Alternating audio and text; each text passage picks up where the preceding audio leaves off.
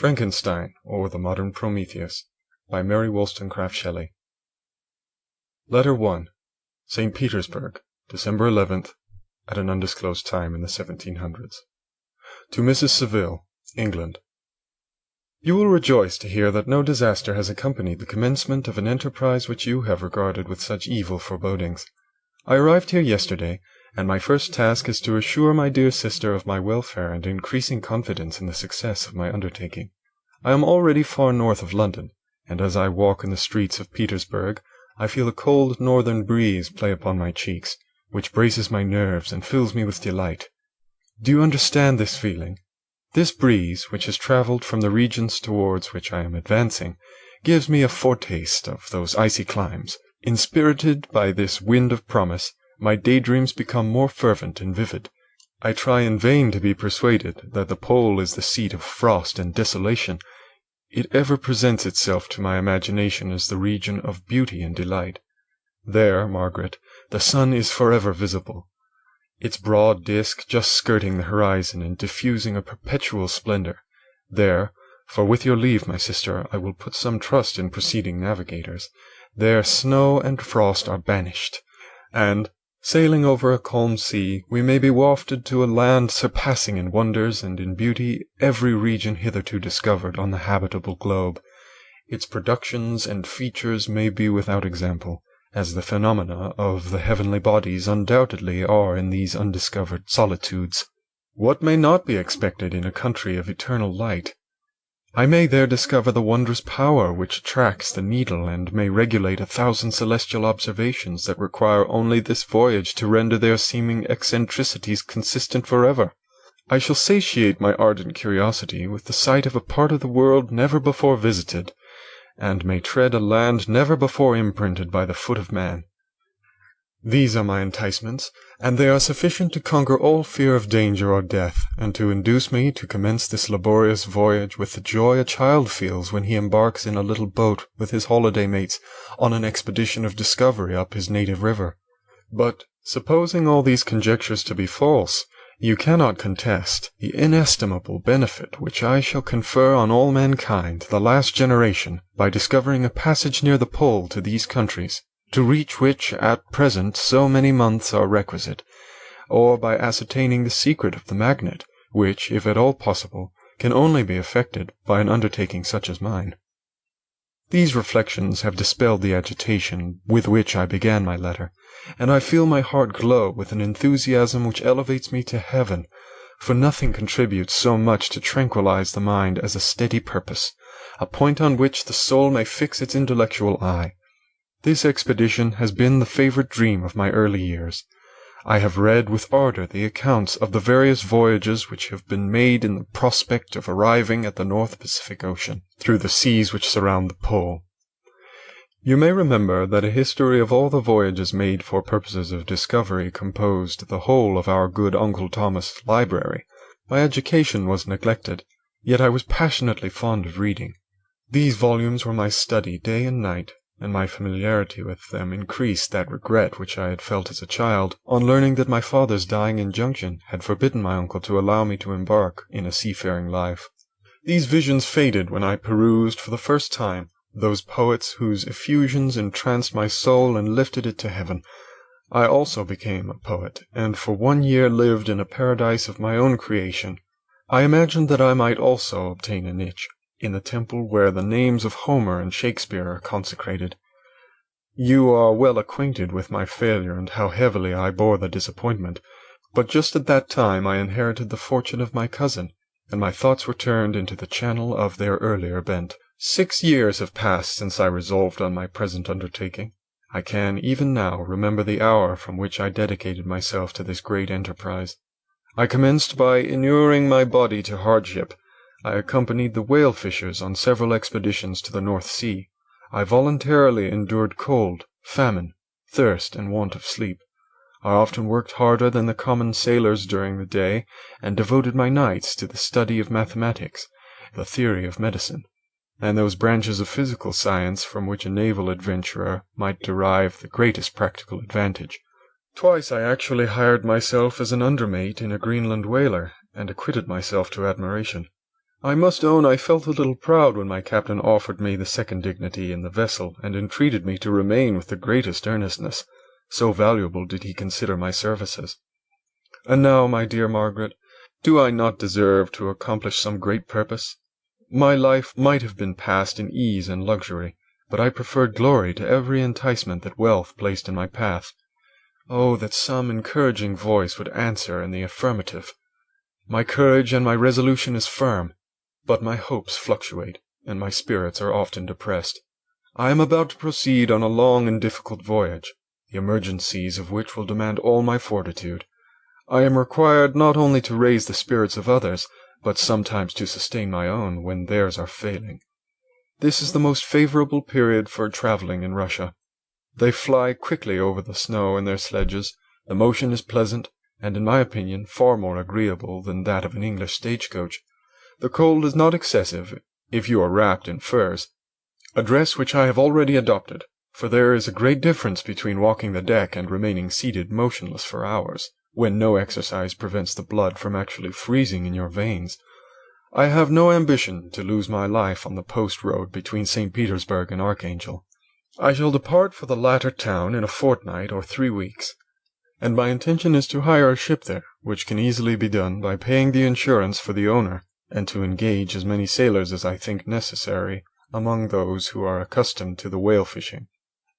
I do not intend to sail until the month of June, and when shall I return? Ah, dear sister, how can I answer this question? If I succeed, many, many months, perhaps years, will pass before you and I may meet. If I fail, you will see me again soon, or never. Farewell, my dear, excellent Margaret. Heaven shower down blessings on you, and save me, that I may again and again testify my gratitude for all your love and kindness. Your affectionate brother, R. Walton.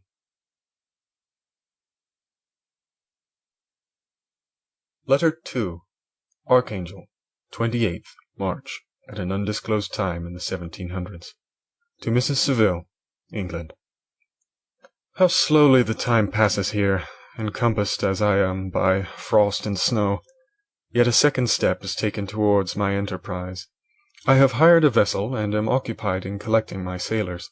Those whom I have already engaged appear to be men on whom I can depend, and are certainly possessed of dauntless courage. But I have one want which I have never yet been able to satisfy, and the absence of the object of which I now feel as a most severe evil. I have no friend, Margaret. When I am glowing with the enthusiasm of success, there will be none to participate my joy. If I am assailed by disappointment, no one will endeavour to sustain me in dejection. I shall commit my thoughts to paper, it is true, but that is a poor medium for the communication of feeling. I desire the company of a man who could sympathize with me, whose eyes would reply to mine. You may deem me romantic, my dear sister, but I bitterly feel the want of a friend. I have no one near me, gentle yet courageous, possessed of a cultivated as well as of a capacious mind, whose tastes are like my own, to approve or amend my plans. How would such a friend repair the faults of your poor brother? I am too ardent in execution, and too impatient of difficulties. But it is still greater evil to me that I am self-educated. For the first 14 years of my life I ran wild on a common, and read nothing but our Uncle Thomas' books of voyages. At that age I became acquainted with the celebrated poets of our own country, but it was only when it had ceased to be in my power to derive its most important benefits from such a conviction that I perceived the necessity of becoming acquainted with more languages than that of my native country. Now I am 28, and am in reality more illiterate than many schoolboys of 15. It is true that I have thought more, and that my daydreams are more extended and magnificent, but they want, as the painters call it, keeping, and I greatly need a friend who would have sense enough not to despise me as a romantic, and affection enough for me to endeavour to regulate my mind. Well, these are useless complaints. I shall certainly find no friend on the wide ocean, nor even here in Archangel, among merchants and seamen. Yet some feelings, unallied to the dross of human nature, beat even these rugged bosoms. My lieutenant, for instance, is a man of wonderful courage and enterprise. He is madly desirous of glory. or rather, to word my phrase more characteristically, of advancement in his profession. He is an Englishman, and in the midst of national and professional prejudices, unsoftened by cultivation, retains some of the noblest endowments of humanity. I first became acquainted with him on board a whale vessel. Finding that he was unemployed in this city, I easily engaged him to assist in my enterprise. The master is a person of excellent disposition, and is remarkable in the ship for his gentleness and the mildness of his discipline. This circumstance, added to his well-known integrity and dauntless courage, made me very desirous to engage him. A youth passed in solitude, my best years spent under your gentle and feminine fosterage, has so refined the groundwork of my character that I cannot overcome an intense distaste to the usual brutality exercised on board ship. I have never believed it to be necessary, and when I heard of a mariner equally noted for his kindliness of heart and the respect and obedience paid to him by his crew, I felt myself peculiarly fortunate in being able to secure his services. I heard of him first in rather a romantic manner, from a lady who owes to him the happiness of her life. This, briefly, is his story. Some years ago he loved a Russian lady of moderate fortune, and having amassed a considerable sum of prize money, the father of the girl consented to the match. He saw his mistress once before the destined ceremony, but she was bathed in tears, and throwing herself at his feet, entreated him to spare her, confessing at the same time that she loved another, but that he was poor, and that her father would never consent to the union. My generous friend reassured the suppliant, and on being informed of the name of her lover, instantly abandoned his pursuit. He had already bought a farm with his money, on which he had designed to pass the remainder of his life, but he bestowed the whole on his rival, together with the remains of his prize money to purchase stock, and then himself solicited the young woman's father to consent to her marriage with her lover. But the old man decidedly refused, thinking himself bound in honor to my friend, who, when he found the father inexorable, quitted his country, nor returned until he heard that his former mistress was married according to her inclinations. What a noble fellow, you will exclaim. He is so, but then he is wholly uneducated. He is as silent as a Turk, and a kind of ignorant carelessness attends him, which, while it renders his conduct the more astonishing, detracts from the interest and sympathy which otherwise he would command. Yet do not suppose, because I complain a little, or because I can conceive a consolation for my toils which I may never know, that I am wavering in my resolutions. Those are fixed as fate, and my voyage is only now delayed until the weather shall permit my embarkation. The winter has been dreadfully severe, but the spring promises well, and it is considered as a remarkably early season, so that perhaps I may sail sooner than I expected. I shall do nothing rashly. You know me sufficiently to confide in my prudence and considerateness whenever the safety of others is committed to my care. I cannot describe to you my sensations on the near prospect of my undertaking. It is impossible to communicate to you a conception of the trembling sensation, half pleasurable and half fearful, with which I am preparing to depart. I am going to unexplored regions, to the land of mist and snow, but I shall kill no albatross, therefore do not be alarmed for my safety, or if I should come back to you as worn and woeful as the ancient mariner. You will smile at my allusion, but I will disclose a secret. I have often attributed my attachment to, my passionate enthusiasm for, the dangerous mysteries of ocean to that production of the most imaginative of modern poets. There is something at work in my soul which I do not understand. I am practically industrious, painstaking, a workman to execute with perseverance and labor, but besides this there is a love for the marvelous, a belief in the marvelous, intertwined in all my projects, which hurries me out of the common pathways of men, even to the wild sea and unvisited regions I am about to explore. But to return to dearer considerations. Shall I meet you again, after having traversed immense seas and returned by the most southern cape of Africa or America? I dare not expect such success, yet I cannot bear to look on the reverse of the picture. Continue for the present to write to me, by every opportunity. I may receive your letters on some occasions when I need them most to support my spirits. I love you very tenderly. Remember me with affection, should you never hear from me again. Your affectionate brother, Robert Walton.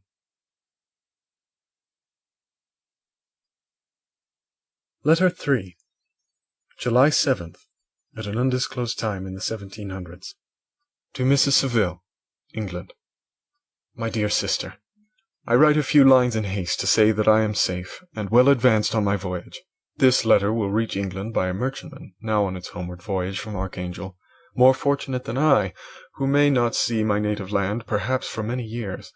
I am, however, in good spirits. My men are bold and apparently firm of purpose. Nor do the floating sheets of ice that continually pass us, indicating the dangers of the region towards which we are advancing, appear to dismay them. We have already reached a very high latitude, but it is the height of summer, and although not so warm as in England, the southern gales, which blow us speedily towards those shores which I so ardently desire to attain, breathe a degree of renovating warmth which I had not expected. No incidents have hitherto befallen us that would make a figure in a letter. One or two stiff gales and the springing of a leak are accidents which experienced navigators scarcely remember to record, and I shall be well content if nothing worse should happen to us during our voyage. Adieu, my dear Margaret. Be assured that for my own sake, as well as yours, I will not rashly encounter danger. I will be cool, persevering, and prudent.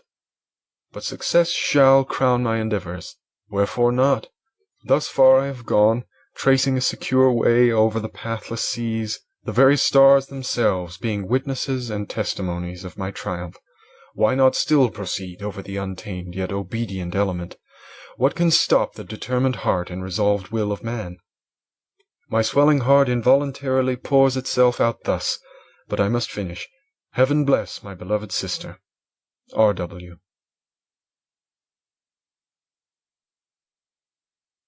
Letter 4. August 5th, at an undisclosed time in the 1700s. To Mrs. Saville, England. So strange an accident has happened to us that I cannot forbear recording it, although it is very probable that you will see me before these papers can come into your possession. Last Monday, July 31st, we were nearly surrounded by ice, which closed in the ship on all sides, scarcely leaving her the sea-room in which she floated. Our situation was somewhat dangerous, especially as we were compassed round by a very thick fog. We accordingly laid to, hoping that some change would take place in the atmosphere and weather. About 2 o'clock the mist cleared away, and we beheld, stretched out in every direction, vast and irregular plains of ice, which seemed to have no end.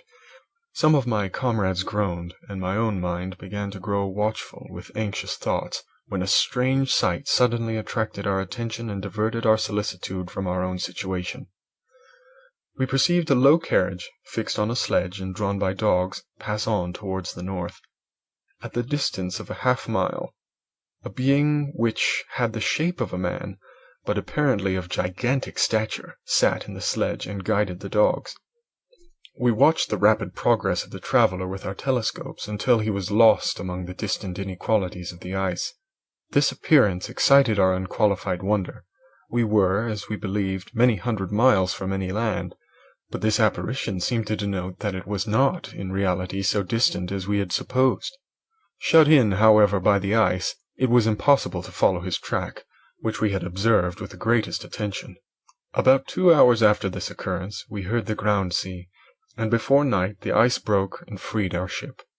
We, however, lay to until the morning, fearing to encounter in the dark those large, loose masses which float about after the breaking up of the ice. I profited of this time to rest for a few hours. In the morning, however, as soon as it was light, I went upon deck and found all the sailors busy on one side of the vessel, apparently talking to someone in the sea. It was, in fact, a sledge, like that we had seen before, which had drifted towards us in the night on a large fragment of ice. Only one dog remained alive, but there was a human being within it, whom the sailors were persuading to enter the vessel. He was not, as the other traveller seemed to be, a savage inhabitant of some undiscovered island, but a European. When I appeared on deck, the master said, "Here is our captain, and he will not allow you to perish on the open sea." On perceiving me, the stranger addressed me in English, although with a foreign accent. "Before I come aboard your vessel," said he, "will you have the kindness to inform me whither you are bound?" You may conceive my astonishment on hearing such a question addressed to me from a man on the brink of destruction, and to whom I should have supposed that my vessel would have been a resource which he would not have exchanged for the most precious wealth the earth can afford. I replied, however, that we were on a voyage of discovery towards the northern pole. Upon hearing this, he appeared satisfied, and consented to come on board. Good God, Margaret, if you had seen the man who thus capitulated for his safety, your surprise would have been boundless. His limbs were nearly frozen, and his body dreadfully emaciated by fatigue and suffering. I never saw a man in so wretched a condition. We attempted to carry him into the cabin, but as soon as he had quitted the fresh air, he fainted. We accordingly brought him back to the deck, and restored him to animation by rubbing him with brandy and forcing him to swallow a small quantity. As soon as he showed signs of life, we wrapped him up in blankets and placed him near the chimney of the kitchen stove. By slow degrees he recovered and ate a little soup, which restored him wonderfully. 2 days passed in this manner before he was able to speak, and I often feared that his suffering had deprived him of understanding. When he had in some measure recovered, I removed him from my own cabin, and attended him as much as my duty would permit. I never saw a more interesting creature. His eyes have generally an expression of wildness, and even madness, but there are moments when, if anyone performs an act of kindness towards him, or does him the most trifling service, his whole countenance is lighted up, as it were, with a beam of benevolence and sweetness that I never saw equalled. But he is generally melancholy and despairing, and sometimes he gnashes his teeth, as if impatient of the weight of woes that oppresses him. When my guest was a little recovered, I had great trouble to keep off the men, who wished to ask him 1,000 questions, but I would not allow him to be tormented by their idle curiosity, in a state of body and mind whose restoration evidently depended upon entire repose. Once, however, the lieutenant asked why he had come so far upon the ice in so strange a vehicle. His countenance instantly assumed an aspect of the deepest gloom, and he replied, "To seek the one who fled from me." "And did the man whom you pursued travel in the same fashion?" "Yes." "Then I fancy we have seen him, for the day before we picked you up we saw some dogs drawing a sledge, with a man in it, across the ice." This aroused the stranger's attention, and he asked a multitude of questions concerning the route which the demon, as he called him, had pursued. Soon after, when he was alone with me, he said, "I have doubtless excited your curiosity, as well as that of these good people, but you are too considerate to make inquiries." "Certainly. It would indeed be very impertinent and inhuman in me to trouble you with any inquisitiveness of mine. And yet you rescued me from a strange and perilous situation. You have benevolently restored me to life." Soon after this he inquired if I thought that the breaking up of the ice had destroyed the other sledge. I replied that I could not answer with any degree of certainty, for the ice had not broken until near midnight, and the traveller might have arrived at a place of safety before that time. But of this I could not judge. From this time a new spirit of life animated the decaying frame of the stranger. He manifested the greatest eagerness to be upon deck to watch for the sledge which had before appeared, but I have persuaded him to remain in the cabin, for he is far too weak to sustain the rawness of the atmosphere. I have promised that someone should watch for him, and give him instant notice if any new object should appear in sight. Such is my journal of what relates to this strange occurrence up to the present day. The stranger has gradually improved in health, but is very silent and appears uneasy when anyone except myself enters his cabin.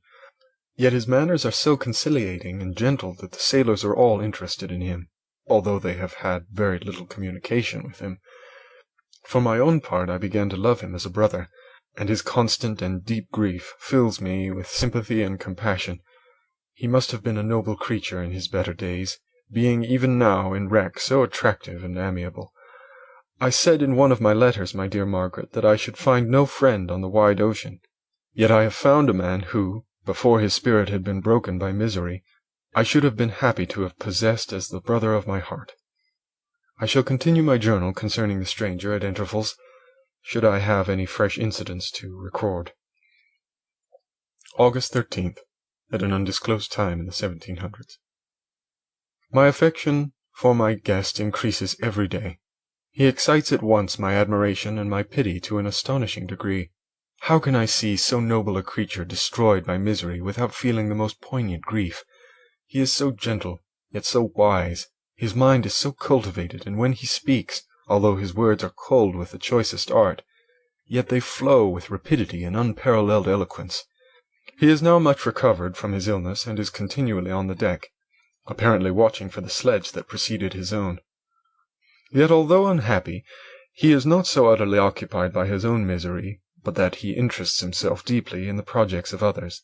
He has frequently conversed with me on mine, which I have communicated to him without disguise. He entered attentively into all my arguments in favor of my eventual success, and into every minute detail of the measures I had taken to secure it.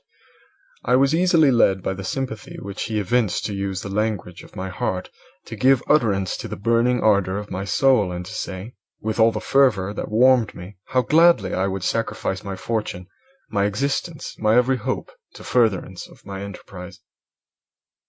One man's life or death were but a small price to pay for the acquirement of the knowledge which I sought, for the dominion I should acquire and transmit over the elemental foes of our race. As I spoke, a dark gloom spread over my listener's countenance. At first I perceived that he tried to suppress his emotion. He placed his hands before his eyes, and my voice quivered and failed me, as I beheld tears trickle fast from between his fingers. A groan burst from his heaving breast. I paused. At length he spoke in broken accents. "Unhappy man, do you share my madness? Have you drunk also of the intoxicating draught? Hear me. Let me reveal my tale, and you will dash the cup from your lips." Such words, you may imagine, strongly excited my curiosity, but the paroxysm of grief that had seized the stranger overcame his weakened powers, and many hours of repose and tranquil conversation were necessary to restore his composure. Having conquered the violence of his feelings, he appeared to despise himself for being the slave of passion, and quelling the dark tyranny of despair, he led me again to converse concerning myself personally. He asked me the history of my earlier years. The tale was quickly told, but it awakened various trains of reflection. I spoke of my desire of finding a friend, of my thirst for a more intimate sympathy with a fellow mind than had ever fallen to my lot, and expressed my conviction that a man could boast of little happiness who did not enjoy this blessing. "I agree with you," replied the stranger. "We are unfashioned creatures, but half made up. If one wiser, better, dearer than ourselves, such a friend ought to be, do not lend his aid to perfectionate our weak and faulty natures. I once had a friend, the most noble of human creatures, and I am entitled, therefore, to judge respecting friendship. You have hope and the world before you, and have no cause for despair, but I have lost everything and cannot begin life anew." As he said this, his countenance became expressive of a calm, settled grief that touched me to the heart, but he was silent and presently retired to his cabin. Even broken in spirit as he is, no one can feel more deeply than he does the beauties of nature. The starry sky, the sea, and every sight afforded by these wonderful regions seem still to have the power of elevating his soul from earth. Such a man has double existence. He may suffer misery and be overwhelmed by disappointments, yet when he is retired into himself, he will be like a celestial spirit that has a halo around him, within whose circle no grief or folly ventures. Will you smile at the enthusiasm I express concerning this divine wanderer? You would not if you saw him. You have been tutored and refined by books and retirement from the world, and you are therefore somewhat fastidious. But this only renders you the more fit to appreciate the extraordinary merits of this wonderful man. Sometimes I have endeavored to discover what quality it is that he possesses that elevates him so immeasurably above any other person I ever knew. I believe it to be an intuitive discernment, a quick but never failing power of judgment, a penetration into the causes of things, unequaled for clearness and precision. Add to this a facility of expression, and a voice whose varied intonations are soul-subduing music. August 19th, at an undisclosed time in the 1700s. Yesterday the stranger said to me, "You may easily perceive, Captain Walton, that I have suffered great and unparalleled misfortunes. I had determined at one time that the memory of these evils should die with me, But you have won me to alter my determination. You seek for knowledge and wisdom as I once did, and I ardently hope that the gratification of your wishes may not be a serpent to sting you, as mine has been. I do not know that the relation of my disasters will be useful to you, yet when I reflect that you are pursuing the same course, exposing yourself to the same dangers which have rendered me what I am, I imagine that you may deduce an apt moral from my tale, one that may direct you if you succeed in your undertaking and console you in case of failure. Prepare to hear of occurrences which are usually deemed marvelous. Were we among the tamer scenes of nature, I might fear to encounter your unbelief, perhaps your ridicule, but many things will appear possible in these wild and mysterious regions which would provoke the laughter of those unacquainted with the ever-varied powers of nature. Nor can I doubt but that my tale conveys in its series internal evidence of the truth of the events of which it is composed. You may easily imagine that I was much gratified by the offered communication, yet I could not endure that he should renew his grief by a recital of his misfortunes. I felt the greatest eagerness to hear the promised narrative, partly from curiosity, and partly from a strong desire to ameliorate his fate if it were in my power. I expressed these feelings in my answer. "I thank you," he replied, "for your sympathy, but it is useless. My fate is nearly fulfilled. I wait but for one event, and then I shall repose in peace. I understand your feeling," continued he, perceiving that I wished to interrupt him, "but you are mistaken, my friend, if thus you will allow me to name you. Nothing can alter my destiny. Listen to my history, and you will perceive how irrevocably it is determined." He then told me that he would commence his narrative the next day when I should be at leisure. This promise drew from me the warmest thanks. I have resolved every night, when I am not imperatively occupied by my duties, to record, as nearly as possible in his own words, what he has related during the day. If I should be engaged, I will at least make notes. This manuscript will doubtless afford you the greatest pleasure, but to me, who know him, and who hear it from his own lips, with what interest and sympathy shall I read it in some future day? Even now, as I commence my task, his full-toned voice swells in my ears, his lustrous eyes dwell on me with all their melancholy sweetness. I see his thin hand raised in animation, while the lineaments of his face are irradiated by the soul within. Strange and harrowing must be his story, frightful the storm which embraced the gallant vessel on its course and wrecked it thus.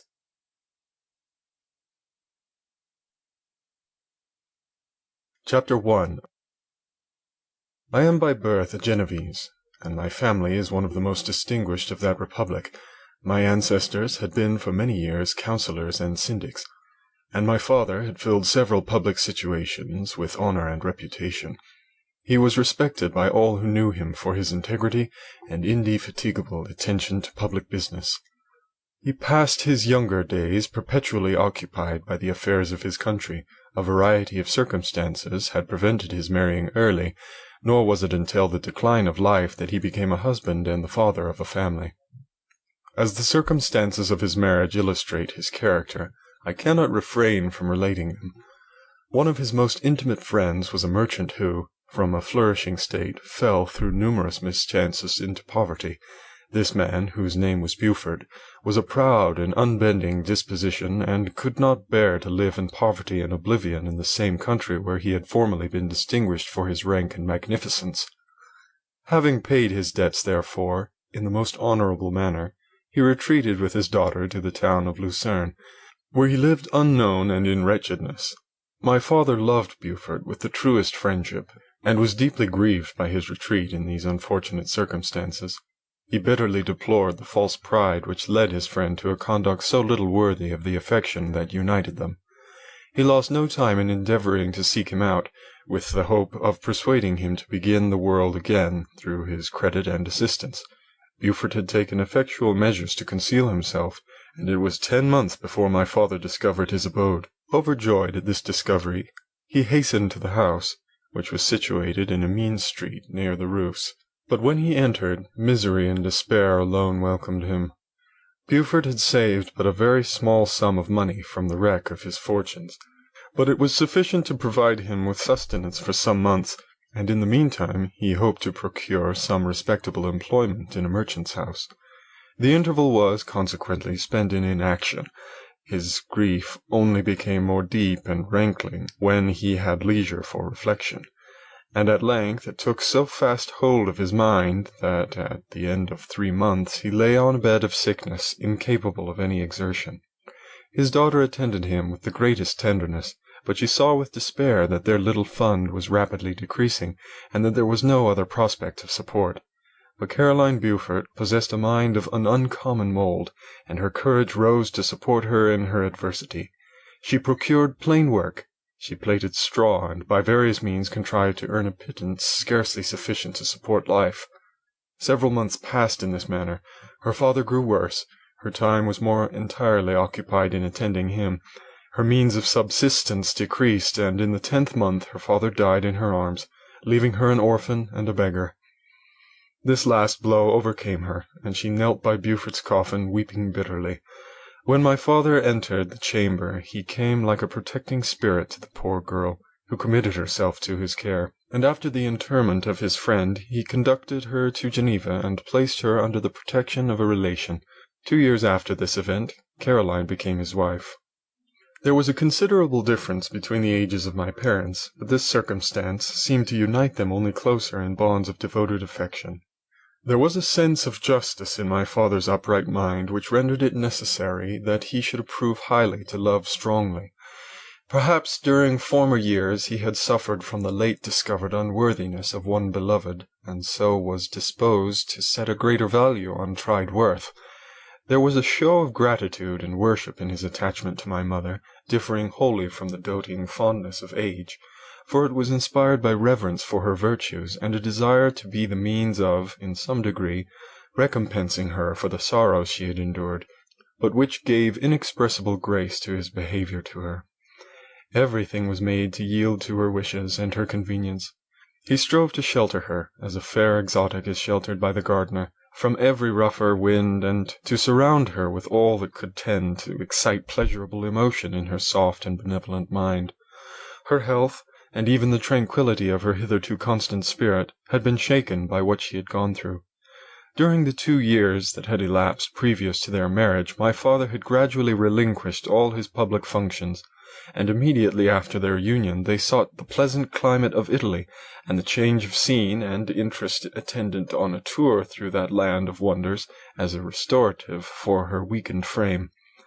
From Italy they visited Germany and France.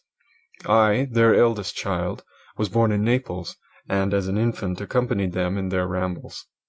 I remained for several years their only child. Much as they were attached to each other, they seemed to draw inexhaustible stores of affection from a very mine of love to bestow them upon me. My mother's tender caresses and my father's smile of benevolent pleasure while regarding me are my first recollections. I was their plaything and their idol, and something better, their child, the innocent and helpless creature bestowed on them by heaven, whom to bring up to good, and whose future lot it was in their hands to direct to happiness or misery, according as they fulfilled their duties towards me. With this deep consciousness of what they owed towards the being to which they had given life, added to the active spirit of tenderness that animated both, it may be imagined that while during every hour of my infant life I received a lesson of patience, of charity, and of self-control, I was so guided by a silken cord that all seemed but one train of enjoyment to me. For a long time I was their only care. My mother had much desired to have a daughter, but I continued their single offspring. When I was about 5 years old, while making an excursion beyond the frontiers of Italy, they passed a week on the shores of the lake of Como. Their benevolent disposition often made them enter the cottages of the poor. This, to my mother, was more than a duty. It was a necessity, a passion, remembering what she had suffered and how she had been relieved, for her to act in turn, the guardian angel to the afflicted. During one of their walks, a poor cot in the foldings of a vale attracted their notice as being singularly disconsolate, while the number of half-clothed children gathered about it spoke of penury in its worst shape. One day, when my father had gone by himself to Milan, my mother, accompanied by me, visited this abode. She found a peasant and his wife, hard-working, bent down by care and labor, distributing a scanty meal to 5 hungry babes. Among these there was one which attracted my mother far above all the rest. She appeared of a different stock. The 4 others were dark-eyed, hardy little vagrants. This child was thin and very fair. Her hair was the brightest living gold, and despite the poverty of her clothing, seemed to set a crown of distinction on her head.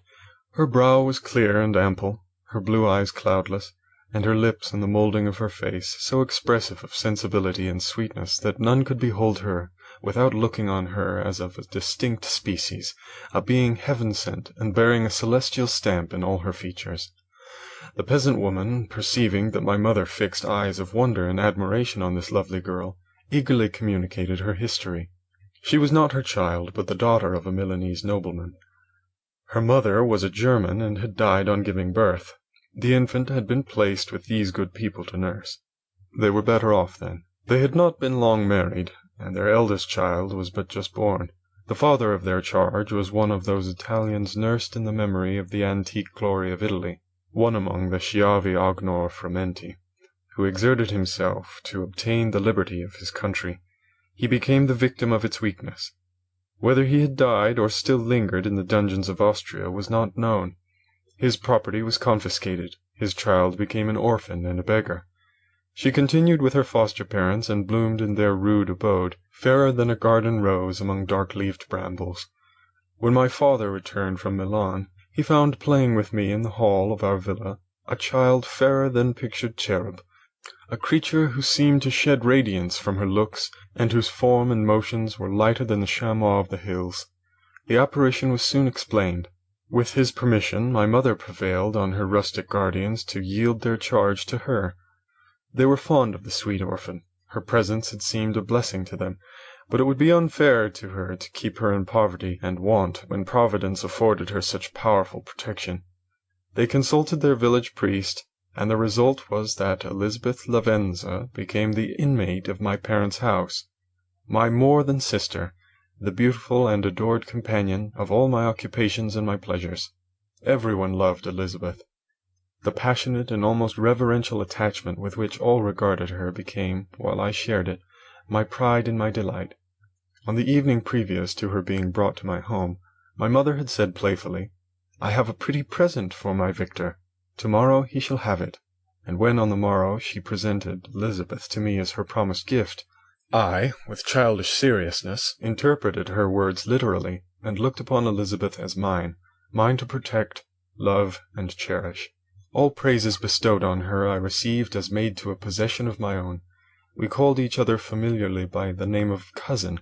No word, no expression could body forth the kind of relation in which she stood to me, my more than sister, since till death she was to be mine only. Chapter 2. We were brought up together. There was not quite a year difference in our ages.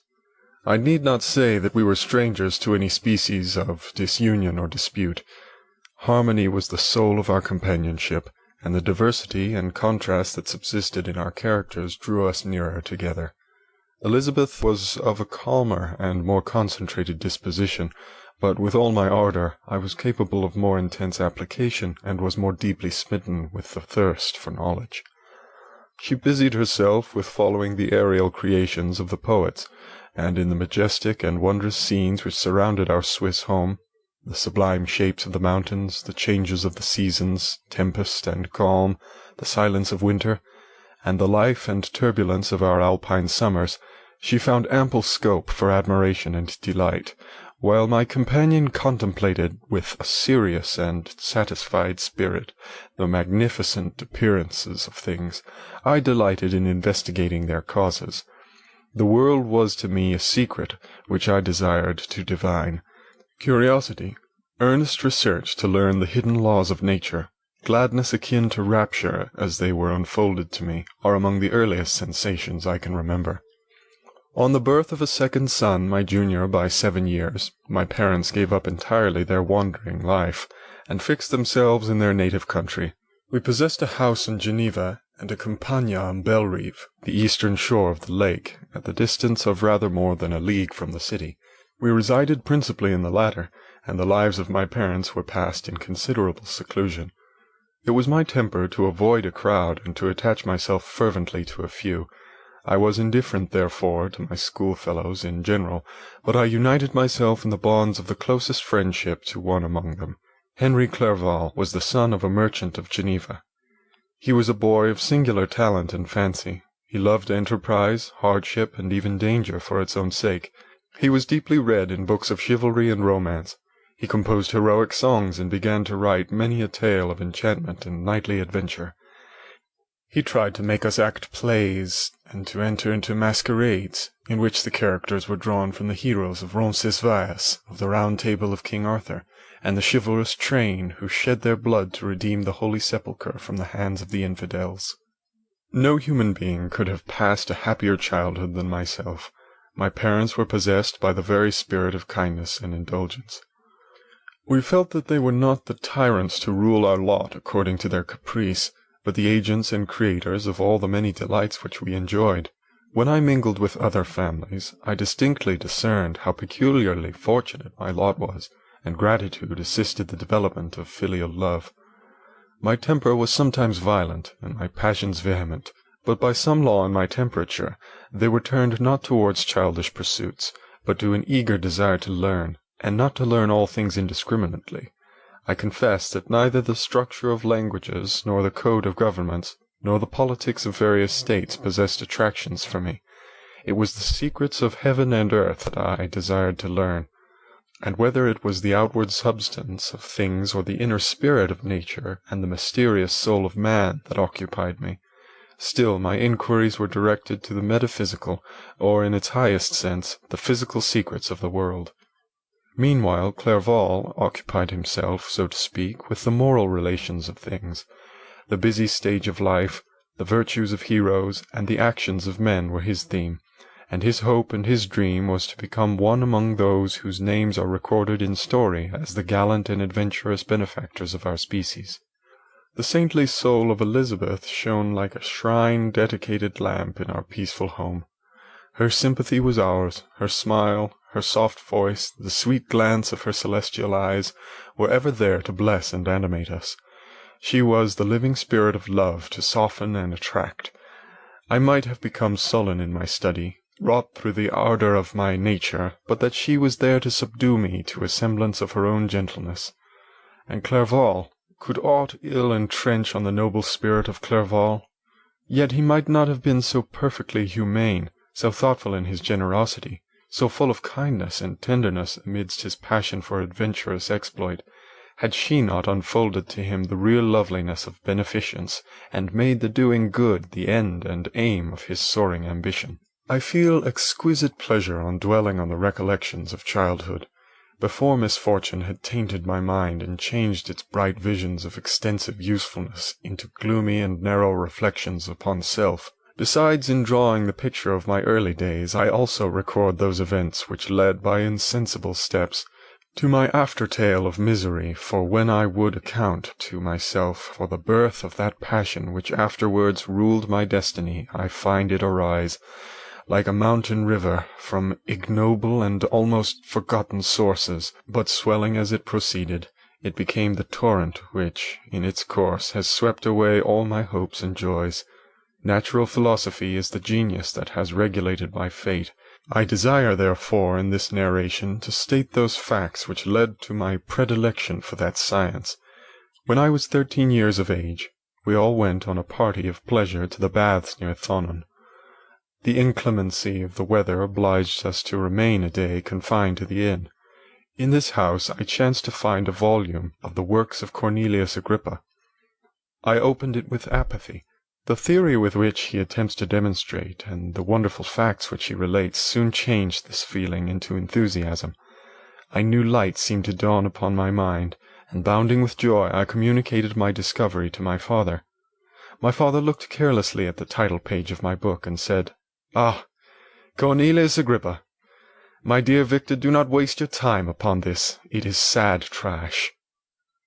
If instead of this remark my father had taken the pains to explain to me that the principles of Agrippa had been entirely exploded, and that a modern system of science had been introduced which possessed much greater powers than the ancient, because the powers of the latter were chimerical, while those of the former were real and practical, under such circumstances I should certainly have thrown Agrippa aside and have contented my imagination, warmed as it was, by returning with greater ardor to my former studies.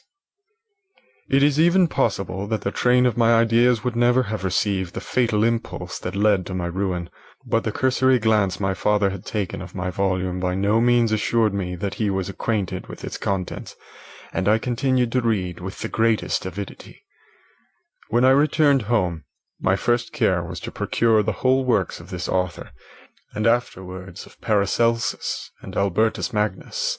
I read and studied the wild fancies of these writers with delight. They appeared to me treasures known to few besides myself. I have described myself as always having been imbued with a fervent longing to penetrate the secrets of nature. In spite of the intense labor and wonderful discoveries of modern philosophers, I always come from my studies discontented and unsatisfied. Sir Isaac Newton is said to have avowed that he felt like a child picking up shells beside the great and unexplored ocean of truth.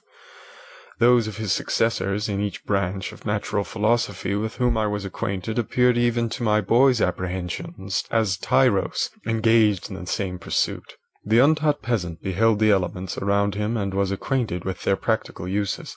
The most learned philosopher knew little more. He had partially unveiled the face of nature, but her immortal lineaments were still a wonder and a mystery. He might dissect, anatomize, and give names, but not to speak of a final cause. Causes in their secondary and tertiary grades were utterly unknown to him. I had gazed upon the fortifications and impediments that seemed to keep human beings from entering the citadel of nature, and rashly and ignorantly I had repined. But here were books, and here were men who had penetrated deeper and knew more. I took their word for all that they averred, and I became their disciple. It may appear strange that such should arise in the 18th century, but while I followed the routine of education in the schools of Geneva, I was to a great degree self-taught with regard to my favorite studies. My father was not scientific, and I was left to struggle with a child's blindness, added to a student's thirst for knowledge. Under the guidance of my new preceptors, I entered with the greatest diligence into the search of the philosopher's stone and the elixir of life, but the latter soon obtained my undivided attention. Wealth was an inferior object, but what glory would attend the discovery if I could banish disease from the human frame, and render man invulnerable to any but a violent death? Nor were these my only visions. The raising of ghosts or devils was a promise liberally accorded by my favorite authors, the fulfillment of which I most eagerly sought, and if my incantations were always unsuccessful, I attributed the failure rather to my own inexperience and mistake than to a want of skill or fidelity in my instructors. And thus for a time I was occupied by exploded systems, mingling, like an unadept, 1,000 contradictory theories and floundering desperately in a very slough of multifarious knowledge, guided by an ardent imagination and childish reasoning, till an accident again changed the current of my ideas. When I was about 15 years old, we had retired to our house near Bellerive, when we witnessed a most violent and terrible thunderstorm. It advanced from behind the mountains of Jura, and the thunder burst at once with frightful loudness from various quarters of the heavens. I remained, while the storm lasted, watching its progress with curiosity and delight. As I stood at the door, on a sudden I beheld a stream of fire issue from an old and beautiful oak, which stood about 20 yards from our house, and so soon as the dazzling light vanished, the oak had disappeared, and nothing remained but a blasted stump. When we visited it the next morning, we found the tree shattered in a singular manner. It was not splintered by the shock, but entirely reduced to thin ribbons of wood.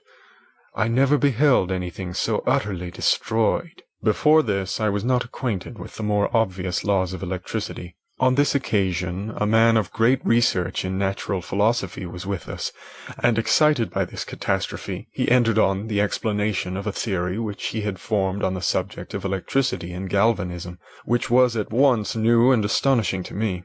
All that he said threw greatly into the shade Cornelius Agrippa, Albertus Magnus, and Paracelsus, the lords of my imagination.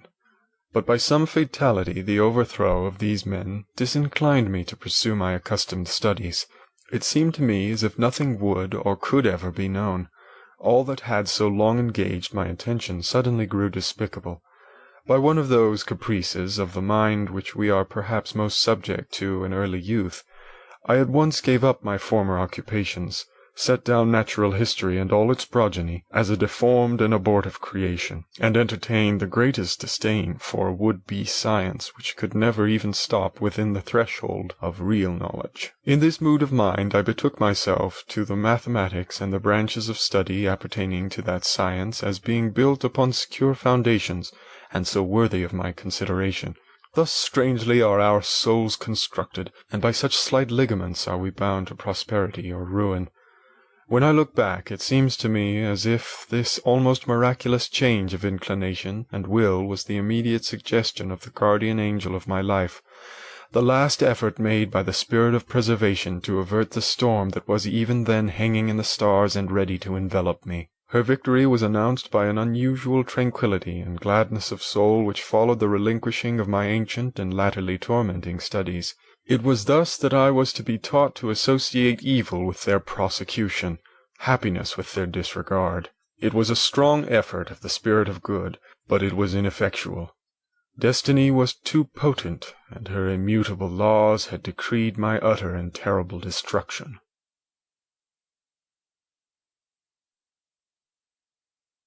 Chapter 3. When I had attained the age of 17, my parents resolved that I should become a student at the University of Ingolstadt. I had hitherto attended the schools of Geneva, but my father thought it necessary for the completion of my education that I should be made acquainted with other customs than those of my native country. My departure was therefore fixed at an early date, but before the day resolved upon could arrive, the first misfortune of my life occurred. An omen, as it were, of my future misery. Elizabeth had caught the scarlet fever. Her illness was severe, and she was in the greatest danger. During her illness, many arguments had been urged to persuade my mother to refrain from attending upon her. She had at first yielded to our entreaties, but when she heard that the life of her favourite was menaced, she could no longer control her anxiety. She attended her sick-bed. Her watchful attentions triumphed over the malignity of the distemper. Elizabeth was saved, but the consequences of this imprudence were fatal to her preserver. On the third day my mother sickened. Her fever was accompanied by the most alarming symptoms, and the looks of her medical attendants prognosticated the worst event. On her deathbed the fortitude and benignity of this best of women did not desert her. She joined the hands of Elizabeth and myself. "My children," she said, "my firmest hopes of future happiness were placed on the prospect of your union. This expectation will now be the consolation of your father. Elizabeth, my love, you must supply my place to my younger children. Alas! I regret that I am taken from you, and happy and beloved as I have been, is it not hard to quit you all? But these are not thoughts befitting me. I will endeavour to resign myself cheerfully to death, and will indulge a hope of meeting you in another world." She died calmly, and her countenance expressed affection even in death. I need not describe the feelings of those whose dearest ties are rent by that most irreparable evil, the void that presents itself to the soul, and the despair that is exhibited on the countenance. It is so long before the mind can persuade itself that she whom we saw every day, and whose very existence appeared a part of our own, can have departed forever, that the brightness of a beloved eye can have been extinguished, and the sound of a voice so familiar and dear to the ear can be hushed, never more to be heard. These are the reflections of the first days, but when the lapse of time proves the reality of the evil, then the actual bitterness of grief commences. Yet from whom has not that rude hand rent away some dear connection? And why should I describe a sorrow which all have felt and must feel? The time at length arrives when grief is rather an indulgence than a necessity, and the smile that plays upon the lips, although it may be deemed a sacrilege, is not banished. My mother was dead, but we had still duties which we ought to perform. We must continue our course with the rest, and learn to think ourselves fortunate whilst one remains whom the spoiler has not seized. My departure for Ingolstadt, which had been deferred by these events, was now again determined upon. I obtained from my father a respite of some weeks. It appeared to me sacrilege so soon to leave the repose, akin to death, of the house of mourning, and to rush into the thick of life. I was new to sorrow, but it did not the less alarm me. I was unwilling to quit the sight of those that remained to me, and, above all, I desired to see my sweet Elizabeth in some degree consoled. She indeed veiled her grief, and strove to act the comforter to us all. She looked steadily on life, and assumed its duties with courage and zeal. She devoted herself to those whom she had been taught to call her uncle and cousins. Never was she so enchanting as at this time, when she recalled the sunshine of her smiles, and spent them upon us. She forgot her own regret in her endeavours to make us forget. The day of my departure at length arrived. Clerval spent the last evening with us. He had endeavoured to persuade his father to permit him to accompany me and to become my fellow-student, but in vain. His father was a narrow-minded traitor, and saw idleness and ruin in the aspirations and ambition of his son. Henry deeply felt the misfortune of being debarred from a liberal education. He said little, but when he spoke, I read in his kindling eye and in his animated glance a restrained but firm resolve not to be chained by the miserable details of commerce. We sat late. We could not tear ourselves away from each other, nor persuade ourselves to say the word farewell. It was said, and we retired under the pretence of seeking repose, each fancying that the other was deceived. But when at morning's dawn I descended to the carriage which was to convey me away, they were all there. My father again to bless me, Clerval to press my hand once more, my Elizabeth to renew her entreaties that I would write often, and to bestow the last feminine attentions on her playmate and friend. I threw myself into the chaise that was to convey me away, and indulged in the most melancholy reflections. I, who had ever been surrounded by amiable companions, continually engaged in endeavouring to bestow mutual pleasure, I was now alone. In the university whither I was going, I must form my own friends and be my own protector. My life had hitherto been remarkably secluded and domestic, and this had given me invincible repugnance to new countenances. I loved my brothers, Elizabeth and Clerval. These were old familiar faces, but I believed myself totally unfitted for the company of strangers. Such were my reflections as I commenced my journey, but as I proceeded, my spirits and hopes rose.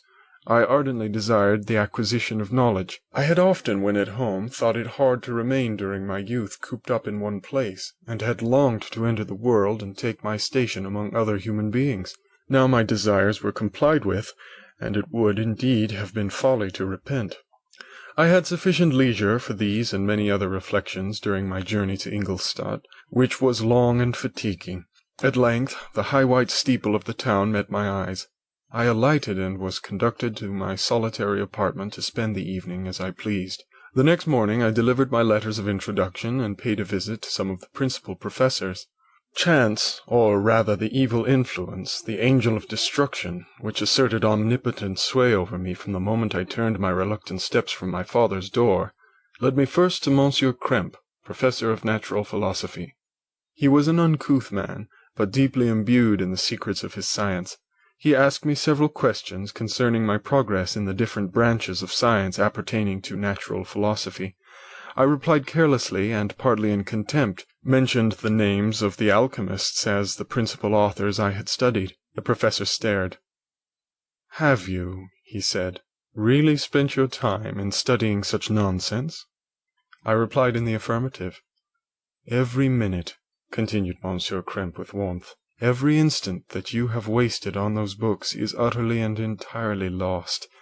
You have burdened your memory with exploded systems and useless names. Good God! In what desert land have you lived, where no one was kind enough to inform you that these fancies which you have so greedily imbibed are 1,000 years old and as musty as they are ancient? I little expected in this enlightened and scientific age to find a disciple of Albertus Magnus and Paracelsus. My dear sir, you must begin your studies entirely anew." So saying, he stepped aside and wrote down a list of several books treating of natural philosophy, which he desired me to procure, and dismissed me after mentioning that in the beginning of the following week he intended to commence a course of lectures upon natural philosophy in its general relations, and that Monsieur Waldman, a fellow professor, would lecture upon chemistry the alternate days that he omitted. I returned home not disappointed, for I have said that I had long considered those authors useless whom the professor reprobated, but I returned not at all the more inclined to recur to those studies in any shape. Monsieur Krempe was a little squat man with a gruff voice and a repulsive countenance. The teacher therefore did not prepossess me in favour of his pursuits. In rather a too philosophical and connected a strain, perhaps, I have given an account of the conclusions I had come to concerning them in my early years. As a child, I had not been content with the results promised by the modern professors of natural science. With a confusion of ideas only to be accounted for by my extreme youth and my want of a guide on such matters, I had retrod the steps of knowledge along the paths of time, and exchanged the discoveries of recent inquirers for the dreams of forgotten alchemists. Besides, I had a contempt for the uses of modern natural philosophy. It was very different when the masters of science sought immortality and power. Such views, although futile, were grand, but now the scene was changed. The ambition of the inquirer seemed to limit itself to the annihilation of those visions on which my interest in science was chiefly founded. I was required to exchange chimeras of boundless grandeur for realities of little worth. Such were my reflections during the first 2 or 3 days of my residence at Ingolstadt, which were chiefly spent in becoming acquainted with the localities and the principal residents in my new abode. But as the ensuing week commenced, I thought of the information which Monsieur Krempe had given me concerning the lectures, and although I could not consent to go and hear that little conceited fellow deliver sentences out of a pulpit, I recollected what he said of Monsieur Waldman, whom I had never seen, as he had hitherto been out of town. Partly from curiosity, and partly from idleness, I went into the lecturing room, which Monsieur Waldman entered shortly after. The professor was very unlike his colleague. He appeared about 50 years of age, but with an aspect expressive of the greatest benevolence. A few grey hairs covered his temples, but those at the back of his head were nearly black.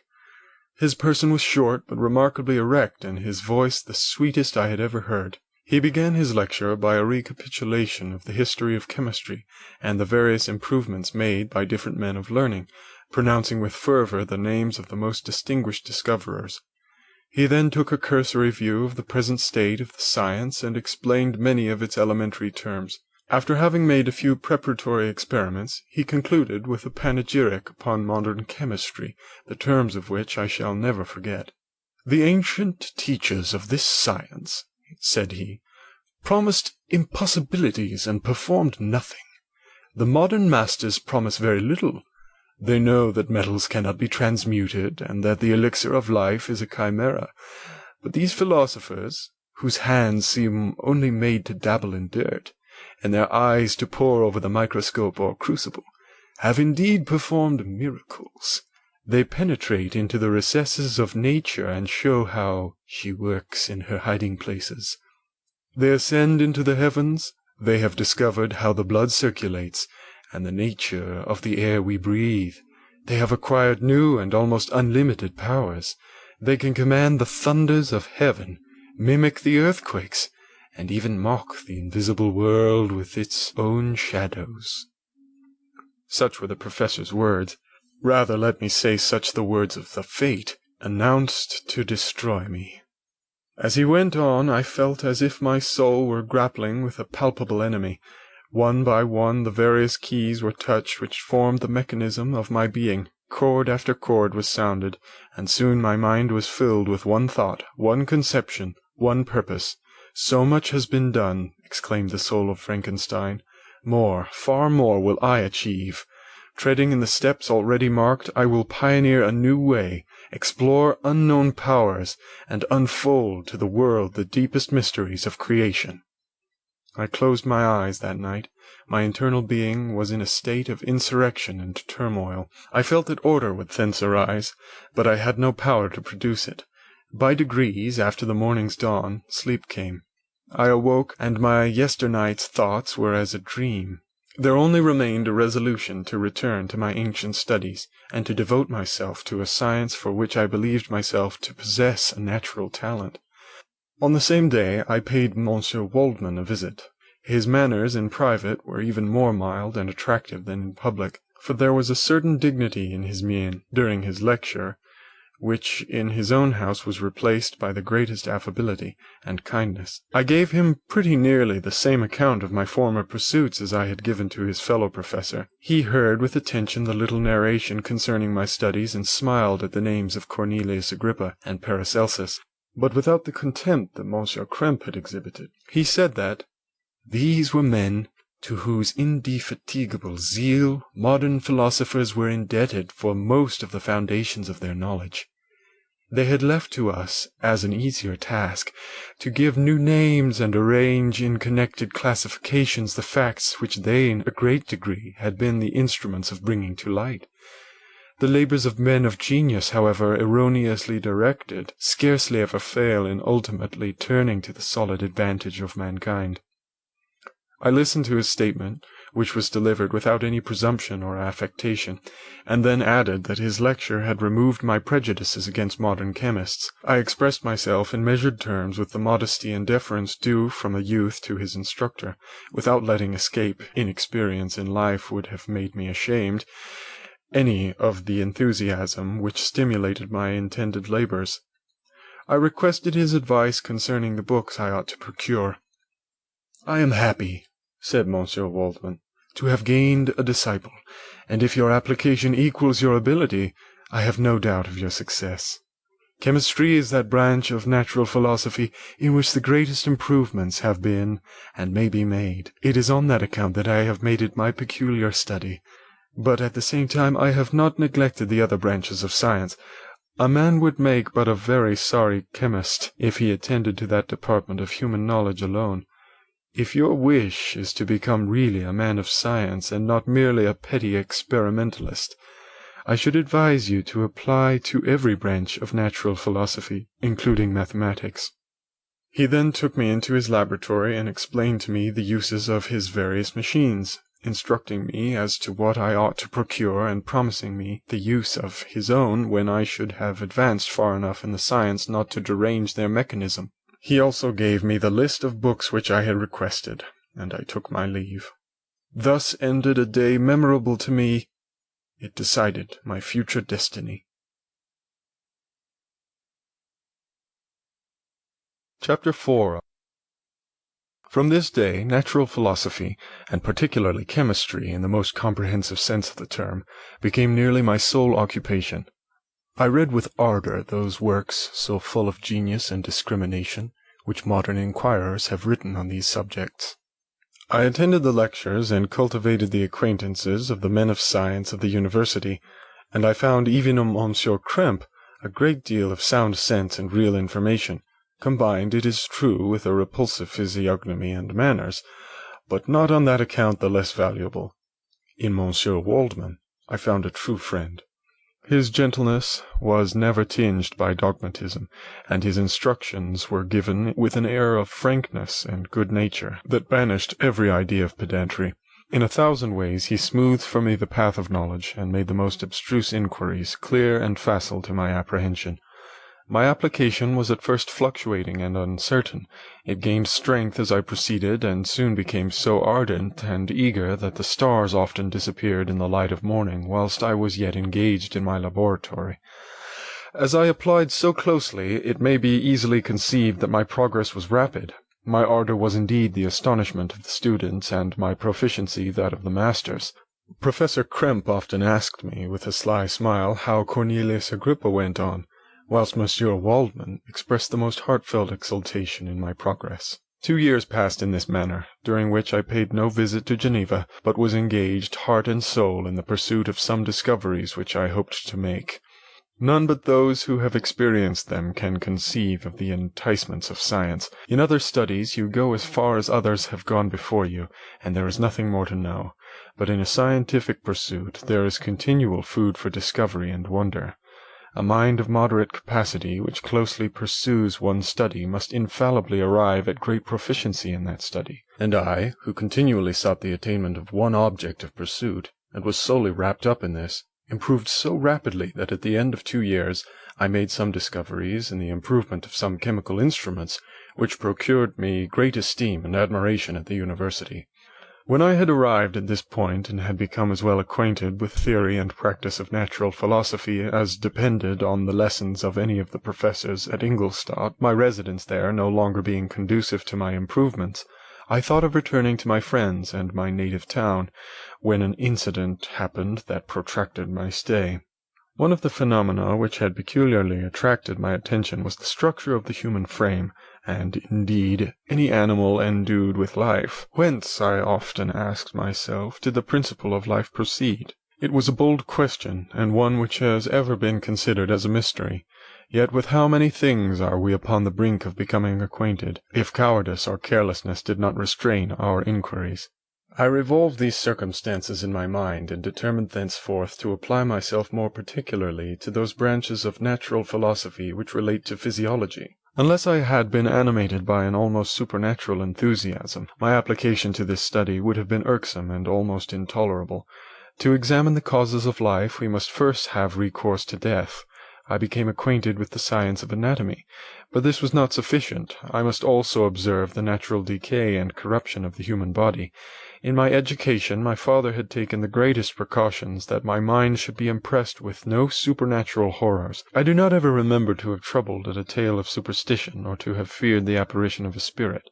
Darkness had no effect on my fancy, and a churchyard was to me merely the receptacle of bodies deprived of life, which, from being the seat of beauty and strength, had become food for the worm.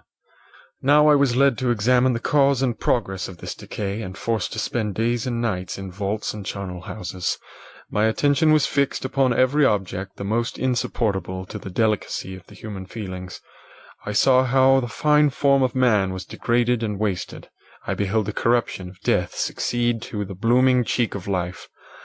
I saw how the worm inherited the wonders of the eye and brain. I paused, examining and analyzing all the minutiae of causation, as exemplified in the change from life to death, and death to life, until from the midst of this darkness a sudden light broke in upon me, a light so brilliant and wondrous, yet so simple, that while I became dizzy with the immensity of the prospect which it illustrated, I was surprised that among so many men of genius who had directed their inquiries towards the same science, that I alone should be reserved to discover so astonishing a secret. Remember, I am not recording the vision of a madman. The sun does not more certainly shine in the heavens than that which I now affirm is true. Some miracle might have produced it, yet the stages of the discovery were distinct and probable. After days and nights of incredible labor and fatigue, I succeeded in discovering the cause of generation and life. Nay, more, I became myself capable of bestowing animation upon lifeless matter. The astonishment which I had first experienced on this discovery soon gave place to delight and rapture. After so much time spent in painful labor, to arrive at once at the summit of my desires was the most gratifying consummation of my toils. But this discovery was so great and overwhelming that all the steps by which I had been progressively led to it were obliterated, and I beheld only the result. What had been the study and desire of the wisest men since the creation of the world was now within my grasp. Not that, like a magic scene, it all opened upon me at once. The information I had obtained was of a nature rather to direct my endeavors so soon as I should point them towards the object of my search, than to exhibit that object already accomplished. I was like the Arabian, who had been buried with the dead and found a passage to life, aided only by one glimmering and seemingly ineffectual light. I see by your eagerness and the wonder and hope which your eyes express, my friend, that you expect to be informed of the secret which I am acquainted. That cannot be. Listen patiently until the end of my story, and you will easily perceive why I am reserved upon that subject. I will not lead you on, unguarded and ardent as I then was, to your destruction and infallible misery. Learn from me, if not by my precepts, at least by my example, how dangerous is the acquirement of knowledge, and how much happier that man is who believes his native town would be the world, than he who aspires to become greater than his nature will allow. When I found so astonishing a power placed within my hands, I hesitated a long time concerning the manner in which I should employ it. Although I possessed the capacity of bestowing animation, yet to prepare a frame for the reception of it, with all its intricacies of fibres, muscles, and veins, still remained a work of inconceivable difficulty and labour. I doubted at first whether I should attempt the creation of a being like myself, or one of simpler organization, but my imagination was too much exalted by my first success to permit me to doubt of my ability to give life to an animal as complex and wonderful as man.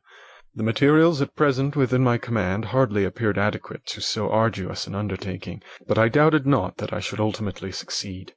I prepared myself for a multitude of reverses. My operations might be incessantly baffled, and at last my work be imperfect. Yet when I considered the improvement which every day takes place in science and mechanics, I was encouraged to hope my present attempts would at least lay the foundations of future success. Nor could I consider the magnitude and complexity of my plan as any argument of its impracticability. It was with these feelings that I began the creation of a human being. As the minuteness of the parts formed a great hindrance to my speed, I resolved, contrary to my first intention, to make the being of a gigantic stature, that is to say, about 8 feet in height, and proportionably large. After having formed this determination, and having spent some months in successfully collecting and arranging my materials, I began. No one can conceive the variety of feelings which bore me onwards, like a hurricane in the first enthusiasm of success. Life and death appeared to me ideal bounds, which I should first break through, and pour a torrent of light into our dark world. A new species would bless me as its creator and source. Many happy and excellent natures would owe their being to me. No father could claim the gratitude of his child so completely as I should deserve theirs. Pursuing these reflections, I thought that if I could bestow animation upon lifeless matter, I might in process of time, although I now found it impossible, renew life where death had apparently devoted the body to corruption. These thoughts supported my spirits, while I pursued my undertaking with unremitting ardor. My cheek had grown pale with study, and my person had become emaciated with confinement. Sometimes, on the very brink of certainty, I failed, yet still I clung to the hope which the next day or the next hour might realize. One secret which I alone possessed was the hope to which I had dedicated myself, and the moon gazed on my midnight labors, while with unrelaxed and breathless eagerness I pursued nature to her hiding-places. Who shall conceive the horrors of my secret toil as I dabbled among the unhallowed damps of the grave, or tortured the living animals to animate the lifeless clay? My limbs now tremble, and my eyes swim with the remembrance. But then a resistless and almost frantic impulse urged me forward. I seemed to have lost all soul or sensation but for this one pursuit. It was indeed but a passing trance that only made me feel with renewed acuteness so soon as, the unnatural stimulus ceasing to operate, I had returned to my old habits. I collected bones from charnel houses, and disturbed, with profane fingers, the tremendous secrets of the human frame. In a solitary chamber, or rather cell, at the top of the house, and separated from all the other apartments by a gallery and staircase, I kept my workshop of filthy creation. My eyeballs were starting from their sockets in attending to the details of my employment. The dissecting room and the slaughter-house furnished many of my materials, and often did my human nature turn with loathing from my occupation, whilst still urged on by an eagerness which perpetually increased, I brought my work near to a conclusion. The summer months passed while I was thus engaged, heart and soul, in one pursuit. It was a most beautiful season. Never did the fields bestow a more plentiful harvest, or the vines yield a more luxuriant vintage, but my eyes were insensible to the charms of nature, and the same feelings which made me neglect the scenes around me caused me also to forget those friends who were so many miles absent, and whom I had not seen for so long a time. I knew my silence disquieted them, and I well remembered the words of my father. "I know that while you are pleased with yourself, you will think of us with affection, and we shall hear regularly from you. You must pardon me if I regard any interruption in your correspondence as a proof that your other duties are equally neglected."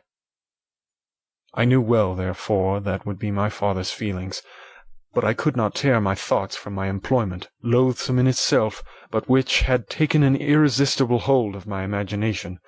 I wished, as it were, to procrastinate all that related to my feelings of affection until the great object, which swallowed up every habit of my nature, should be completed. I then thought that my father would be unjust if he ascribed my neglect to vice or faultiness on my part, but I am now convinced that he was justified in conceiving that I should not be altogether free from blame. A human being in perfection ought always to preserve a calm and peaceful mind, and never to allow passion or a transitory desire to disturb his tranquillity. I do not think that the pursuit of knowledge is an exception to this rule. If the study to which you apply yourself has a tendency to weaken your affections and to destroy your taste for those simple pleasures in which no alloy can possibly mix, then that study is certainly unlawful, that is to say, not befitting the human mind. If this rule were always observed, if no man allowed any pursuit whatsoever to interfere with the tranquillity of his domestic affections, Greece had not been enslaved, Caesar would have spared his country, America would have been discovered more gradually, and the empires of Mexico and Peru had not been destroyed. But I forget that I am moralizing in the most interesting part of my tale, and your looks remind me to proceed. My father made no reproach in his letters, and only took notice of my silence by inquiring into my occupations more particularly than before. Winter, spring, and summer passed away during my labours, but I did not watch the blossom or the expanding leaves, sights which before always yielded me supreme delight, so deeply was I engrossed in my occupation. The leaves of that year had withered before my work drew near to a close, and now every day showed me more plainly how well I had succeeded, but my enthusiasm was checked by my anxiety, and I appeared rather like one doomed by slavery to toil in the mines, or any other unwholesome trade, than an artist occupied by his favourite employment. Every night I was oppressed by a slow fever, and I became nervous to a most painful degree. The fall of a leaf startled me, and I shunned my fellow creatures as if I had been guilty of a crime. Sometimes I grew alarmed at the wreck I perceived that I had become. The energy of my purpose alone sustained me. My labours would soon end, and I believed that exercise and amusement would then drive away incipient disease, and I promised myself both of these, when my creation should be complete.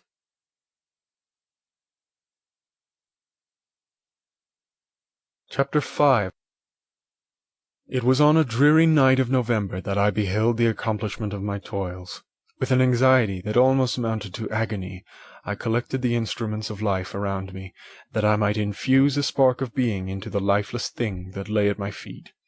It was already 1 in the morning, the rain pattered dismally against the panes, and my candle was nearly burnt out, when, by the glimmer of the half-extinguished light, I saw the dull yellow eye of the creature open. It breathed hard, and a convulsive motion agitated its limbs.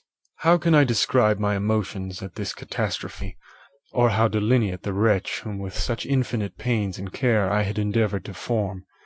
His limbs were in proportion, and I had selected his features as beautiful. Beautiful! Great God!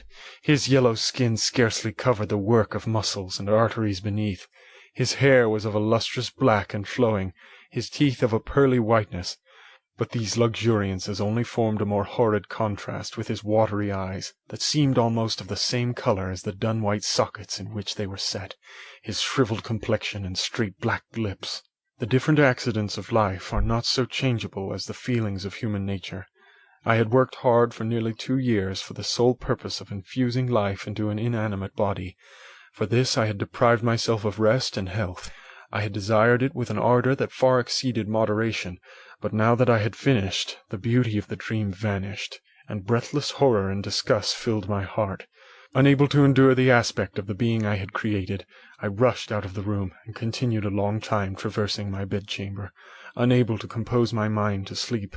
At length lassitude succeeded to the tumult I had before endured, and I threw myself on the bed in my clothes, endeavouring to seek a few moments of forgetfulness. But it was in vain. I slept indeed, but I was disturbed by the wildest dreams. I thought I saw Elizabeth in the bloom of health, walking in the streets of Ingolstadt. Delighted and surprised, I embraced her, but as I imprinted the first kiss on her lips, they became livid with the hue of death. Her features appeared to change, and I thought that I held the corpse of my dead mother in my arms. A shroud enveloped her form, and I saw the grave worms crawling in the folds of the flannel. I started from my sleep with horror. A cold dew covered my forehead, my teeth chattered, and every limb became convulsed. When, by the dim and yellow light of the moon, as it forced its way through the window shutters, I beheld the wretch, the miserable monster whom I had created. He held up the curtain of the bed, and his eyes, if eyes they may be called, were fixed on me. His jaws opened, and he muttered some inarticulate sounds, while a grin wrinkled his cheeks. He might have spoken, but I did not hear. One hand was stretched out, seeming to detain me, but I escaped and rushed downstairs. I took refuge in the courtyard belonging to the house which I inhabited, where I remained during the rest of the night, walking up and down in the greatest agitation, listening attentively, catching and fearing each sound as if it were to announce the approach of the demoniacal corpse to which I had so miserably given life. Oh, no mortal could support the horror of that countenance. A mummy again endued with animation could not be so hideous as that wretch. I had gazed on him while unfinished. He was ugly then, but when those muscles and joints were rendered capable of motion, it became a thing such as even Dante could not have conceived. I passed the night wretchedly. Sometimes my pulse beat so quickly and hardly that I felt the palpitation of every artery. At others I nearly sank to the ground through languor and extreme weakness. Mingled with this horror, I felt the bitterness of disappointment. Dreams that had been my food and pleasant rest for so long a space were now become a hell to me, and the change was so rapid, the overthrow so complete. Morning, dismal and wet, at length dawned, and discovered to my sleepless and aching eyes the church of Ingolstadt, its white steeple and clock, which indicated the 6th hour. The porter opened the gates of the court, which had that night been my asylum, and I issued into the streets, pacing them with quick steps, as if I sought to avoid the wretch whom I feared every turning of the street would present to my view. I did not dare return to the apartment which I inhabited, but felt impelled to hurry on, although drenched by the rain which poured from a black and comfortless sky. I continued walking in this manner for some time, endeavouring by bodily exercise to ease the load that weighed upon my mind. I traversed the streets without any clear conception of where I was or what I was doing. My heart palpitated in the sickness of fear, and I hurried on with irregular steps, not daring to look about me, like one who, on a lonely road, doth walk in fear and dread, and having once turned round walks on, and turns no more his head, because he knows a frightful fiend doth close behind him tread. Continuing thus, I came at length opposite to the inn at which the various diligences and carriages usually stopped. Here I paused, I knew not why, but I remained some minutes with my eyes fixed on a coach that was coming towards me from the other end of the street. As it drew nearer, I observed that it was the Swiss diligence. It stopped just where I was standing, and on the door being opened, I perceived Henry Clerval, who, on seeing me, instantly sprung out. "My dear Frankenstein," exclaimed he, "how glad I am to see you! How fortunate that you should be here at the very moment of my alighting!" Nothing could equal my delight on seeing Clerval. His presence brought back to my thoughts my father, Elizabeth, and all those scenes of home so dear to my recollection. I grasped his hand, and in a moment forgot my horror and misfortune. I felt suddenly, and for the first time during many months, calm and serene joy. I welcomed my friend, therefore, in the most cordial manner, and we walked towards my college. Clerval continued talking for some time about our mutual friends, and his own good fortune in being permitted to come to Ingolstadt.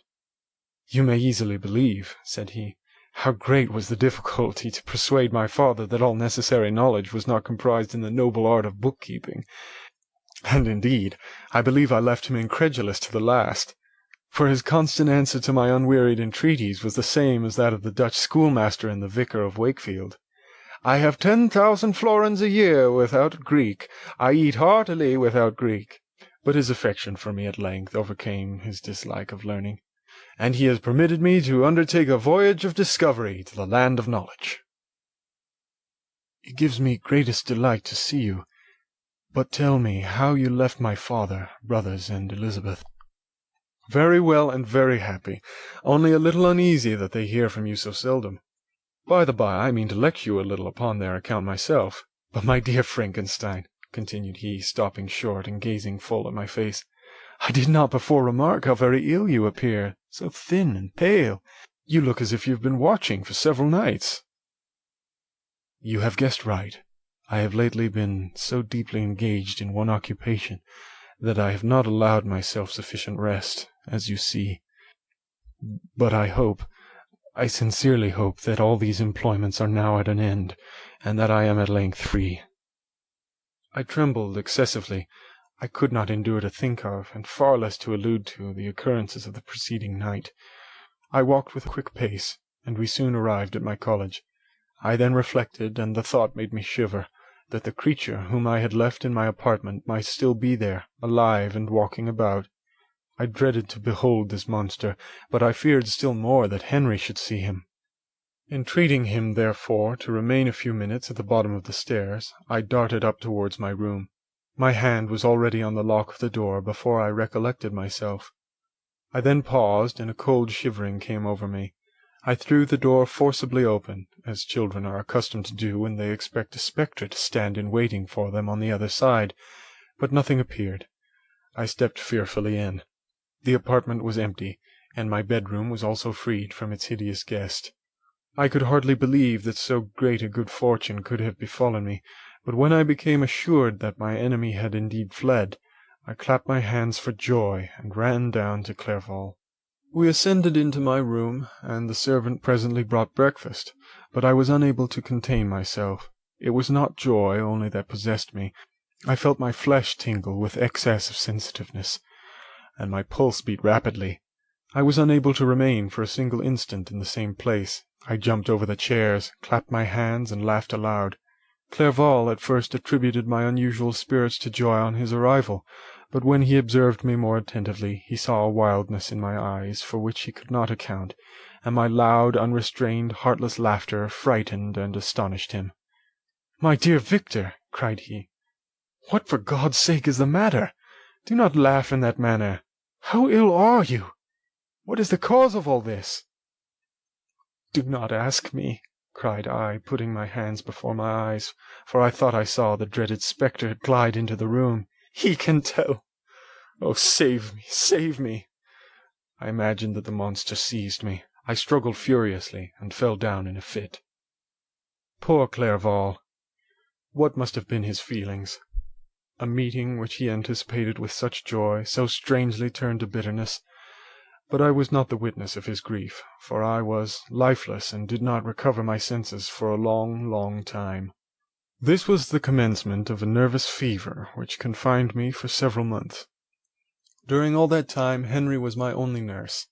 I afterwards learned that, knowing my father's advanced age and unfitness for so long a journey, and how wretched my sickness would make Elizabeth, he spared them this grief by concealing the extent of my disorder. He knew that I could not have a more kind and attentive nurse than himself, and, firm in the hope he felt of my recovery, he did not doubt that, instead of doing harm, he performed the kindest action that he could towards them. But I was in reality very ill, and surely nothing but the unbounded and unremitting attentions of my friend could have restored me to life. The form of the monster on whom I had bestowed existence was forever before my eyes, and I raved incessantly concerning him. Doubtless my words surprised Henry. He at first believed them to be the wanderings of my disturbed imagination, but the pertinacity with which I continually recurred to the same subject persuaded him that my disorder indeed owed its origin to some uncommon and terrible event. By very slow degrees, and with frequent relapses that alarmed and grieved my friend, I recovered. I remember the first time I became capable of observing outward objects with any kind of pleasure. I perceived that the fallen leaves had disappeared, and that the young buds were shooting forth from the trees that shaded my window. It was a divine spring, and the season contributed greatly to my convalescence. I felt also sentiments of joy and affection revive in my bosom. My gloom disappeared, and in a short time I became as cheerful as before I was attacked by the fatal passion. "Dearest Clerval," exclaimed I, How kind, how very good you are to me. This whole winter, instead of being spent in study, as you promised yourself, has been consumed in my sick room. How shall I ever repay you? I feel the greatest remorse for the disappointment of which I have been the occasion, but you will forgive me. You will repay me entirely if you do not discompose yourself, but get well as fast as you can, and since you appear in such good spirits, I may speak to you on one subject, may I not? I trembled. One subject, what could it be? Could he allude to an object on whom I dared not even think? Compose yourself, said Clerval, who observed my change of colour. I will not mention it if it agitates you, but your father and cousin would be very happy if they received a letter from you in your own handwriting. They hardly know how ill you have been, and are uneasy at your long silence. Is that all, my dear Henry? How could you suppose that my first thought would not fly towards those dear, dear friends whom I love, and who are so deserving of my love? If this is your present temper, my friend, you will perhaps be glad to see a letter that has been lying here some days for you. It is from your cousin, I believe. Chapter 6.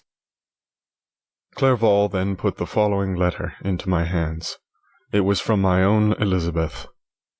My dearest cousin, you have been ill, very ill, and even the constant letters of dear kind Henry are not sufficient to reassure me on your account.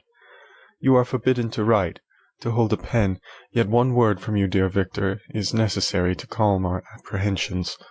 For a long time I have thought that each post would bring this line, and my persuasions have restrained my uncle from undertaking a journey to Ingolstadt.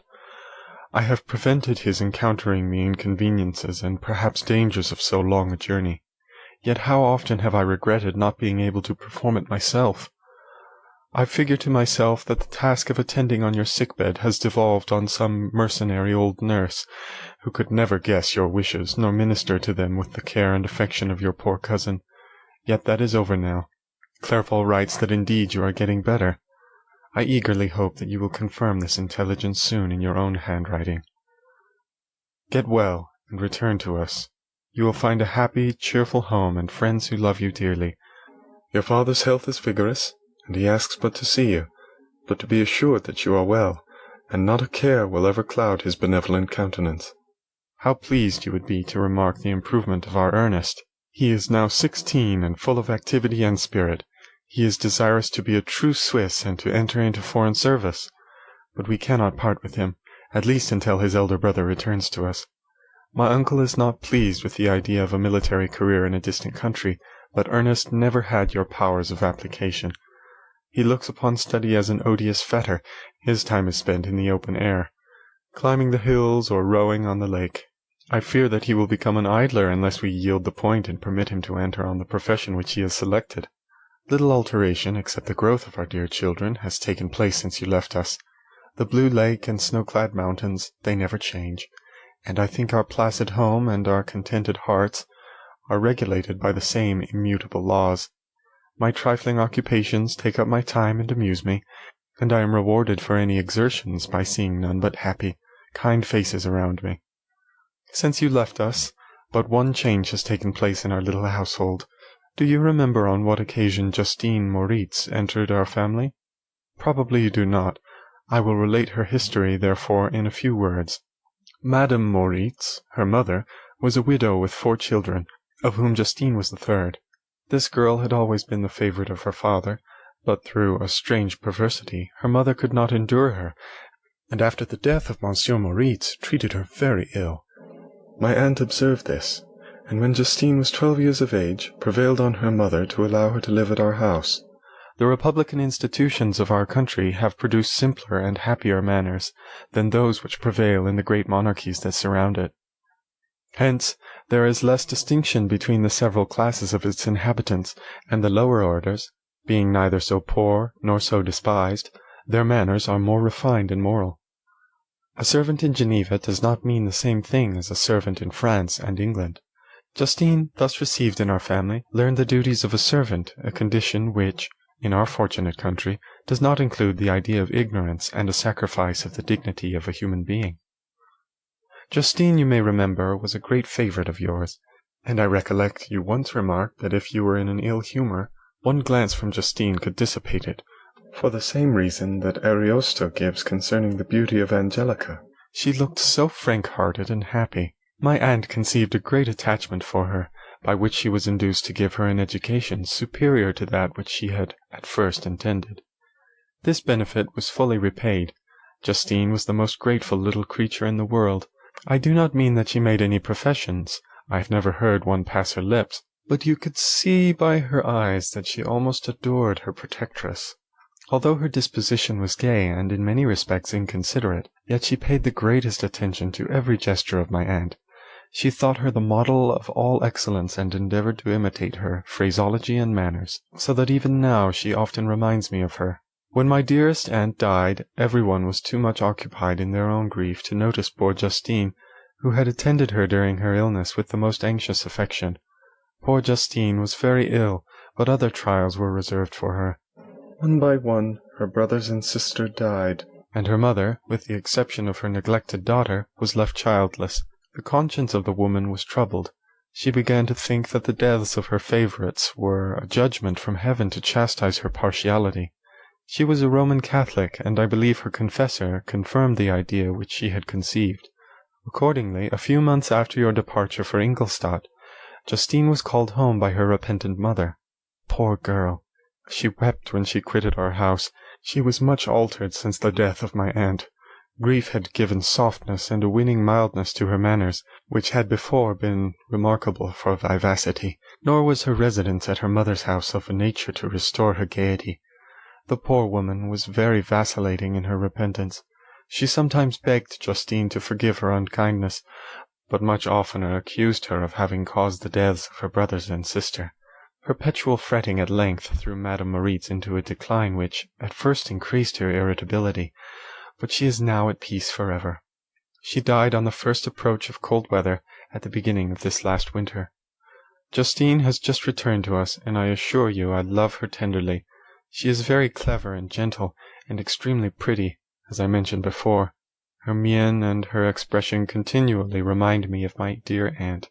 I must say also a few words to you, my dear cousin, of little darling William. I wish you could see him. He is very tall of his age, with sweet laughing blue eyes, dark eyelashes, and curling hair. When he smiles, 2 little dimples appear on each cheek, which are rosy with health. He has already had 1 or 2 little wives, but Louisa Byron is his favourite, a pretty little girl of 5 years of age. Now, dear Victor, I dare say you wish to be indulged in a little gossip concerning the good people of Geneva. The pretty Miss Mansfield has already received the congratulatory visits on her approaching marriage with a young Englishman, John Melbourne, Esquire. Her ugly sister, Manon, married Monsieur Duviard, the rich banker, last autumn. Your favourite schoolfellow, Louis Manoir, has suffered several misfortunes since the departure of Clerval from Geneva, but he has already recovered his spirits, and is reported to be on the point of marrying a lively, pretty Frenchwoman, Madame Tavernier. She is a widow, and much older than Manoir, but he is very much admired, and a favourite with everybody. I have written myself into better spirits, dear cousin, but my anxiety returns upon me as I conclude. Write, dearest Victor. 1 line, 1 word will be a blessing to us. 10,000 thanks to Henry for his kindness, his affection, and his many letters. We are sincerely grateful. Adieu, my dear cousin. Take care of yourself, and I entreat you, write. Elizabeth Lavenza, Geneva, March 18th, at an undisclosed time in the 1700s. Dear, dear Elizabeth, I exclaimed when I had read her letter. I will write instantly and relieve them from the anxiety they must feel. I wrote, and this exertion greatly fatigued me, but my convalescence had commenced, and proceeded regularly. In another fortnight I was able to leave my chamber. One of my first duties on my recovery was to introduce Clerval to the several professors of the university. In doing this, I underwent a kind of rough usage, ill befitting the wounds that my mind had sustained. Ever since that fatal night, the end of my labours, and the beginning of my misfortunes, I had conceived a violent antipathy even to the name of natural philosophy. When I was otherwise quite restored to health, The sight of a chemical instrument would renew all the agony of my nervous symptoms. Henry saw this, and had removed all my apparatus from my view. He had also changed my apartment, for he perceived that I had acquired a dislike for the room which had previously been my laboratory. But these cares of Clerval were made of no avail when I visited the professors. Monsieur Waldman inflicted torture when he praised, with kindness and warmth, the astonishing progress I had made in the sciences. He soon perceived that I disliked the subject, but not guessing the real cause, he attributed my feelings to modesty, and changed the subject from my improvement to the science itself, with a desire, as I evidently saw, of drawing me out. What could I do? He meant to please, and he tormented me. I felt as if he had placed carefully, one by one, in my view those instruments which were to be afterwards used in putting me to a slow and cruel death. I writhed under his words, yet dared not exhibit the pain I felt.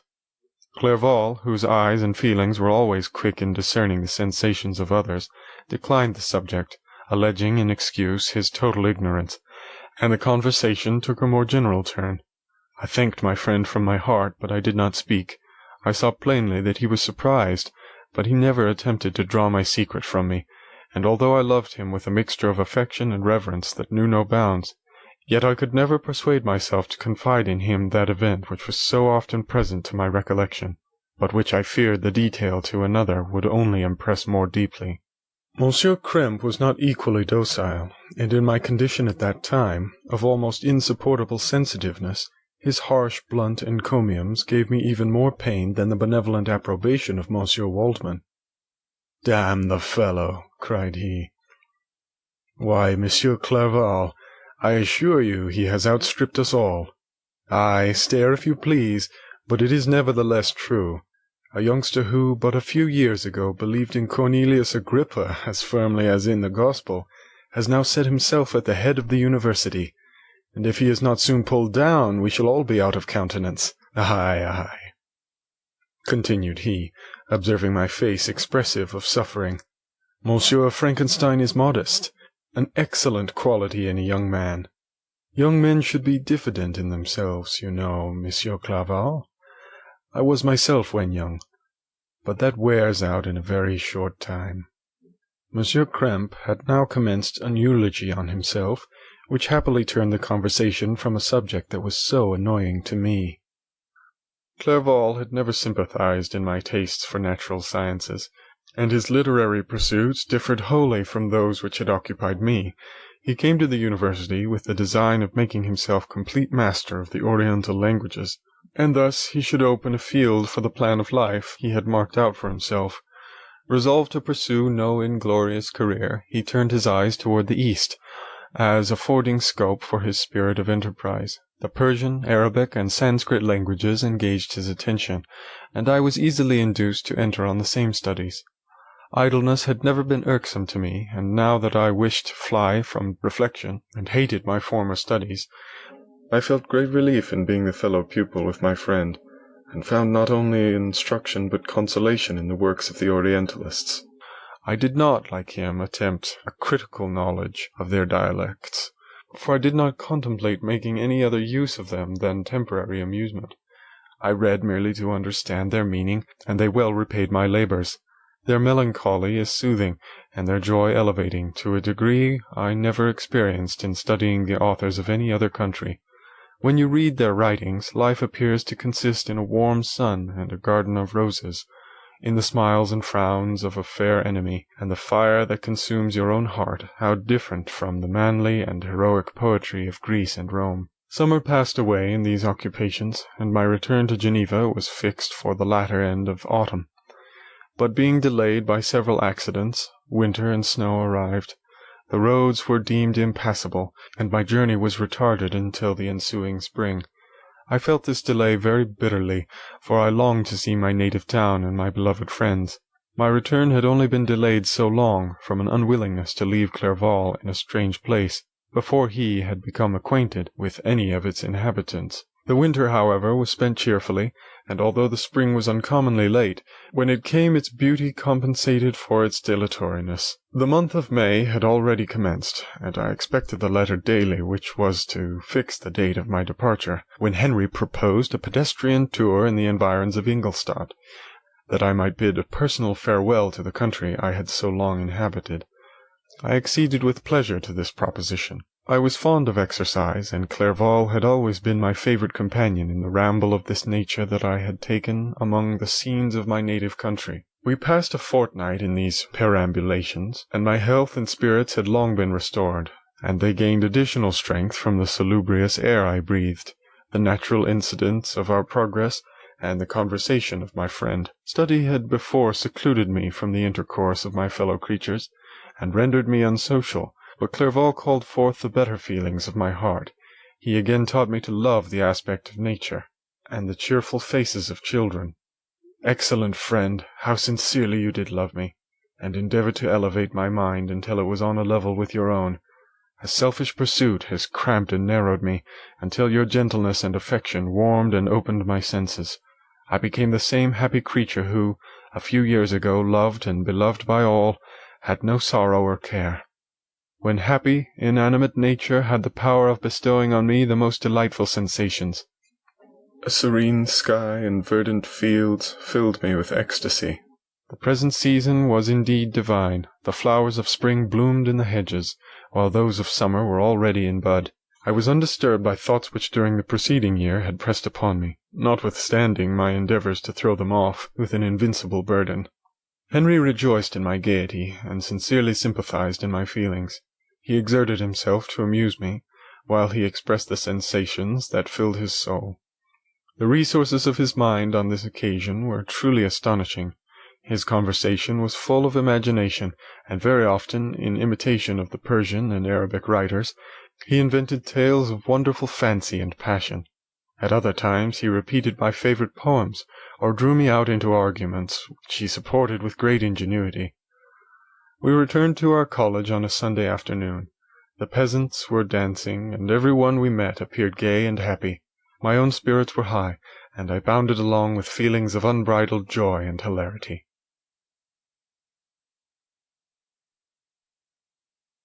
Chapter 7. On my return I found the following letter from my father. My dear Victor, you have probably waited impatiently for a letter to fix the date of your return to us, and I was at first tempted to write only a few lines, merely mentioning the day on which I should expect you, but that would be a cruel kindness, and I dare not do it. What would be your surprise, my son, when you expected a happy and glad welcome, to behold, on the contrary, tears and wretchedness?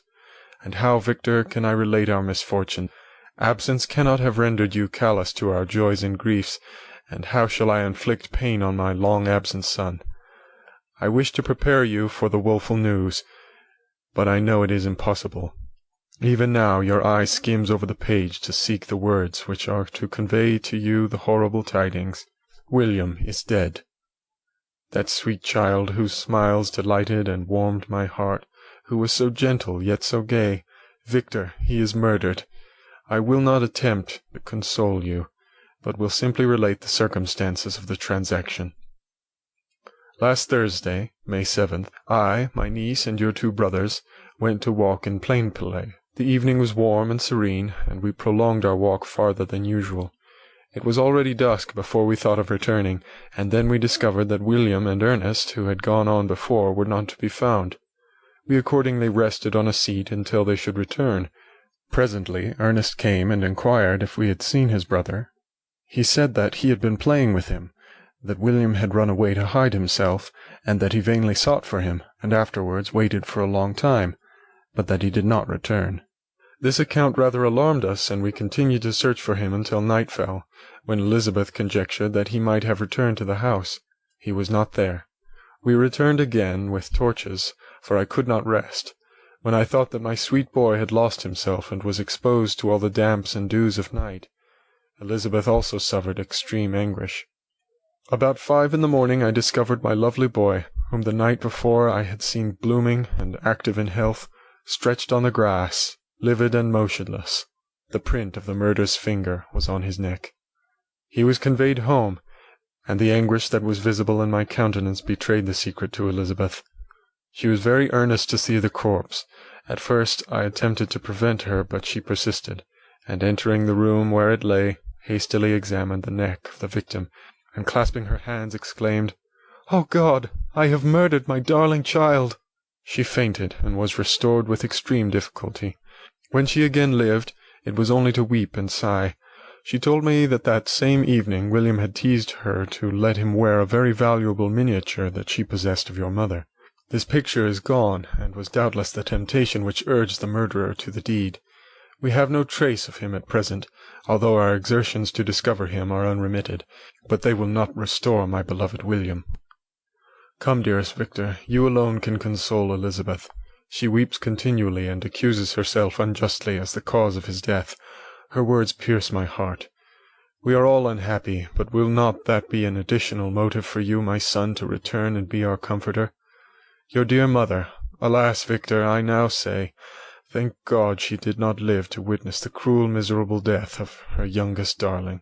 Come, Victor, not brooding thoughts of vengeance against the assassin, but with feelings of peace and gentleness that will heal instead of festering the wounds of our minds.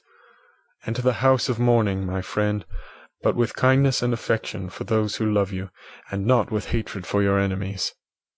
Your affectionate and afflicted father, Alphonse Frankenstein.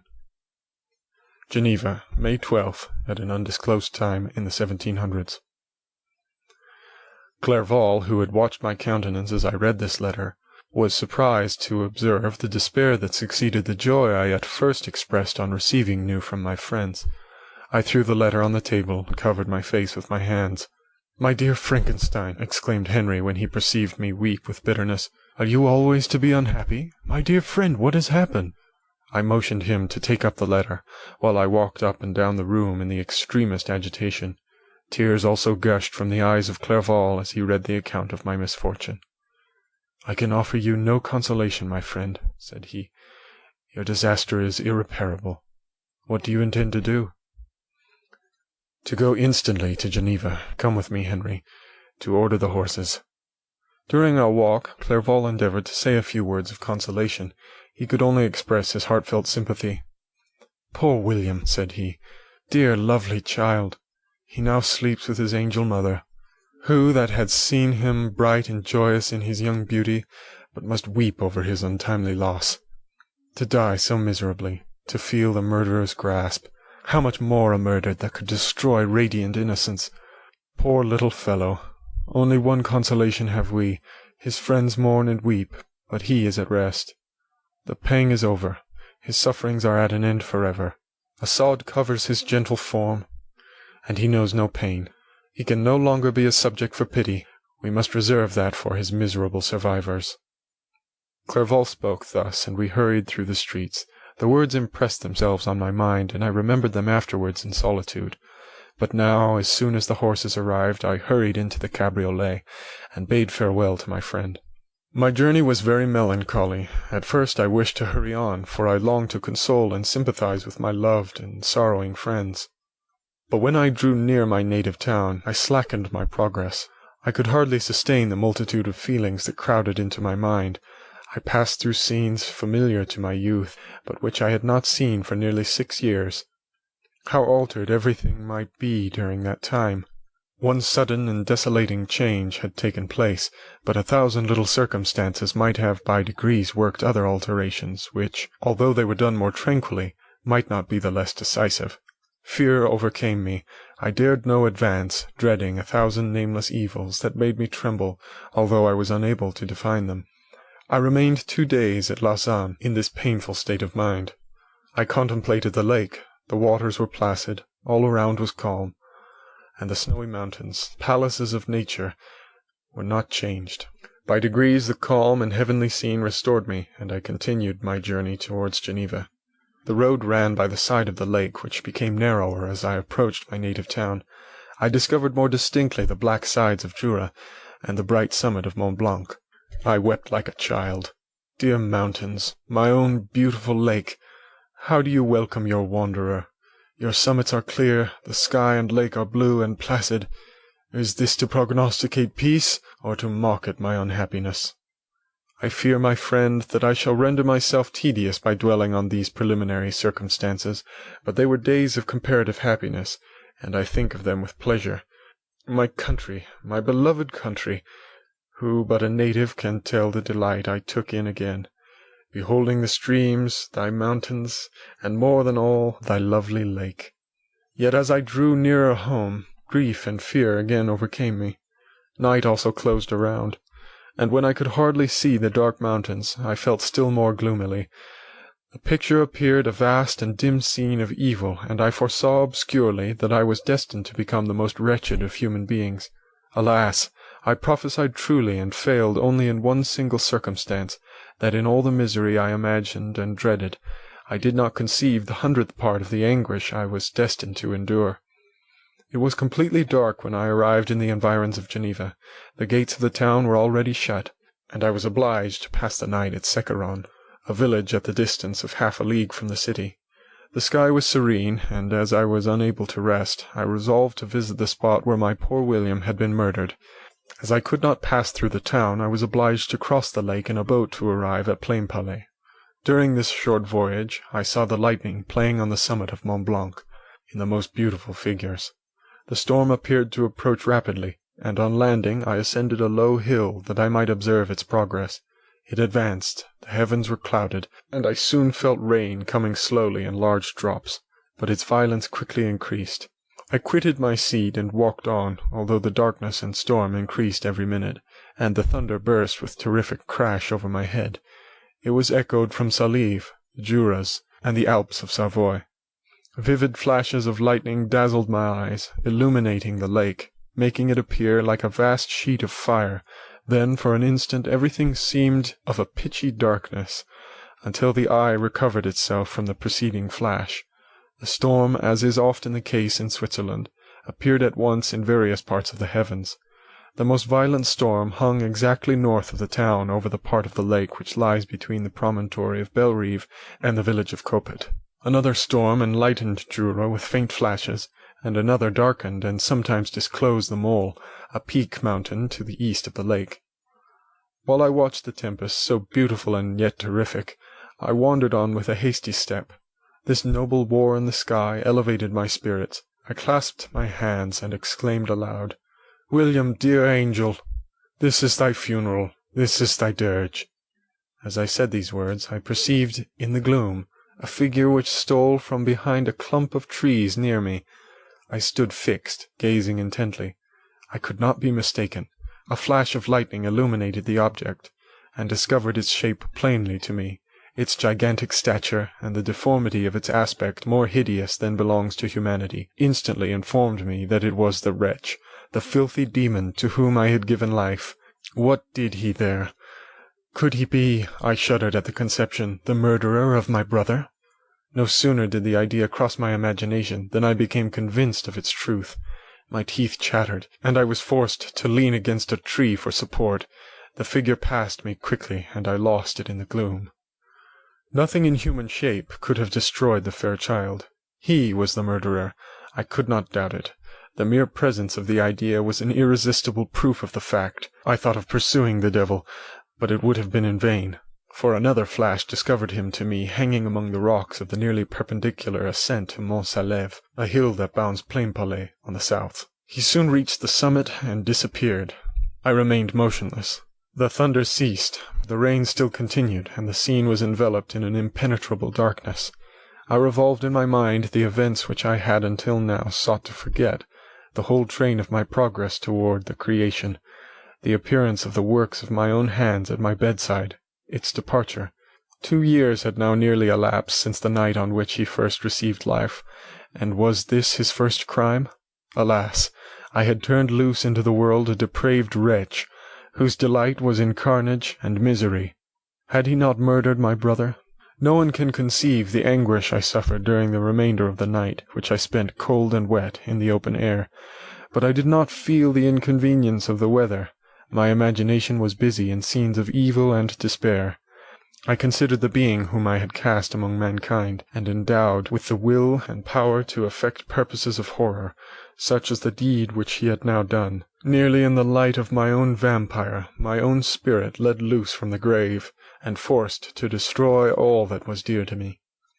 Day dawned, and I directed my steps toward the town. The gates were open, and I hastened to my father's house. My first thought was to discover what I knew of the murderer, and cause instant pursuit to be made, but I paused when I reflected on the story that I had to tell.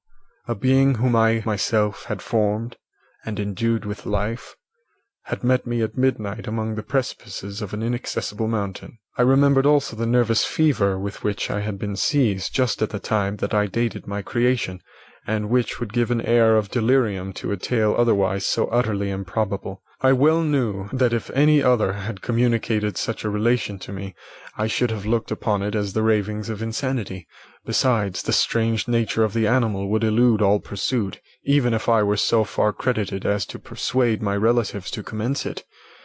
And then, of what use would be pursuit? Who could arrest a creature capable of scaling the overhanging sides of Mont Salève? These reflections determined me, and I resolved to remain silent. It was about 5 in the morning when I entered my father's house. I told the servants not to disturb the family, and went into the library to attend their usual hour of rising. 6 years had elapsed, passed in a dream but for one indelible trace, and I stood in the same place where I had last embraced my father before my departure for Ingolstadt. Beloved and venerable parent, he still remained to me. I gazed on the picture of my mother which stood over the mantelpiece. It was an historical subject, painted at my father's desire, and represented Caroline Beaufort in an agony of despair, kneeling by the coffin of her dead father. Her garb was rustic and her cheek pale, but there was an air of dignity and beauty that hardly permitted the sentiment of pity. Below this picture was a miniature of William, and my tears flowed when I looked upon it.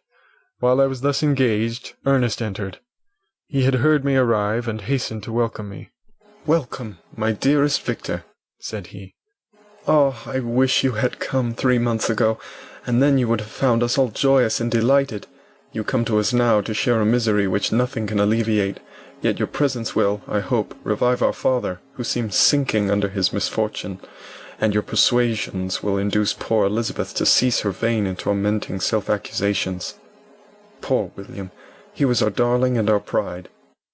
Tears, unrestrained, fell from my brother's eyes. A sense of mortal agony crept over my frame. Before, I had only imagined the wretchedness of my desolated home. The reality came on me as a new and a not less terrible disaster. I tried to calm Ernest.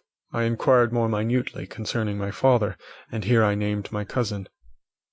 "She most of all," said Ernest, "requires consolation. She accused herself of having caused the death of my brother, and that made her very wretched. But since the murderer has been discovered—" "The murderer discovered? Good God, how can that be? Who could attempt to pursue him?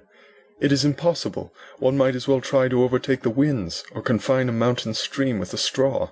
I saw him too. He was free last night." "I do not know what you mean," replied my brother, in accents of wonder. "But to us the discovery we have made completes our misery. No one would believe it at first, and even now Elizabeth will not be convinced, notwithstanding all the evidence.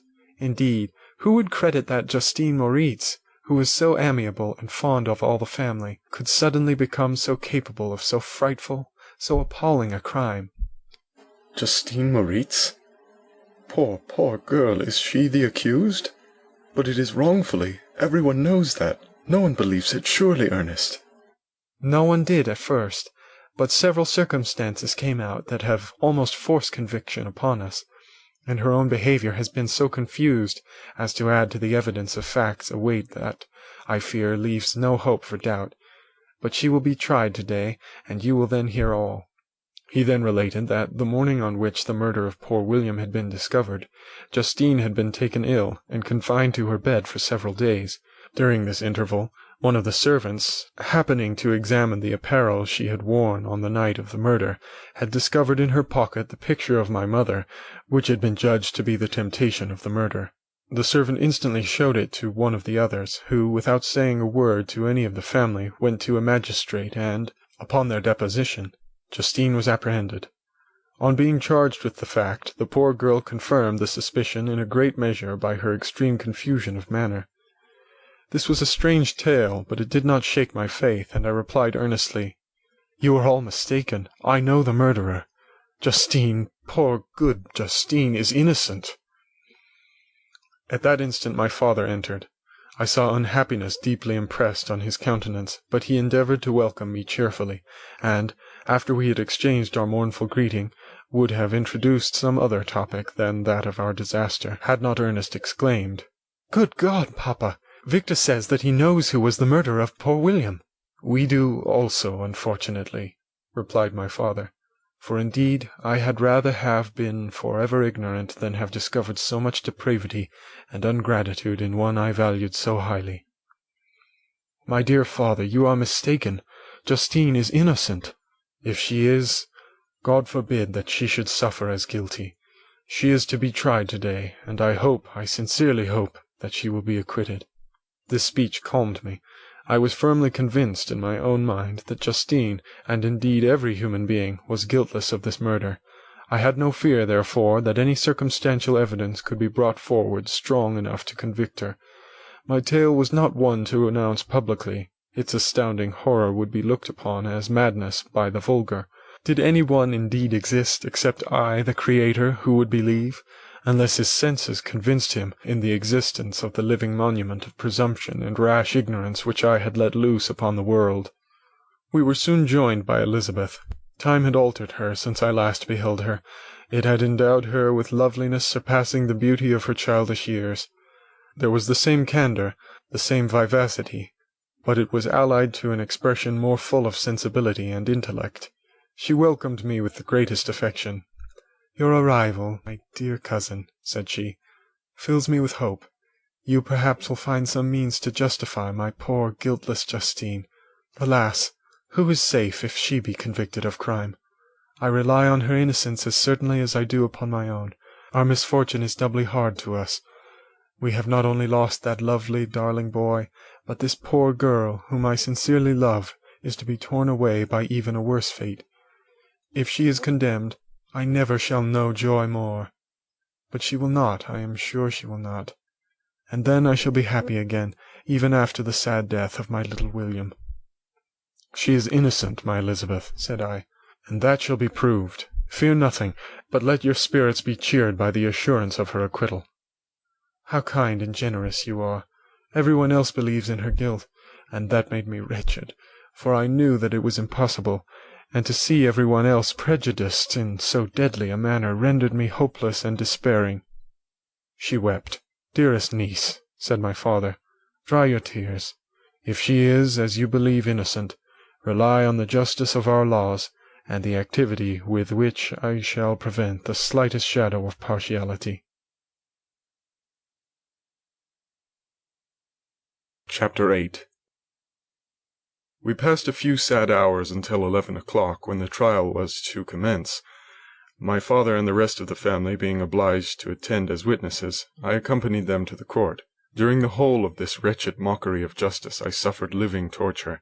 It was to be decided whether the result of my curiosity and lawless devices would cause the death of two of my fellow beings, one a smiling babe full of innocence and joy, the other far more dreadfully murdered, with every aggravation of infamy that could make the murder memorable in horror. Justine also was a girl of merit, and possessed qualities which promised to render her life happy. Now all was to be obliterated in an ignominious grave, and I the cause.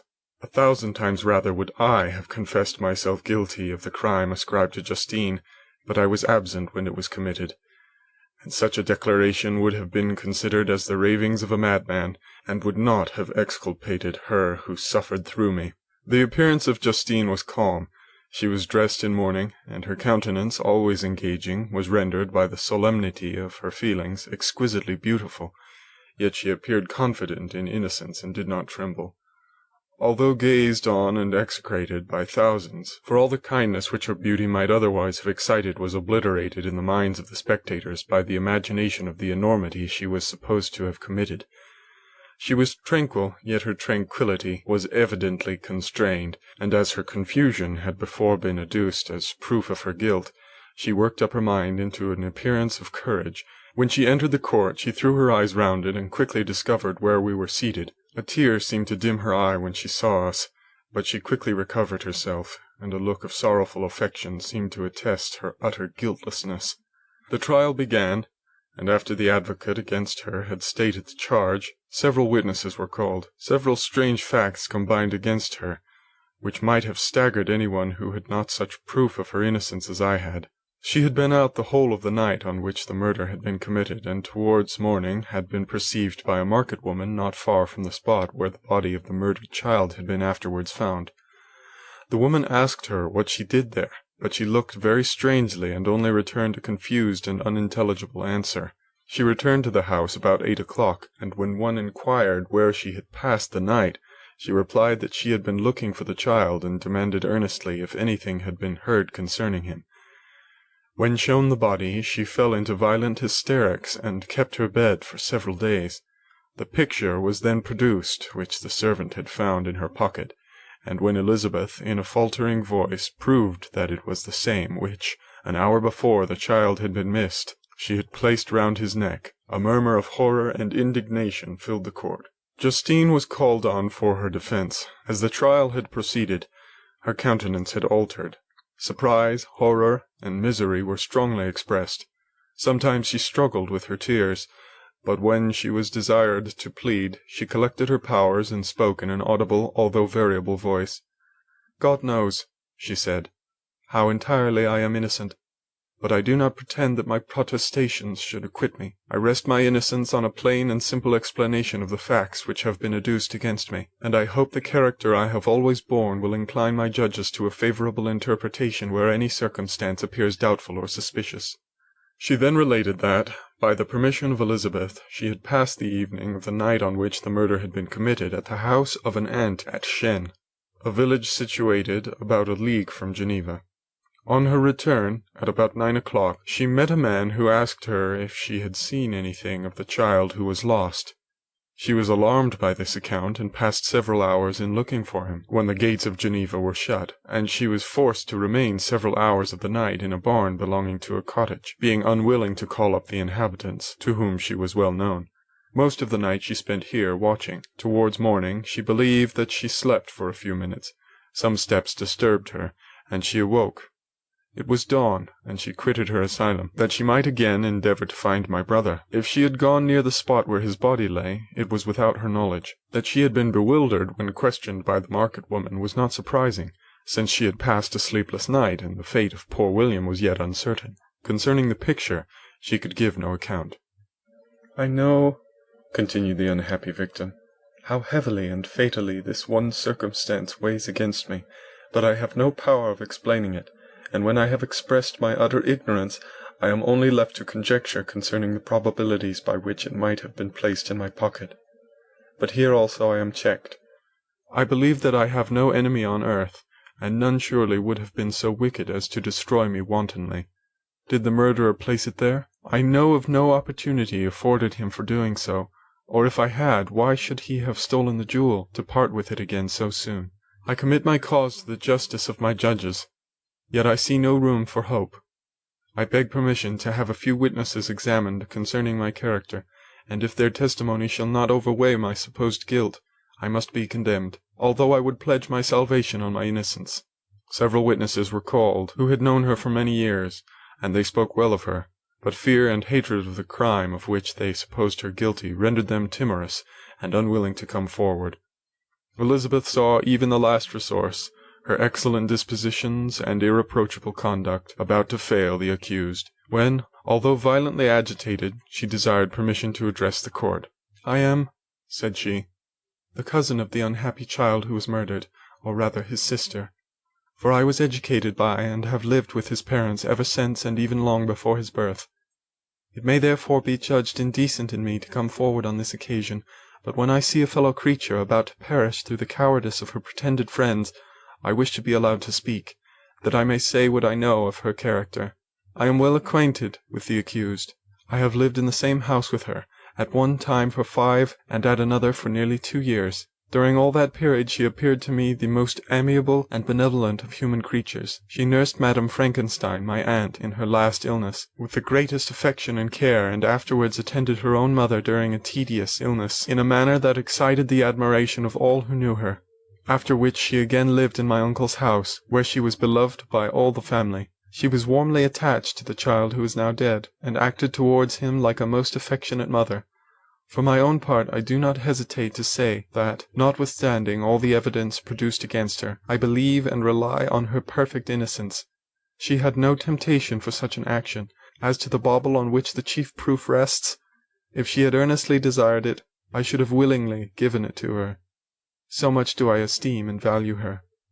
A murmur of approbation followed Elizabeth's simple and powerful appeal, but it was excited by her generous interference, and not in favour of poor Justine, on whom the public indignation was turned with renewed violence, charging her with the blackest ingratitude. She herself wept as Elizabeth spoke, but she did not answer. My own agitation and anguish was extreme during the whole trial.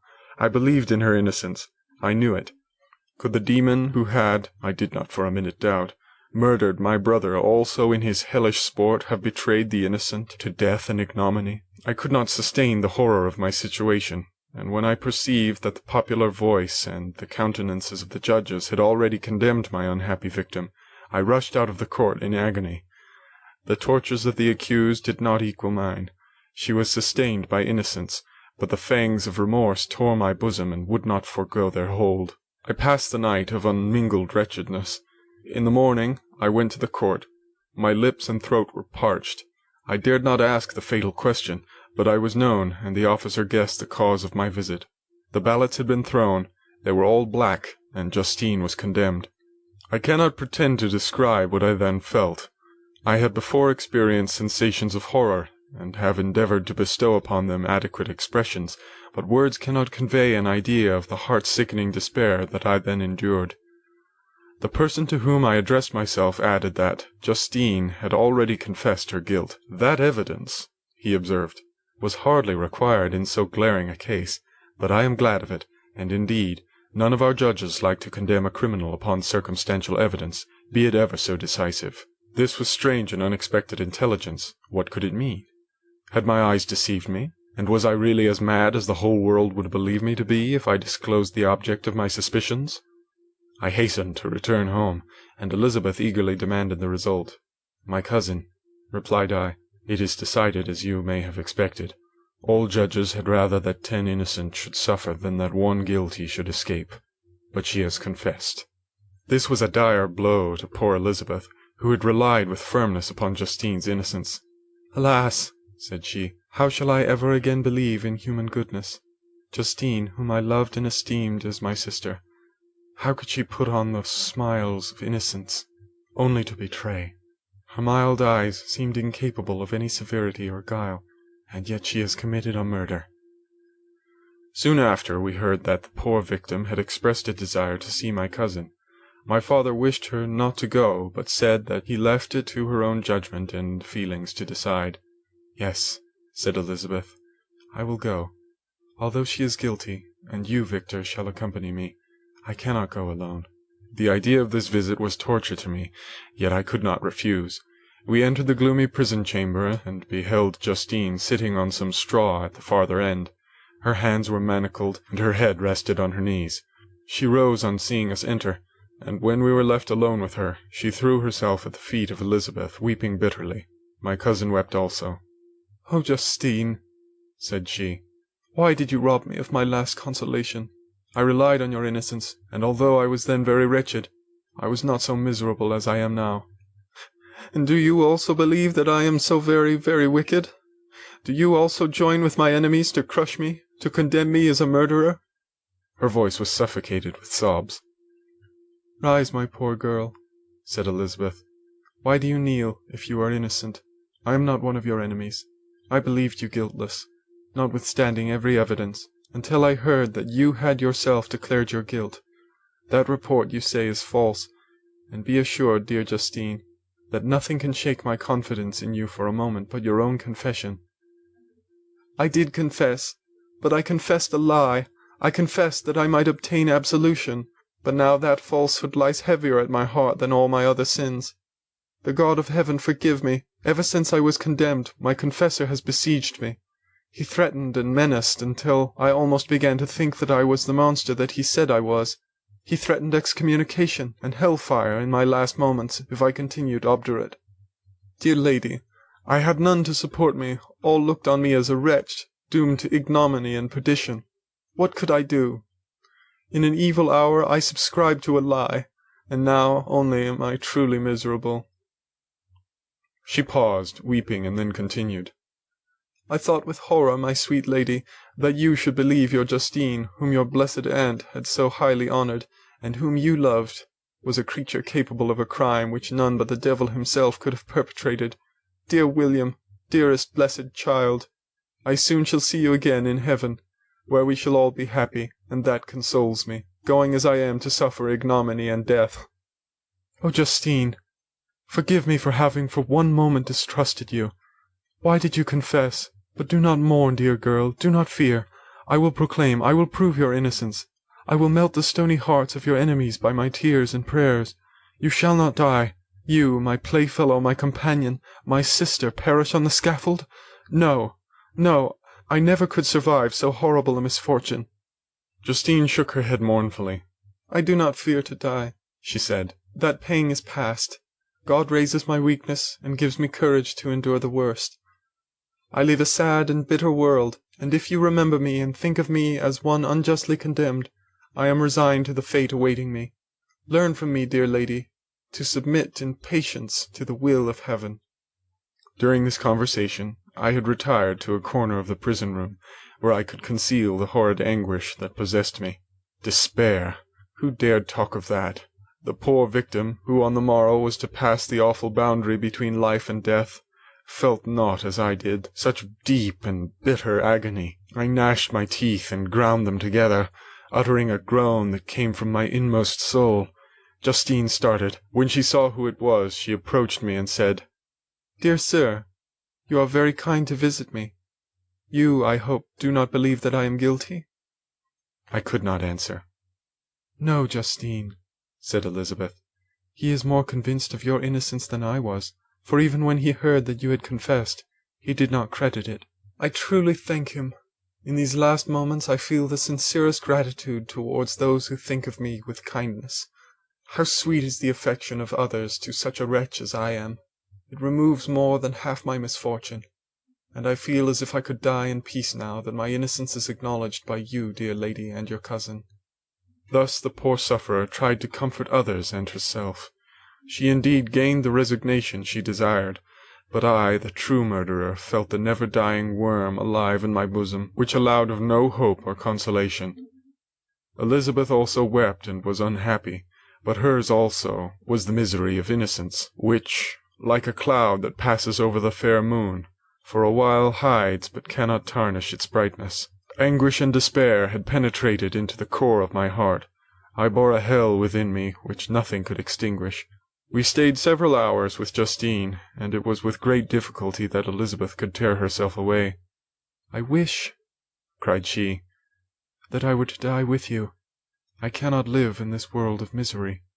Justine assumed an air of cheerfulness, while she with difficulty repressed her bitter tears. She embraced Elizabeth, and said in a voice of half-suppressed emotion, Farewell, sweet lady. Dearest Elizabeth, my beloved and only friend, may heaven in its bounty bless and preserve you. May this be the last misfortune that you will ever suffer. Live and be happy, and make others so. And on the morrow Justine died.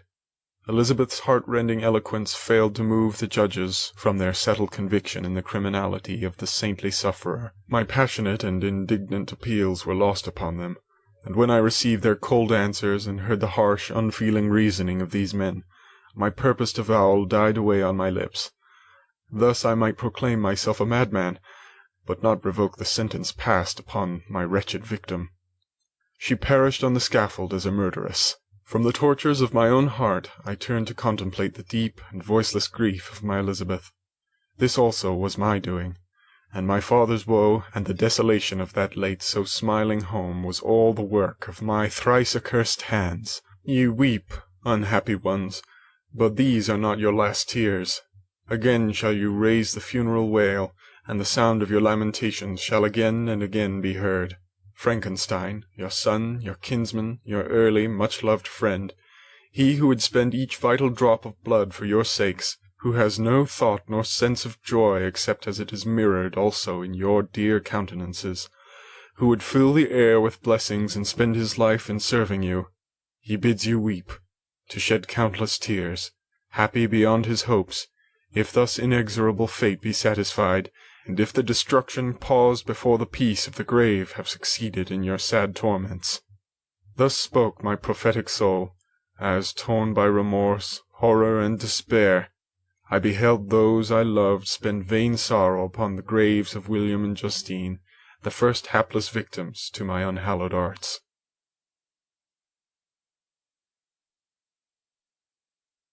Chapter 9.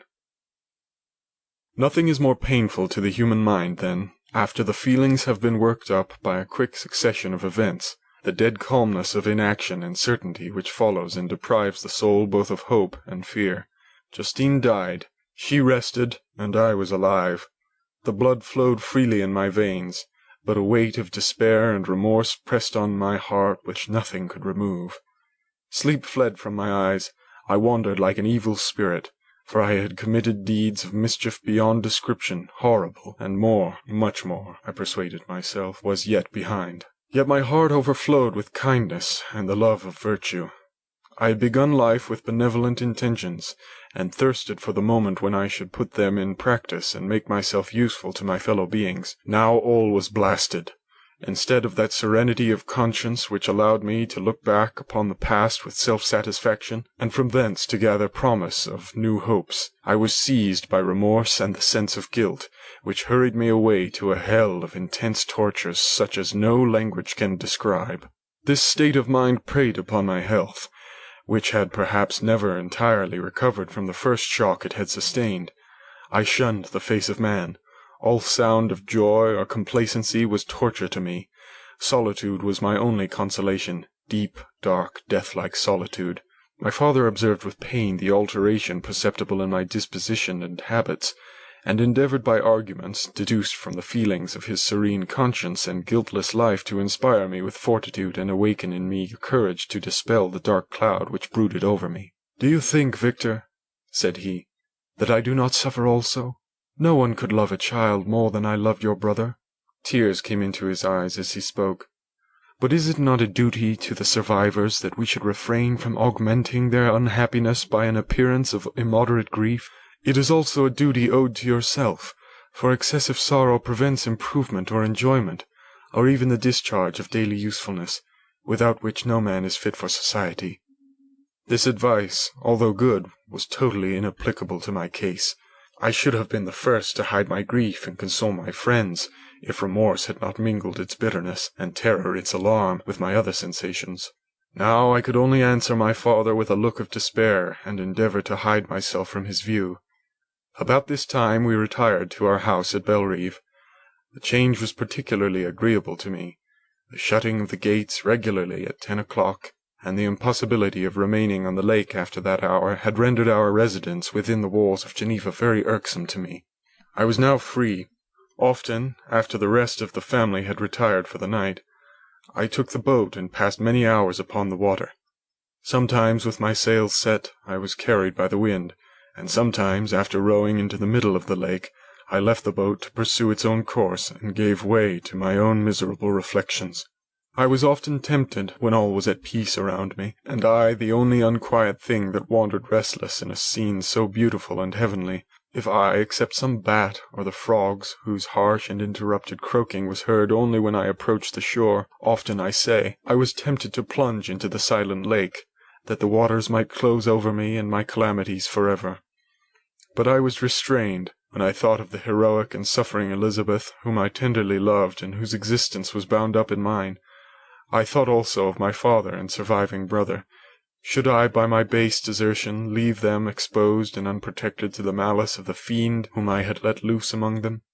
At these moments I wept bitterly and wished that peace would revisit my mind, only that I might afford them consolation and happiness. But that could not be. Remorse extinguished every hope. I had been the author of unalterable evils, and I lived in daily fear lest the monster whom I had created should perpetrate some new wickedness. I had an obscure feeling that all was not over, and that he would still commit some signal crime, which by its enormity should almost efface the recollection of the past. There was always scope for fear so long as anything I loved remained behind. My abhorrence of this fiend cannot be conceived. When I thought of him I gnashed my teeth, my eyes became inflamed, and I ardently wished to extinguish that life which I had so thoughtlessly bestowed. When I reflected on his crimes and malice, my hatred and revenge burst all bounds of moderation. I would have made a pilgrimage to the highest peak of the Andes, could I when there have precipitated him to their base. I wished to see him again, that I might wreak the utmost extent of abhorrence on his head and avenge the deaths of William and Justine. Our house was the house of mourning. My father's health was deeply shaken by the horror of the recent events. Elizabeth was sad and desponding. She no longer took delight in her ordinary occupations. All pleasure seemed to her sacrilege toward the dead. Eternal woe and tears, she then thought, was the just tribute she should pay to innocence so blasted and destroyed. She was no longer that happy creature who in earlier youth wandered with me on the banks of the lake and talked with ecstasy of our future prospects.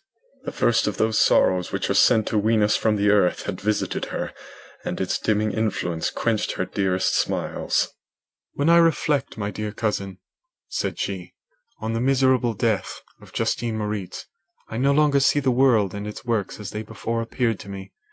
Before I looked upon the accounts of vice and injustice that I read in books or heard from others as tales of ancient days or imaginary evils. At least they were remote and more familiar to reason than to the imagination. But now misery has come home, and men appear to me as monsters thirsting for each other's blood. Yet I am certainly unjust.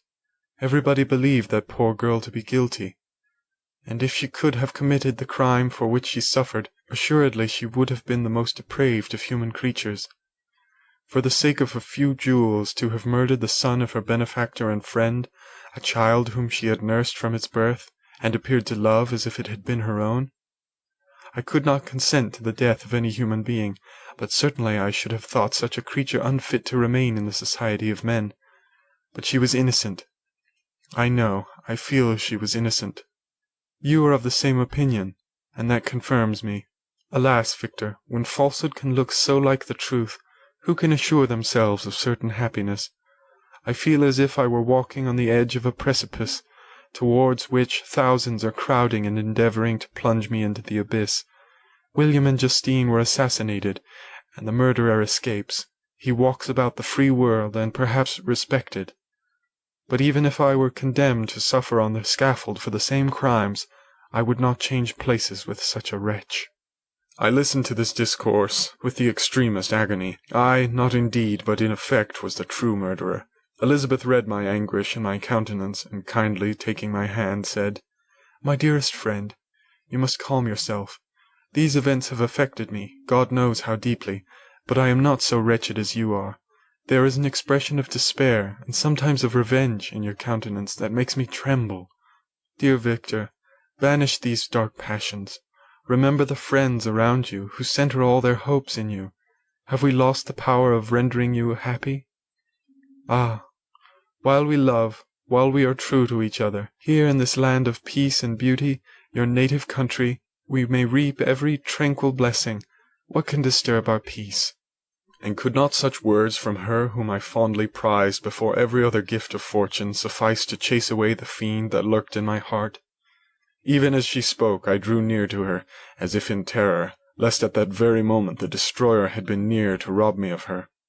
Thus, not the tenderness of friendship, nor the beauty of earth, nor of heaven, could redeem my soul from woe. The very accents of love were ineffectual. I was encompassed by a cloud which no beneficial influence could penetrate. The wounded deer, dragging its fainting limbs to some untrodden brake, there to gaze upon the arrow which had pierced it, and to die, was but a type of me. Sometimes I could cope with the sullen despair that overwhelmed me, but sometimes the whirlwind passions of my soul drove me to seek, by bodily exercise and by change of place, some relief from my intolerable sensations.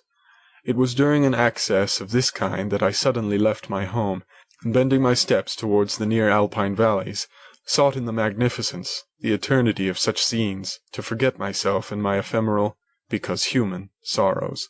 My wanderings were directed towards the valley of Chamonix. I had visited it frequently during my boyhood. 6 years had passed since then. I was a wreck, but naught had changed in those savage and enduring scenes. I performed the first part of my journey on horseback.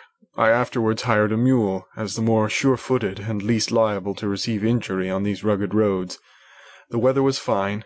It was about the middle of the month of August, nearly 2 months after the death of Justine, that miserable epoch from which I dated all my woe. The weight upon my spirit was sensibly lightened as I plunged yet deeper in the ravine of Arve. The immense mountains and precipices that overhung me on every side, the sound of the river raging among the rocks, and the dashing of the waterfalls around spoke of a power mighty as omnipotence, and I ceased to fear or to bend before any being less almighty than that which had created and ruled the elements, here displayed in their most terrific guise. Still, as I ascended higher, the valley assumed a more magnificent and astonishing character. Ruined castles hanging on the precipices of piny mountains, the impetuous Arve, and the cottages every here and there peeping forth from among the trees, formed a scene of singular beauty. But it was augmented and rendered sublime by the mighty Alps, whose white and shining pyramids and domes towered above all, as belonging to another earth, the habitations of another race of beings.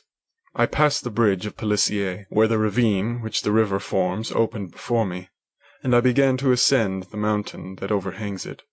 Soon after I entered the valley of Chamonix. This valley is more wonderful and sublime, but not so beautiful and picturesque as that of Cervaux, through which I had just passed.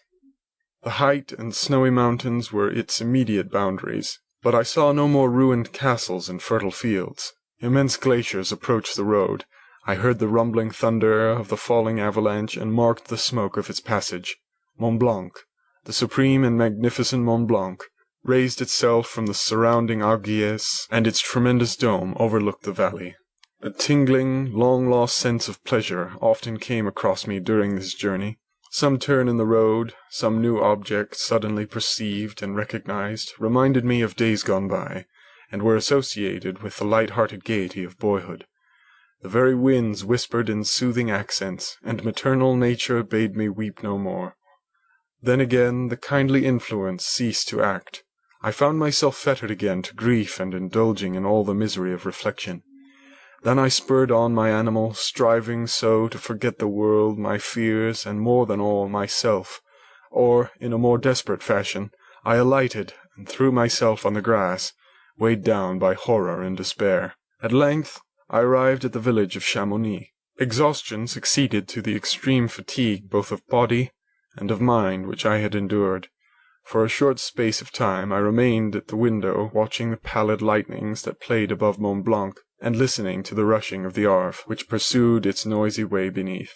The same lulling sounds acted as a lullaby to my too keen sensations. When I placed my head upon my pillow, sleep crept over me. I felt it as it came and blessed the giver of oblivion.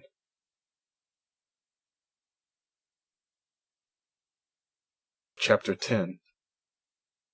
I spent the following day roaming through the valley. I stood beside the sources of the Aveyron, which take their rise in a glacier that with slow pace is advancing down from the summit of the hills to barricade the valley. The abrupt sides of vast mountains were before me. The icy wall of the glacier overhung me.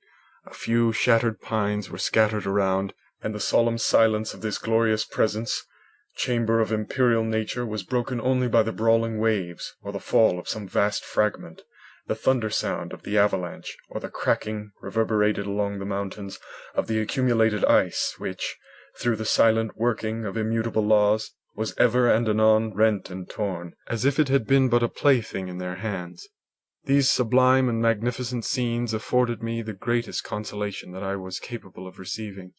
They elevated me from all littleness of feeling, and although they did not remove my grief, they subdued and tranquillized it. In some degree, also, they diverted my mind from the thoughts over which it had brooded for the last month. I retired to rest at night. My slumbers, as it were, waited on and ministered to by the semblance of grand shapes which I had contemplated during the day. They congregated round me, the unstained snowy mountain top, the glittering pinnacle, the pine woods and ragged bare ravine, the eagle soaring amidst the clouds. They all gathered round me and bade me be at peace. Where had they fled when the next morning I awoke? All of soul inspiriting fled with sleep. The dark melancholy clouded every thought. The rain was pouring in torrents, and the thick mist hid the summits of the mountains, so that I even saw not the faces of those mighty friends. Still I would penetrate their misty veil, and seek them in their cloudy retreats. What were rain and storm to me? My mule was brought to the door, and I resolved to ascend to the summit of Montanvert. I remembered the effect that the view of the tremendous and ever-moving glacier had produced upon my mind when I first saw it. It had then filled me with a sublime ecstasy that gave wings to the soul, and allowed it to soar from the obscure world to light and joy. The sight of the awful and majestic in nature had indeed always the effect of solemnizing my mind, causing me to forget the passing cares of life. I determined to go without a guide, for I was well acquainted with the path, and the presence of another would destroy the solitary grandeur of the scene. The ascent is precipitous, but the path is cut into continual and short windings, which enable you to surmount the perpendicularity of the mountain. It is a scene terrifically desolate. In 1,000 spots the traces of the winter avalanche may be perceived, where trees lie broken and strewn on the ground, some entirely destroyed, others bent, leaning upon the jutting rocks of the mountain or transversely upon other trees. The path, as you ascend higher, is intersected by ravines of snow, down which stones continually roll from above. One of them is particularly dangerous, as the slightest sound, such as even speaking in a loud voice, produces a concussion of air sufficient to draw destruction upon the head of the speaker. The pines are not tall or luxuriant, but they are sombre, and add an air of severity to the scene. I looked on the valley beneath. Vast mists were rising from the rivers which ran through it, and curling in thick wreaths around the opposite mountains, whose summits were hid in the uniform clouds, while rain poured from the dark sky and added to the melancholy impression I received from the objects around me. Alas! Why does man boast of sensibilities superior to those apparent in the brute? It only renders them more necessary beings. If our impulses were confined to hunger, thirst, and desire, we might be nearly free, but now we are moved by every wind that blows, and a chance word or scene that word may convey to us. We rest, a dream has power to poison sleep. We rise, one wandering, thought pollutes the day. We feel, conceive, or reason, laugh or weep, embrace fond woe, or cast our cares away. It is the same, for be it joy or sorrow, the path of its departure still is free. Man's yesterday may ne'er be like his morrow, naught may endure but mutability. It was nearly noon when I arrived at the top of the ascent. For some time I sat upon the rock that overlooks the sea of ice. A mist covered both that and the surrounding mountains. Presently a breeze dissipated the cloud, and I descended upon the glacier. The surface is very uneven, rising like the waves of a troubled sea, descending low and interspersed by rifts that sink deep. The field of ice is almost a league in width, but I spent nearly 2 hours in crossing it. The opposite mountain is a bare, perpendicular rock. From the side where I now stood, Montanvert was exactly opposite, the distance of a league, and above it rose Mont Blanc, in awful majesty. I remained in a recess of the rock, gazing on this wonderful and stupendous scene. The sea, or rather the vast river of ice, wound among its dependent mountains, whose aerial summits hung over its recesses. Their icy and glittering peaks shone in the sunlight over the clouds. My heart, which was before sorrowful, now swelled with something like joy. I exclaimed, "Wandering spirits! If indeed ye wander and do not rest in your narrow beds, allow me this faint happiness, or take me as your companion away from the joys of life." As I said this, I suddenly beheld the figure of a man, at some distance, advancing towards me with superhuman speed. He bounded over the crevices in the ice, among which I had walked with caution. His stature, also, as he approached, seemed to exceed that of a man. I was troubled. A mist came over my eyes, and I felt a faintness seize me. But I was quickly restored by the cold gale of the mountains. I perceived, as the shape came nearer, sight tremendous and abhorred, that it was the wretch whom I had created. I trembled with rage and horror, resolving to wait his approach, and then close with him in mortal combat. He approached, his countenance bespoke bitter anguish, combined with disdain and malignity, while its unearthly ugliness rendered it almost too horrible for human eyes. But I scarcely observed this. Rage and hatred had at first deprived me of utterance, and I recovered only to overwhelm him with words expressive of furious detestation and contempt. "Devil!" I exclaimed, "do you dare approach me? And do not you fear the fierce vengeance of my arm wreaked on your miserable head? Begone, vile insect, or rather stay, that I may trample you to dust. And oh, that I could, with the extinction of your miserable existence, restore those victims whom you have so diabolically murdered!" "I expected this reception," said the demon. "All men hate the wretched. How then must I be hated, who am miserable beyond all living things? Yet you, my creator, detest and spurn me, thy creature, to whom thou art bound by ties only dissoluble by the annihilation of one of us. You purpose to kill me. How dare you sport thus with life? Do your duty towards me, and I will do mine towards you and the rest of mankind. If you will comply with my conditions, I will leave them and you at peace. But if you refuse, I will glut the maw of death, until it be satiated with the blood of your remaining friends." "Abhorred monster! Fiend that thou art! The tortures of hell are too mild a vengeance for thy crimes. Wretched devil, you reproach me with your creation. Come on, then, that I may extinguish the spark which I so negligently bestowed." My rage was without bounds. I sprang on him, impelled by all the feelings which can arm one being against the existence of another. He easily eluded me, and said, "Be calm. I entreat you to hear me before you give vent to your hatred on my devoted head. Have I not suffered enough, that you seek to increase my misery? Life, although it may only be an accumulation of anguish, is dear to me, and I will defend it. Remember, thou hast made me more powerful than thyself.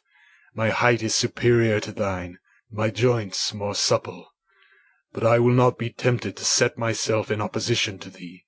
I am thy creature, and I will be even mild and docile to my natural lord and king, if thou wilt also perform thy part, the which thou owest me. O Frankenstein, be not equitable to every other, and trample upon me alone, to whom thy justice and even thy clemency and affection is most due. Remember that I am thy creature. I ought to be thy Adam, but I am rather the fallen angel, whom thou drivest from joy for no misdeed. Everywhere I see bliss, from which I alone am irrevocably excluded. I was benevolent and good. Misery made me a fiend.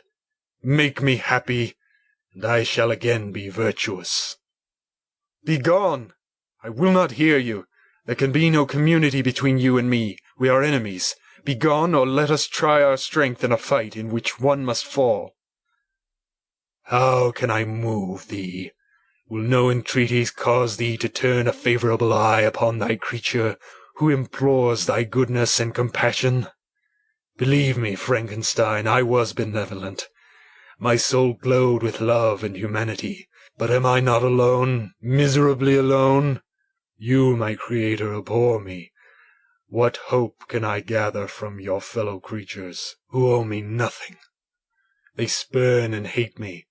The desert mountains and dreary glaciers are my refuge. I have wandered here many days. The caves of ice, which I only do not fear, are a dwelling to me, and the only one which man does not grudge.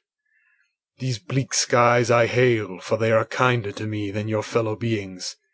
If the multitude of mankind knew of my existence, they would do as you do, and arm themselves for my destruction. Shall I not then hate them who abhor me? I will keep no terms with my enemies. I am miserable, and they shall share my wretchedness. Yet it is in your power to recompense me, and deliver them from an evil which it only remains for you to make so great, that not only you and your family, but thousands of others, shall be swallowed up in the whirlwinds of its rage. Let your compassion be moved, and do not disdain me. Listen to my tale. When you have heard that, abandon or commiserate me, as you shall judge that I deserve. But hear me. The guilty are allowed by human laws, bloody as they are, to speak in their own defense before they are condemned. Listen to me, Frankenstein. You accuse me of murder, and yet you would with a satisfied conscience destroy your own creature. O praise the eternal justice of man, yet I ask you not to spare me. Listen to me, and then, if you can, and if you will, destroy the work of your hands. Why do you call to my remembrance, I rejoined, circumstances of which I shudder to reflect, that I have been the miserable origin and author? Cursed be the day, abhorred devil, in which you first saw light. Cursed, although I curse myself, be the hands that formed you. You have made me wretched beyond expression.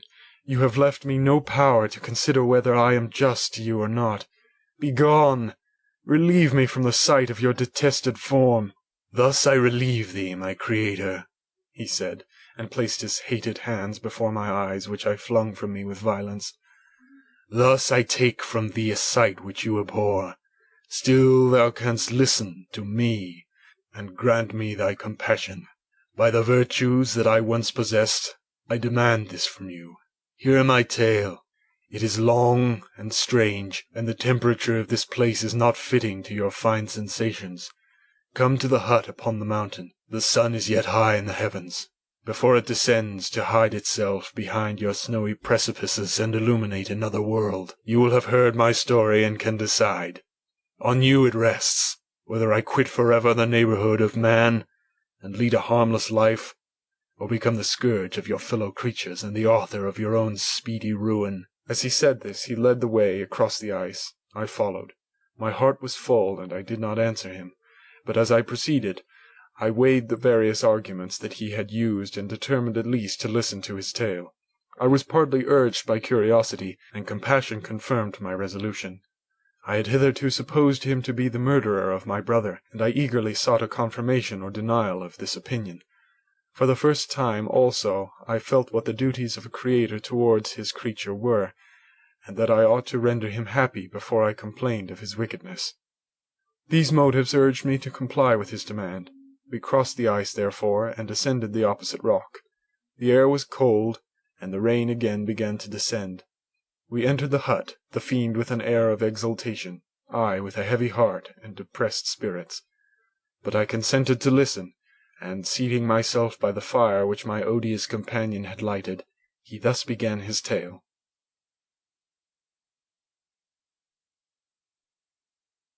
Chapter 11. It is with considerable difficulty that I remember the original era of my being. All the events of that period appear confused and indistinct. A strange multiplicity of sensations seized me, and I saw, felt, heard, and smelt at the same time, and it was, indeed, a long time before I learned to distinguish between the operations of my various senses. By degrees I remember a stronger light pressed upon my nerves, so that I was obliged to shut my eyes. Darkness then came over me and troubled me, but hardly had I felt this when, by opening my eyes, as I now suppose, the light poured in upon me again. I walked, and, I believe, descended, but I presently found a great alteration in my sensations. Before, dark and opaque bodies had surrounded me, impervious to my touch or sight, but I now found that I could wander on at liberty, with no obstacles which I could not either surmount or avoid. The light became more and more oppressive to me, and the heat wearying me as I walked. I sought a place where I could receive shade. This was the forest near Ingolstadt, and here I lay by the side of a brook, resting from my fatigue, until I felt tormented by hunger and thirst. This roused me from my nearly dormant state, and I ate some berries which I found hanging on the trees or lying on the ground. I slaked my thirst at the brook, and then lying down was overcome by sleep. It was dark when I awoke. I felt cold also, and half frightened, as it were, instinctively, finding myself so desolate. Before I had quitted your apartment, on a sensation of cold, I had covered myself with some clothes, but these were insufficient to secure me from the dews of night. I was a poor, helpless, miserable wretch. I knew and could distinguish nothing. But feeling pain invade me on all sides, I sat down and wept. Soon a gentle light stole over the heavens and gave me a sensation of pleasure. I started up and beheld a radiant form rise from among the trees. The moon. I gazed with a kind of wonder. It moved slowly, but it enlightened my path, and I again went out in search of berries. I was still cold when under one of the trees I found a huge cloak, with which I covered myself, and sat down upon the ground. No distinct ideas occupied my mind. All was confused. I felt light, and hunger, and thirst, and darkness. Innumerable sounds rang in my ears, and on all sides various scents saluted me. The only object that I could distinguish was the bright moon, and I fixed my eyes on that with pleasure. Several changes of day and night passed, and the orb of night had greatly lessened, when I began to distinguish my sensations from each other. I gradually saw plainly the clear stream that supplied me with drink, and the trees that shaded me with their foliage. I was delighted when I first discovered that a pleasant sound, which often saluted my ears, proceeded from the throats of the little winged animals who had often intercepted the light from my eyes. I began also to observe with greater accuracy the forms that surrounded me, and to perceive the boundaries of the radiant roof of light which canopied me. Sometimes I tried to imitate the pleasant songs of the birds, but was unable. Sometimes I wished to express my sensations in my own mode, but the uncouth and inarticulate sounds which broke from me frightened me into silence again. The moon had disappeared from the night, and again, with a lessened form, showed itself while I still remained in the forest. My sensations had by this time become distinct, and my mind received every day additional ideas. My eyes became accustomed to the light and to perceive objects in their right forms. I distinguished the insects from the herb, and by degrees one herb from another. I found that the sparrow uttered none but harsh notes, whilst those of the blackbird and thrush were sweet and enticing. One day, when I was oppressed by cold, I found a fire which had been left by some wandering beggars, and was overcome with delight at the warmth I experienced from it. In my joy I thrust my hand into the live embers, but quickly drew it out again with a cry of pain. How strange, I thought, that the same cause should produce such opposite effects. I examined the materials of the fire, and to my joy found it to be composed of wood. I quickly collected some branches, but they were wet and would not burn. I was pained at this, and sat still, watching the operation of the fire. The wet wood which I had placed near the heat dried and itself became inflamed. I reflected on this, and by touching the various branches, I discovered the cause, and busied myself in collecting a great quantity of wood, that I might dry it and have a plentiful supply of fire. When night came on and brought sleep with it, I was in the greatest fear lest my fire should be extinguished. I covered it carefully with dry wood and leaves, and placed wet branches upon it, and then, spreading my cloak, I lay on the ground and sank into sleep. It was morning when I awoke, and my first care was to visit the fire. I uncovered it, and a gentle breeze quickly fanned it into a flame.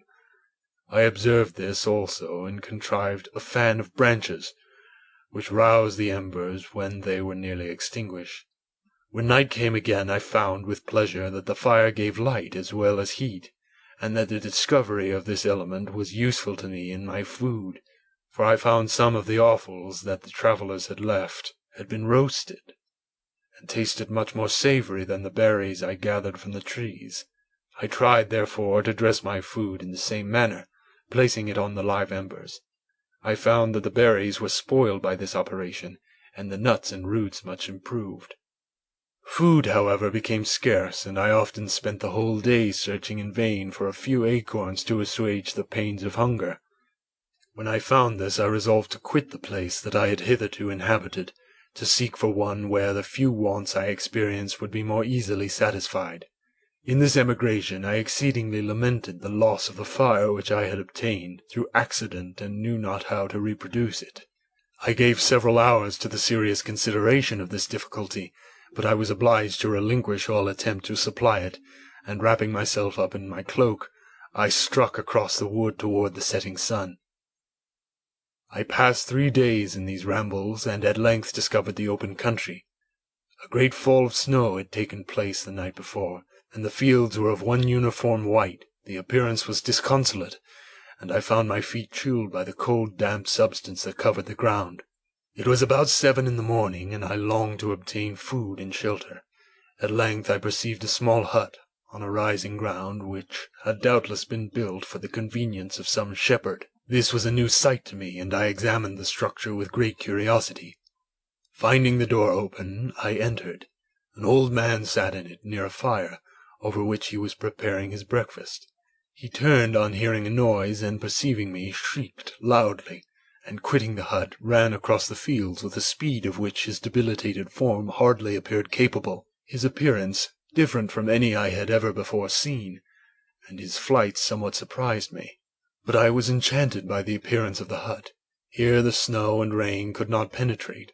The ground was dry, and it presented to me then as exquisite and divine a retreat as pandemonium appeared to the demons of hell after their sufferings in the lake of fire.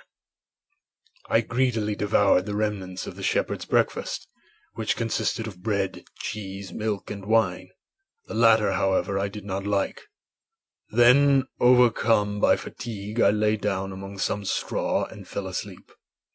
It was noon when I awoke, and allured by the warmth of the sun, which shone brightly in the white ground, I determined to recommence my travels, and, depositing the remains of the peasant's breakfast in a wallet I found, I proceeded across the fields for several hours, until at sunset I arrived at a village.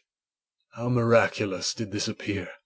The huts, the neater cottages, and stately houses engaged my admiration by turns.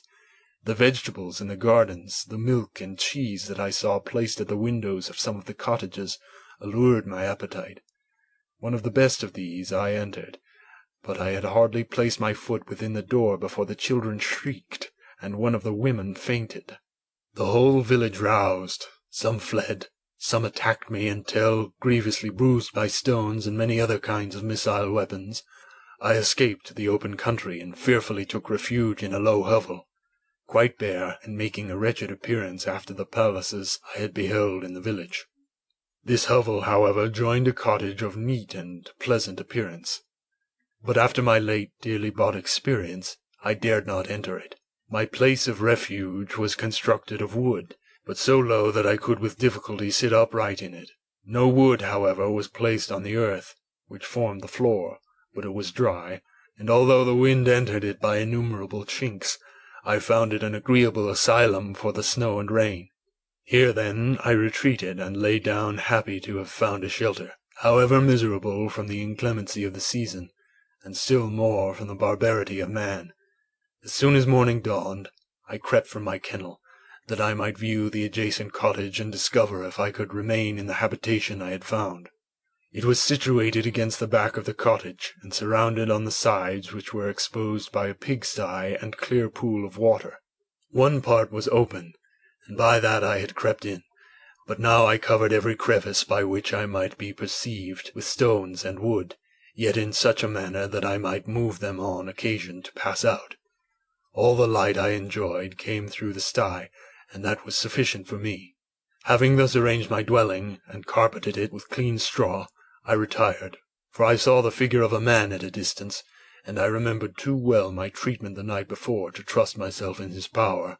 I had first, however, provided my sustenance for that day by a loaf of coarse bread, which I purloined, and a cup with which I could drink more conveniently than from my hand of the pure water which flowed by my retreat. The floor was a little raised, so that it was kept perfectly dry, and by its vicinity to the chimney of the cottage it was tolerably warm. Being thus provided, I resolved to reside in this hovel until something should occur which might alter my determination. It was indeed a paradise compared to the bleak forest, my former residence, the rain-dropping branches and dank earth. I ate my breakfast with pleasure, and was about to remove a plank to procure myself a little water, when I heard a step, and looking through a small chink, I beheld a young creature, with a pail on her head, passing before my hovel. The girl was young and of gentle demeanour, unlike what I have since found cottagers and farmhouse servants to be. Yet she was meanly dressed, a coarse blue petticoat and linen jacket being her only garb. Her fair hair was plaited but not adorned. She looked patient, yet sad. I lost sight of her, and in about a quarter of an hour she returned bearing the pail, which was now partly filled with milk. As she walked along, seeming incommoded by her burden, a young man met her, whose countenance expressed a deeper despondence. Uttering a few sounds with an air of melancholy, he took the pail from her head and bore it to the cottage himself. She followed, and they disappeared. Presently I saw the young man again, with some tools in his hand, cross the field behind the cottage, and the girl was also busied, sometimes in the house and sometimes in the yard. On examining my dwelling, I found that one of the windows of the cottage had formerly occupied a part of it, but the panes had been filled up with wood. In one of these was a small and almost imperceptible chink, through which the eye could just penetrate. Through this crevice a small room was visible, whitewashed and clean, but very bare of furniture. In one corner, near a small fire, sat an old man, leaning his head on his hands in a disconsolate attitude. The young girl was occupied in arranging the cottage, but presently she took something out of a drawer, which employed her hands, and she sat down beside the old man, who, taking up an instrument, began to play and produce sounds sweeter than the voice of the thrush or the nightingale. It was a lovely sight even to me, poor wretch who had never beheld aught beautiful before. The silver hair and benevolent countenance of the aged cottager won my reverence, while the gentle manners of the girl enticed my love. He played a sweet mournful air, which I perceived drew tears from the eyes of his amiable companion, of which the old man took no notice, until she sobbed audibly. He then pronounced a few sounds, and the fair creature, leaving her work, knelt at his feet. He raised her and smiled with such kindness and affection that I felt sensations of a peculiar and overpowering nature. They were a mixture of pain and pleasure, such as I had never before experienced, either from hunger or cold, warmth or food, and I withdrew from the window, unable to bear these emotions. Soon after this the young man returned, bearing on his shoulders a load of wood. The girl met him at the door, helped to relieve him of his burden, and taking some of the fuel into the cottage, placed it on the fire. Then she and the youth went apart into a nook of the cottage, and he showed her a large loaf and piece of cheese. She seemed pleased, and went into the garden for some roots and plants, which she placed in water, and then upon the fire. She afterwards continued her work, whilst the young man went into the garden and appeared busily employed in digging and pulling up roots. After he had been employed thus about an hour, the young woman joined him, and they entered the cottage together. The old man had, in the meantime, been pensive, but on the appearance of his companions he assumed a more cheerful air, and they sat down to eat. The meal was quickly dispatched. The young woman was again occupied in arranging the cottage. The old man walked before the cottage in the sun for a few minutes, leaning on the arm of the youth. Nothing could exceed in beauty the contrast between these two excellent creatures. One was old, with silver hairs and a countenance beaming with benevolence and love.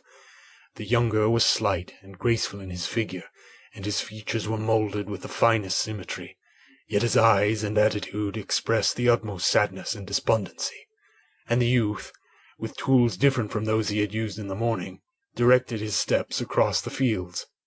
Night quickly shut in, but to my extreme wonder I found that the cottagers had a means of prolonging light by the use of tapers, and was delighted to find that the setting of the sun did not put an end to the pleasure I experienced in watching my human neighbours.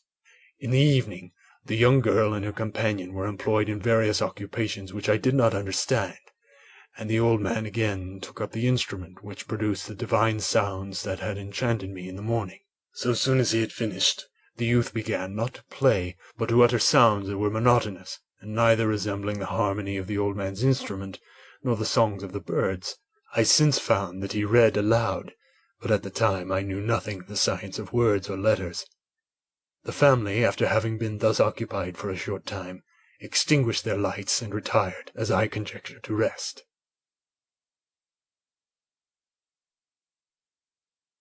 Chapter 12. I lay on the straw, but I could not sleep. I thought of the occurrences of the day. What chiefly struck me was the gentle manners of these people, and I longed to join them, but dared not. I remembered too well the treatment I had suffered the night before from the barbarous villagers, and resolved whatever course of conduct I might hereafter think it right to pursue, that for the present I would remain quietly in my hovel, watching and endeavoring to discover the motives which influenced their actions. The cottagers arose the next morning before the sun. The young woman arranged the cottage and prepared the food, and the youth departed after the first meal. This day was passed in the same routine as that which preceded it. The young man was constantly employed out of doors, and the girl in various laborious occupations within. The old man, whom I soon perceived to be blind, employed his leisure hours on his instrument or in contemplation. Nothing could exceed the love and respect which the younger cottagers exhibited towards their venerable companion. They performed towards him every little office and affection and duty with gentleness, and he rewarded them by his benevolent smiles. They were not entirely happy. The young man and his companion often went apart and appeared to weep. I saw no cause for their unhappiness, but I was deeply affected by it. If such lovely creatures were miserable, it was less strange that I, an imperfect and solitary being, should be wretched. Yet why were these gentle beings unhappy? They possessed a delightful house, for such it was in my eyes, and every luxury. They had a fire to warm them when chill and delicious viands were hungry. They were dressed in excellent clothes, and still more they enjoyed one another's company and speech, interchanging each day looks of affection and kindness. What did their tears imply? Did they really express pain? I was at first unable to solve these questions, but perpetual attention and time explained to me many appearances which were at first enigmatic. A considerable period elapsed before I discovered one of the causes of the uneasiness of this amiable family. It was poverty, and they suffered that evil in a very distressing degree. Their nourishment consisted entirely of the vegetables of their garden and the milk of one cow, which gave very little during the winter when its masters could scarcely procure food to support it. They often, I believe, suffered the pangs of hunger very poignantly, especially the two younger cottagers, for several times they placed food before the old man when they reserved none for themselves. This trait of kindness moved me sensibly. I had been accustomed, during the night, to steal a part of their store for my own consumption, but when I found that in doing this I inflicted pain on the cottagers, I abstained and satisfied myself with berries, nuts, and roots which I gathered from a neighboring wood. I discovered also another means through which I was enabled to assist their labors. I found that the youth spent a great part of each day in collecting wood for the family fire, and that during the night I often took his tools, the use of which I quickly discovered, and brought home firing sufficient for the consumption of several days. I remember the first time that I did this. The young woman, when she opened the door in the morning, appeared greatly astonished on seeing a great pile of wood on the outside. She uttered some words in a loud voice, and the youth joined her, who also expressed surprise. I observed with pleasure that he did not go to the forest that day, but spent it in repairing the cottage and cultivating the garden. By degrees I made a discovery of still greater moment. I found that these people possessed a method of communicating their experience and feelings to one another by articulate sounds. I perceived that the words they spoke sometimes produced pleasure or pain, smiles or sadness, in the minds and countenances of the hearers. This was indeed a godlike science, and I ardently desired to become acquainted with it. But I was baffled in every attempt I made for this purpose. Their pronunciation was quick, and the words they uttered not having any apparent connection with visible objects. I was unable to discover any clue by which I could unravel the mystery of their reference. By great application, however, and after having remained during the space of several revolutions of the moon in my hovel, I discovered the names that were given to some of the most familiar objects of discourse. I learned and applied the words fire, milk, bread, and wood. I learned also the names of the cottagers themselves. The youth and his companion had each of them several names, but the old man had only one, which was father. The girl was called sister or Agatha, and the youth Felix, brother or son. I cannot describe the delight I felt when I learned the ideas appropriated to each of these sounds and was able to pronounce them. I distinguished several other words without being able as yet to understand or apply them, such as good, dearest, unhappy. I spent the winter in this manner. The gentle manners and beauty of the cottagers greatly endeared them to me. When they were unhappy, I felt depressed. When they rejoiced, I sympathized in their joys. I saw few human beings besides them, and if any other happened to enter the cottage, their harsh manners and rude gait only enhanced to me the superior accomplishments of my friends. The old man, I could perceive, often endeavored to encourage his children, as sometimes I found that he called them, to cast off their melancholy. He would talk in a cheerful accent, with an expression of goodness that bestowed pleasure even upon me.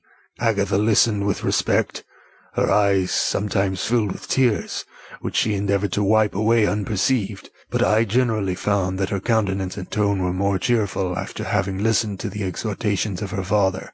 It was not thus with Felix. He was always the saddest of the group, and even to my unpractised senses he appeared to have suffered more deeply than his friends. But if his countenance was more sorrowful, his voice was more cheerful than that of his sister, especially when he addressed the old man. I could mention innumerable instances which, although slight, marked the dispositions of these amiable cottagers in the midst of poverty and want. Felix carried with pleasure to his sister the first little white flower that peeped out from beneath the snowy ground. Early in the morning, before she had risen, he cleared away the snow that obstructed her path to the milk-house, drew water from the well, and brought the wood from the outhouse, where, to his perpetual astonishment, he found his store always replenished by an invisible hand. In the day, I believe, he worked sometimes for a neighbouring farmer, because he often went forth and did not return until dinner, yet brought no wood with him.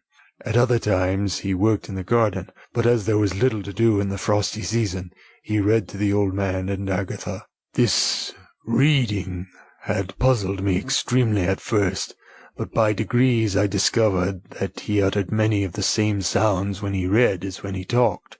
I conjectured, therefore, that he found on the paper signs for speech which he understood, and I ardently longed to comprehend these also. But how is that possible when I did not even understand the sounds for which they stood as signs?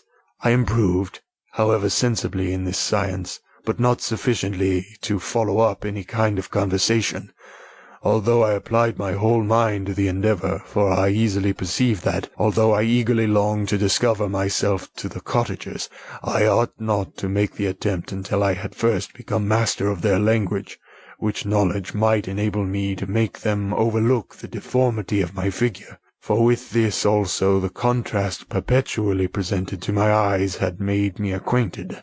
I admired the perfect forms of my cottagers, their grace, beauty, and delicate complexions, but how was I terrified when I viewed myself in a transparent pool. At first I started back, unable to believe that it was indeed I who reflected in the mirror, and when I became fully convinced that I was in reality the monster that I am, I was filled with the bitterest sensations of despondence and mortification. Alas! I did not yet entirely know the fatal effects of this miserable deformity. As the sun became warmer and the light of day longer, the snow vanished, and I beheld the bare trees and black earth. From this time Felix was more employed, and the heart-moving indications of impending famine disappeared. Their food, as I afterwards found, was coarse, but it was wholesome, and they procured a sufficiency of it. Several new kinds of plants sprang up in the garden, which they dressed, and these signs of comfort increased daily as the season advanced. The old man, leaning on his son, walked each day at noon, when it did not rain, as I found it was called when the heavens poured forth its waters. This frequently took place, but a high wind quickly dried the earth, and the season became far more pleasant than it had been. My mode of life in my hovel was uniform. During the morning I attended the motions of the cottagers, and when they were dispersed in various occupations, I slept. The remainder of the day was spent in observing my friends. When they retired to rest, if there was any moon or the night was starlit, I went into the woods and collected my own food and fuel for the cottage. When I returned, as often as it was necessary, I cleared their path from the snow and performed these offices that I had seen done by Felix. I afterwards found that these labours, performed by an invisible hand, greatly astonished them, and once or twice I heard them on these occasions utter the words, "Good Spirit," "Wonderful," but I did not then understand the signification of these terms. My thoughts now became more active, and I longed to discover the motives and feelings of these lovely creatures. I was inquisitive to know why Felix appeared so miserable and Agatha so sad. I thought, foolish wretch, that it might be in my power to restore happiness to these deserving people. When I slept, or was absent, the forms of the venerable blind father, the gentle Agatha, and the excellent Felix flitted before me. I looked upon them as superior beings, who would be the arbiters of my future destiny. I formed in my imagination 1,000 pictures of presenting myself to them, and their reception of me. I imagined that they would be disgusted, until by my gentle demeanour and conciliating words I should first win their favour and afterwards their love. These thoughts exhilarated me and led me to apply with fresh ardour to the acquiring the art of language. My organs were indeed harsh, but supple, and although my voice was very unlike the soft music of their tones, yet I pronounced such words as I understood with tolerable ease.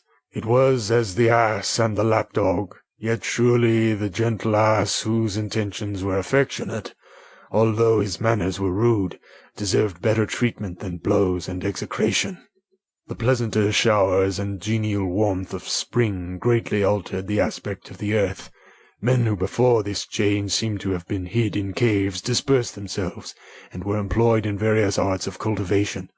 The birds sang in more cheerful notes, and the leaves began to bud forth in the trees. Happy, happy earth, fit habitation for gods, which so short a time before was bleak, damp, and unwholesome. My spirits were elevated by the enchanting appearance of nature. The past was blotted from my memory, the present was tranquil, and the future gilded by bright rays of hope and anticipations of joy. Chapter 13. I now hasten to the more moving part of my story. I shall relate the events that impressed me with feelings which, from what I had been, have made me what I am. Spring advanced rapidly. The weather became fine and the skies cloudless. It surprised me that what before was desert and gloomy should now bloom with the most beautiful flowers and verdure. My senses were gratified and refreshed by 1,000 scents of delight and 1,000 sights of beauty. It was on one of these days, when my cottagers periodically rested from labour, the old man played on his guitar, and the children listened to him, that I observed the countenance of Felix was melancholy beyond expression. He sighed frequently, and once his father paused in his music, and I conjectured by his manner that he inquired the cause of his son's sorrow. Felix replied in a cheerful accent, and the old man was recommencing his music, when someone tapped at the door. It was a lady on horseback, accompanied by a countryman as a guide. The lady was dressed in a dark suit and covered with a thick black veil. Agatha asked a question, to which the stranger only replied by pronouncing, in a sweet accent, the name of Felix. Her voice was musical, but unlike that of either of my friends. On hearing this word, Felix came up hastily to the lady, who, when she saw him, threw up her veil, and I beheld a countenance of angelic beauty and expression. Her hair of a shining raven black, and curiously braided. Her eyes were dark, but gentle, although animated. her features of a regular proportion, and her complexion wondrously fair, each cheek tinged with a lovely pink. Felix seemed ravished with delight when he saw her. Every trait of sorrow vanished from his face, and it instantly expressed a degree of ecstatic joy, of which I could hardly have believed it capable. His eyes sparkled as his cheek flushed with pleasure, and at that moment I thought him as beautiful as the stranger. She appeared affected by different feelings. Wiping a few tears from her lovely eyes, she held out her hand to Felix, who kissed it rapturously and called her, as well as I could distinguish, his sweet Arabian. She did not appear to understand him, but smiled. He assisted her to dismount, and dismissing her guide, conducted her into the cottage. Some conversation took place between him and his father, and the young stranger knelt at the old man's feet, and would have kissed his hand, but he raised her and embraced her affectionately.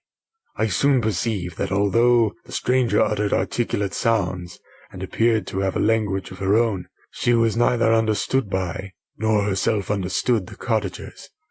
They made many signs which I did not comprehend, but I saw that her presence diffused gladness through the cottage, dispelling their sorrow as the sun dissipates morning mists. Felix seemed peculiarly happy, and with the smiles of delight welcomed his Arabian.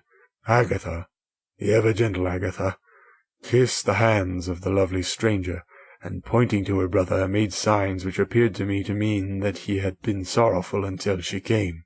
Some hours passed thus, while they by their countenances expressed joy, the cause of which I did not comprehend. Presently I found, by the frequent recurrence of some sound which the stranger repeated after them, that she was endeavouring to learn their language, and the idea instantly occurred to me that I should make use of the same instruction to the same end. The stranger learned about 20 words at the first lesson. Most of them, indeed, were those which I had before understood, but I profited by the others. As night came on, Agatha and the Arabian retired early. When they separated, Felix kissed the hand of the stranger and said, "Good night, sweet Safie." He sat up much longer, conversing with his father, and by the frequent repetition of her name I conjectured that their lovely guest was the subject of their conversation. I ardently desired to understand them, and bent every faculty towards that purpose, but found it utterly impossible. The next morning Felix went out to his work, and after the usual occupations of Agatha were finished, the Arabian sat at the feet of the old man, and, taking his guitar, played some airs so entrancingly beautiful that they at once drew tears of sorrow and delight from my eyes. She sang, and her voice flowed in a rich cadence, swelling or dying away like a nightingale of the woods. When she had finished, she gave the guitar to Agatha, who had first declined it. She played a simple air, and her voice accompanied it in sweet accents, but unlike the wondrous strain of the stranger. The old man appeared enraptured, and said some words, which Agatha endeavoured to explain to Safie, and by which he appeared to wish to express that she bestowed on him the greatest delight by her music. The days now passed as peaceably as before, with the sole alteration that joy had taken place of sadness in the countenances of my friends. Safie was always gay and happy. She and I improved rapidly in the knowledge of language, so that in 2 months I began to comprehend most of the words uttered by my protectors. In the meanwhile also the black ground was covered with herbage, and the green banks interspersed with innumerable flowers, sweet to the scent and the eyes, stars of pale radiance among the moonlight woods. The sun became warmer, the nights clear and balmy, and my nocturnal rambles were an extreme pleasure to me, although they were considerably shortened by the late setting and early rising of the sun, for I never ventured abroad during daylight, fearful of meeting with the same treatment I had formerly endured in the first village which I entered. My days were spent in close attention, that I might more speedily master the language, and I may boast that I improved more rapidly than the Arabian, who understood very little and conversed in broken accents, whilst I comprehended and could imitate almost every word that was spoken. While I improved in speech, I also learned the science of letters, as it was taught to the stranger, and this opened before me a wide field for wonder and delight. The book from which Felix instructed Safie was Volney's Ruins of Empires. I should not have understood the purport of this book had not Felix in reading it given very minute explanations. He had chosen this work, he said, because the declamatory style was framed in the imitation of the Eastern authors. Through this work I obtained a cursory knowledge of history and a view of the several empires at present existing in the world. It gave me an insight into the manners, governments, and religions of the different nations of the earth.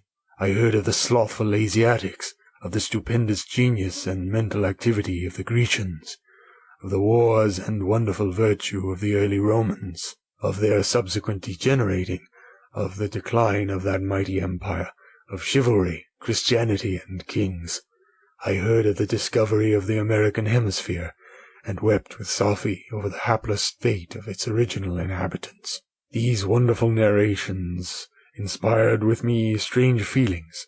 Was it man, indeed, at once so powerful, so virtuous and magnificent, yet so vicious and base? He appeared at one time a mere scion of the evil principle, and at another as all that can be conceived of noble and godlike. To be a great and virtuous man appeared the highest honor that can befall a sensitive being. To be base and vicious, as many on record have been, appeared the lowest degradation, a condition more abject than that of the blind mole or harmless worm. For a long time I could not conceive how one man could go forth to murder his fellow, or even why there were laws and governments. But when I heard details of vice and bloodshed, my wonder ceased, and I turned away with disgust and loathing. Every conversation of the cottagers now opened new wonders to me. While I listened to the instructions which Felix bestowed upon the Arabian, the strange system of human society was explained to me. I heard of the division of property, of immense wealth and squalid poverty, of rank, descent, and noble blood. The words induced me to turn towards myself. I learned that the possessions most esteemed by your fellow creatures were high and unsullied descent united with riches. A man might be respected with only one of these advantages, but without either he was considered, except in very rare instances, as a vagabond and a slave, doomed to waste his powers for the profits of the chosen few. And what was I?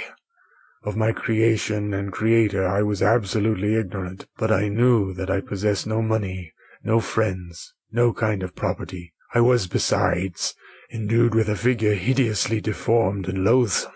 I was not even of the same nature as man. I was more agile than they, and could subsist upon a coarser diet. I bore the extremities of heat and cold with less injury to my frame. My stature far exceeded theirs.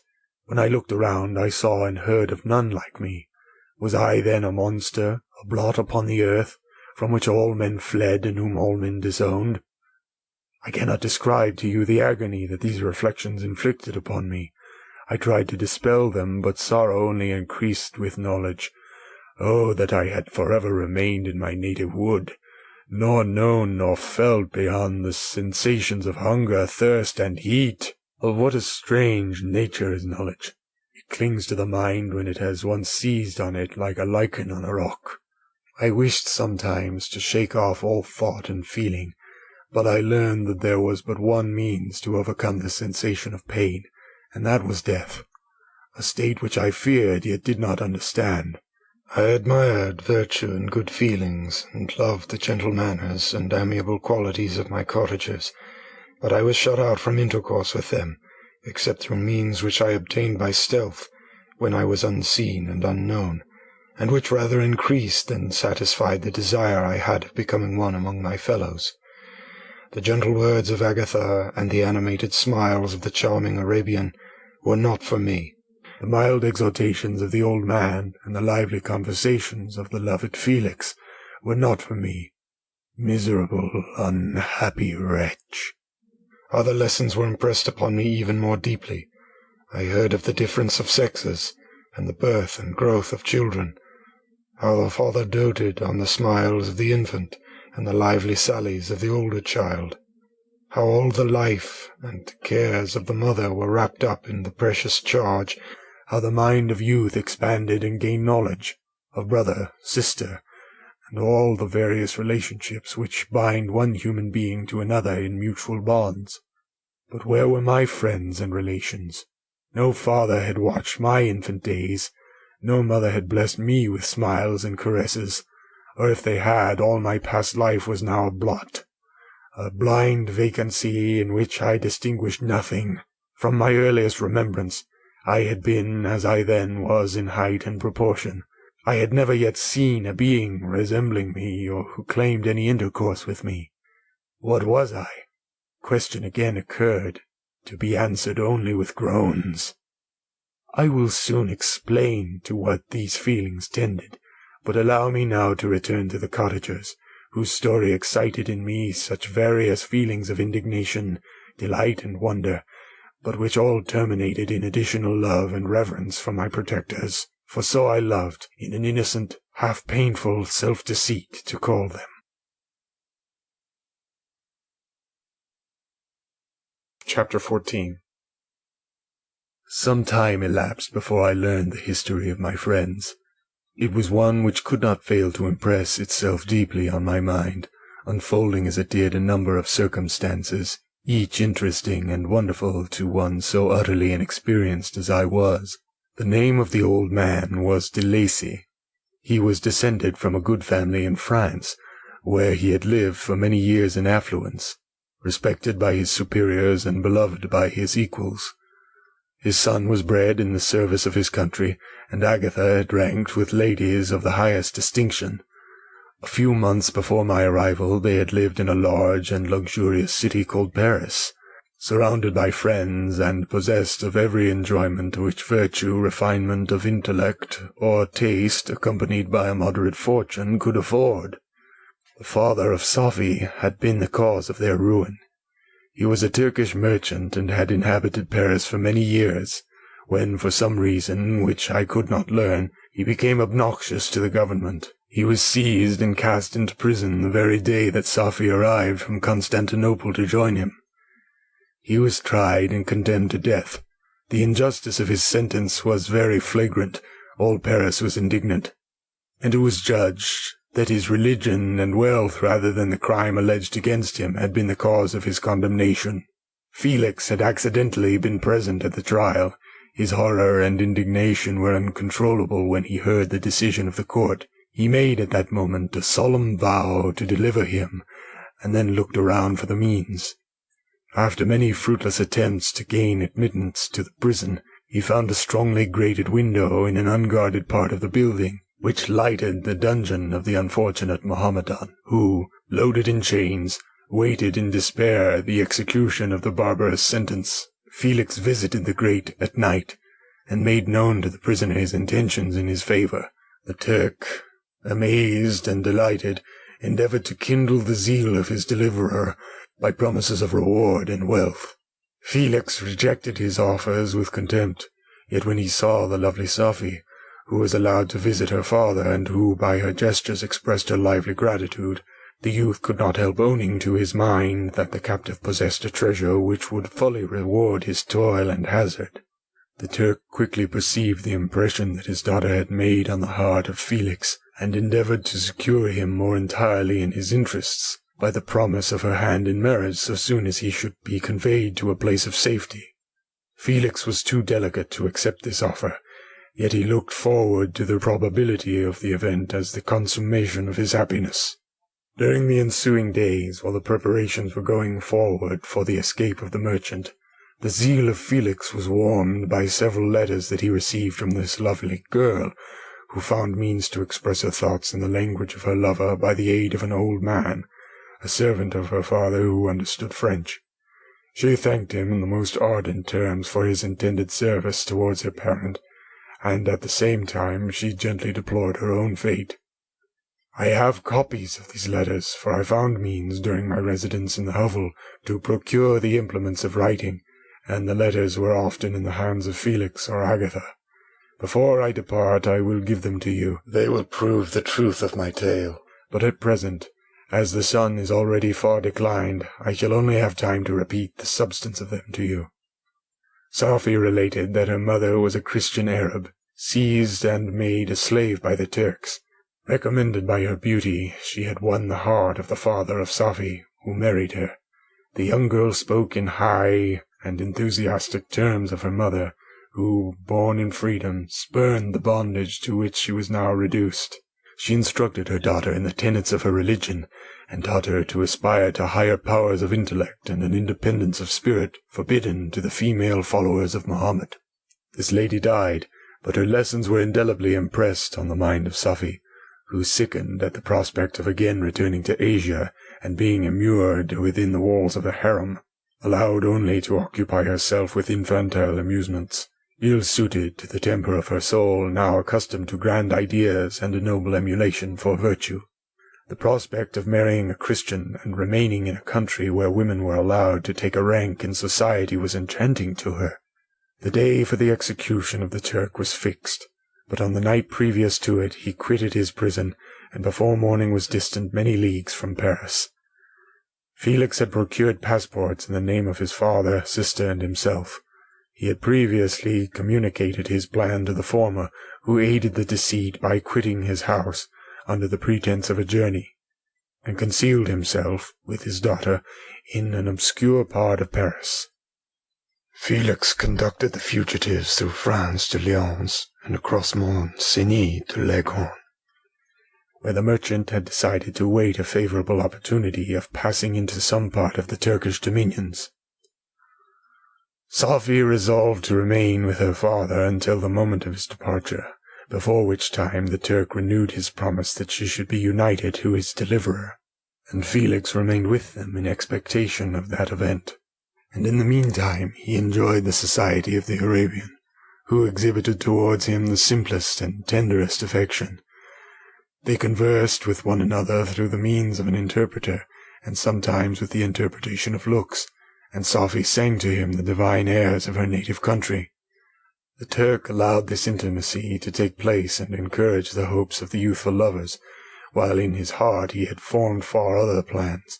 He loathed the idea that his daughter should be united to a Christian, but he feared the resentment of Felix if he should appear lukewarm, for he knew that he was still in the power of his deliverer, if he should choose to betray him to the Italian state which they inhabited.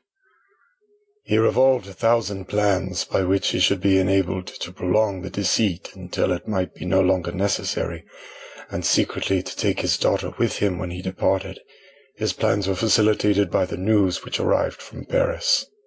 The government of France were greatly enraged at the escape of their victim, and spared no pains to detect and punish his deliverer. The plot of Felix was quickly discovered, and De Lacy and Agatha were thrown into prison. The news reached Felix, and roused him from his dream of pleasure. His blind and aged father and his gentle sister lay in a noisome dungeon, while he enjoyed the free air and the society of her whom he loved. This idea was torture to him.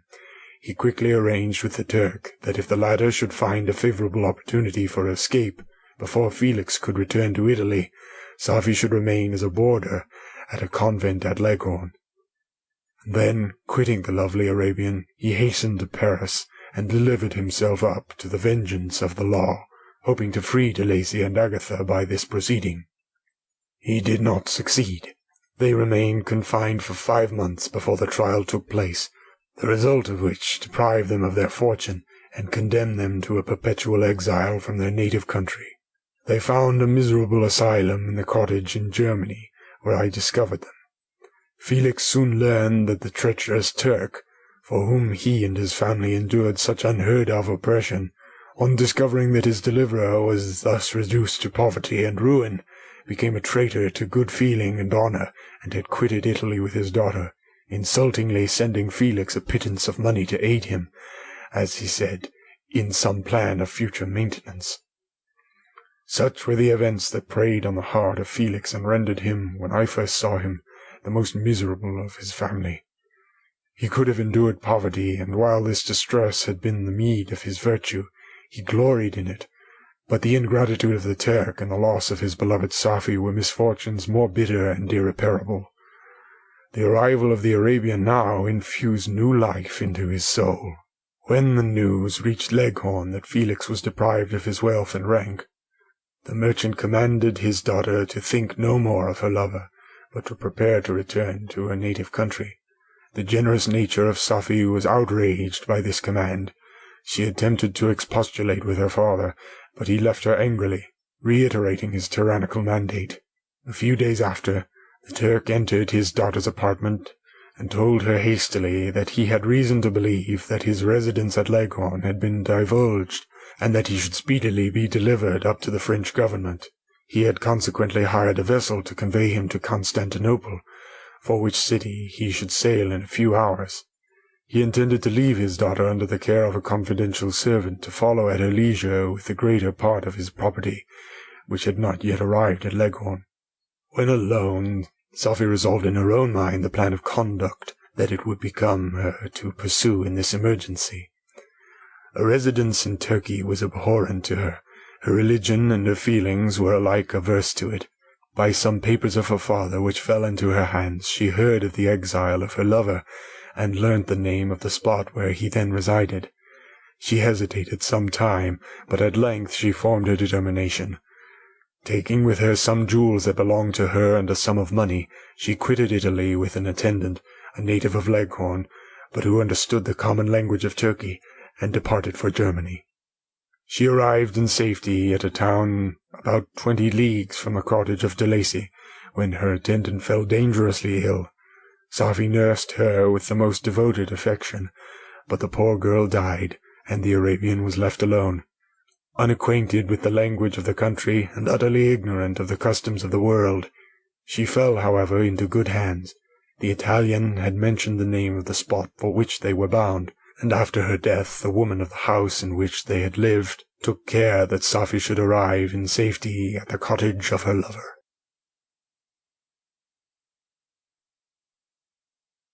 Chapter 15.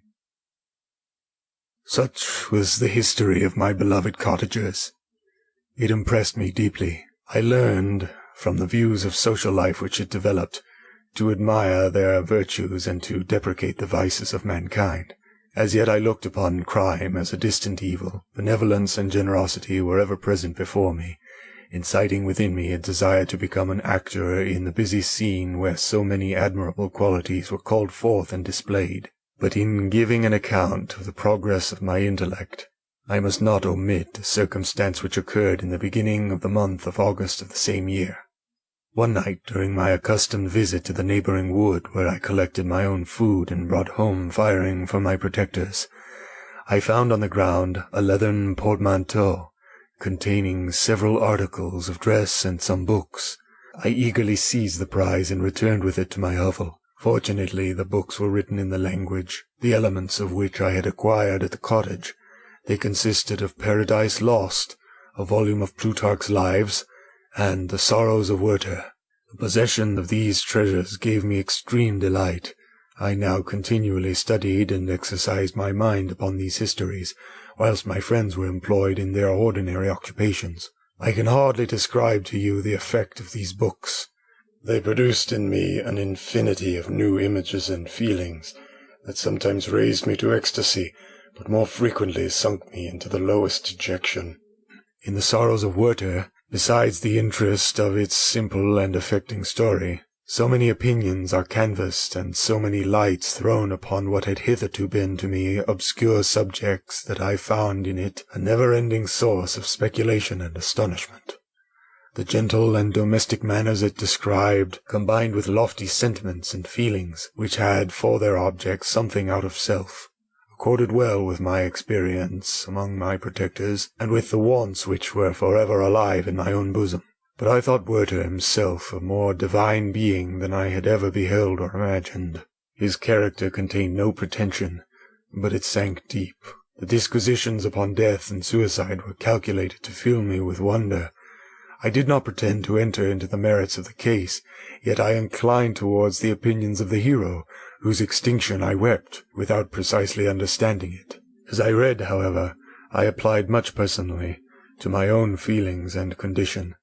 I found myself similar, yet at the same time strangely unlike, to the beings concerning whom I read, and to whose conversation I was a listener. I sympathized with and partly understood them, but I was unformed in mind. I was dependent on none and related to none.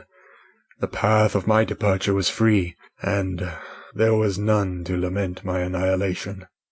My person was hideous, and my stature gigantic. What did this mean? Who was I? What was I? Whence did I come? What was my destination? These questions continually recurred, but I was unable to solve them. The volume of Plutarch's Lives which I possessed contained the histories of the first founders of the ancient republics. This book had a far different effect upon me from the Sorrows of Werther. I learned from Werther's imagination, despondency, and gloom, but Plutarch taught me high thoughts. He elevated me above the wretched sphere of my own reflections, to admire and love the heroes of past ages. Many things, I read, surpassed my understanding and experience. I had a very confused knowledge of kingdoms, wide extents of country, mighty rivers, and boundless seas, but I was perfectly unacquainted with towns and large assemblages of men. The cottage of my protectors had been the only school in which I had studied human nature, but this book developed new and mightier scenes of action. I read of men concerned in public affairs, governing or massacring their species. I felt the greatest ardor for virtue rise within me, and abhorrence for vice, as far as I understood the signification of those terms, relative as they were, as I applied them, to pleasure and pain alone. Induced by these feelings, I was of course led to admire peaceable lawgivers, Numa, Solon, and Lycurgus, in preference to Romulus and Theseus. The patriarchal lives of my protectors caused these impressions to take a firm hold on my mind. Perhaps if my first introduction to humanity had been made by a young soldier, burning for glory and slaughter, I should have been imbued with different sensations. But Paradise Lost excited different and far deeper emotions. I read it, as I had read the other volumes which had fallen into my hands, as a true history. It moved every feeling of wonder and awe that the picture of an omnipotent God warring with his creatures was capable of exciting. I often referred the several situations, as their similarity struck me, to my own. Like Adam, I was apparently united by no link to any other being in existence, but his state was far different from mine in every other respect.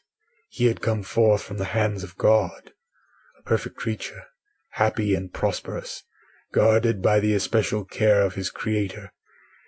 He was allowed to converse with and acquire knowledge from beings of a superior nature. But I was wretched, helpless, and alone. Many times I considered Satan as the fitter emblem of my condition, for often, like him, when I viewed the bliss of my protectors, the bitter gall of envy rose within me. Another circumstance strengthened and confirmed these feelings. Soon after my arrival in the hovel, I discovered some papers in the pocket of the dress which I had taken from your laboratory. At first I had neglected them, but now that I was able to decipher the characters in which they were written, I began to study them with diligence. It was your journal of the 4 months that preceded my creation. You minutely described in these papers every step you took in the progress of your work. This history was mingled with accounts of domestic occurrences. You doubtless recollect these papers. Here they are. Everything is related in them which bears reference to my accursed origin. The whole detail of that series of disgusting circumstances which produced it is set in view. The minutest description of my odious and loathsome person is given, in language which painted your own horrors and rendered mine indelible. I sickened as I read. "Hateful day when I received life!" I exclaimed in agony. "Accursed Creator! Why did you form a monster so hideous that even you turned from me in disgust? God in pity made man beautiful and alluring after his own image, but my form is a filthy type of yours, more horrid even from the very resemblance. Satan had his companions, fellow devils, to admire and encourage him, but I am solitary and abhorred." These were the reflections of my hours of despondency and solitude. But when I contemplated the virtues of the cottagers, their amiable and benevolent dispositions, I persuaded myself that when they should become acquainted with my admiration of their virtues, they would compassionate me and overlook my personal deformity. Could they turn from their door one, however monstrous, who solicited their compassion and friendship? I resolved at least not to despair, but in every way to fit myself for an interview with them which would decide my fate. I postponed this attempt for some months longer, for the importance attached to its success inspired me with a dread lest I should fail. Besides, I found that my understanding improved so much with every day's experience that I was unwilling to commence this undertaking until a few more months should have added to my sagacity. Several changes in the meantime took place in the cottage. The presence of Safie diffused happiness among its inhabitants, and I also found that a greater degree of plenty resigned there. Felix and Agatha spent more time in amusement and conversation, and were assisted in their labors by servants. They did not appear rich, but they were contented and happy. Their feelings were serene and peaceful, while mine became every day more tumultuous. Increase of knowledge only discovered to me more clearly what a wretched outcast I was.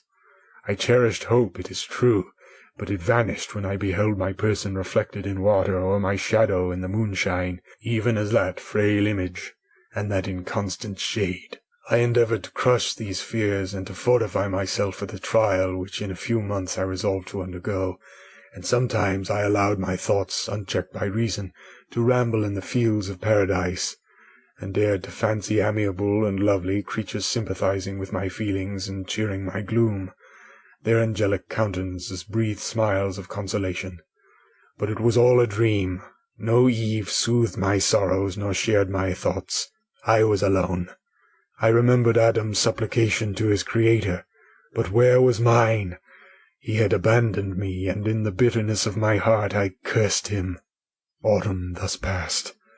I saw with surprise and grief the leaves decay and fall, and nature again assume the barren and bleak appearance it had worn when I first beheld the woods and lovely moon.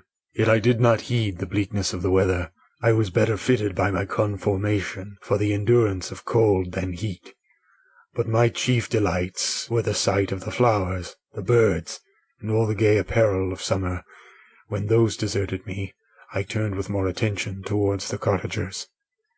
Their happiness was not decreased by the absence of summer. They loved and sympathized with one another, and their joys, depending on each other, were not interrupted by the casualties that took place around them. The more I saw them, the greater became my desire to claim their protection and kindness. My heart yearned to be known and loved by these amiable creatures. To see their sweet looks directed towards me with affection was the utmost limit of my ambition. I dared not think that they would turn them from me with disdain and horror. The poor that stopped at the door were never driven away. I asked, it is true, for greater treasures than a little food or rest. I required kindness and sympathy, but I did not believe myself utterly unworthy of it. The winter advanced, and an entire revolution of the seasons had taken place since I awoke into life. My attention at this time was solely directed towards my plan of introducing myself into the cottage of my protectors. I revolved many projects, but that on which I finally fixed was to enter the dwelling when the blind old man should be alone. I had sagacity enough to discover that the unnatural hideousness of my person was the chief object of horror with those who had formerly beheld me. My voice, although harsh, had nothing terrible in it. I thought, therefore, that if in the absence of his children I could gain the good will and mediation of the old de Lacy, I might by his means be tolerated by my younger protectors. One day, when the sun shone on the red leaves that strewed the ground and diffused cheerfulness, although it denied warmth, Safie, Agatha, and Felix departed on a long country walk, and the old man, at his own desire, was left alone in the cottage. When his children had departed, he took up his guitar and played several mournful but sweet airs, more sweet and mournful than I had ever heard him play before. At first his countenance was illuminated with pleasure, but as he continued, thoughtfulness and sadness succeeded. At length, laying aside the instrument, he sat absorbed in reflection. My heart beat quick. This was the hour and moment of trial which would decide my hopes or realize my fears. The servants were gone to a neighboring fair. All was silent in and around the cottage. It was an excellent opportunity. Yet when I proceeded to execute my plan, my limbs failed me, and I sank to the ground. Again I rose, and exerting all the firmness of which I was master, removed the planks which I had placed before my hovel to conceal my retreat. The fresh air revived me, and with renewed determination I approached the door of the cottage. I knocked. "Who is there?" said the old man. "Come in." I entered. "Pardon this intrusion," said I. "I am a traveller in want of a little rest. You would greatly oblige me if you would allow me to remain a few minutes before the fire."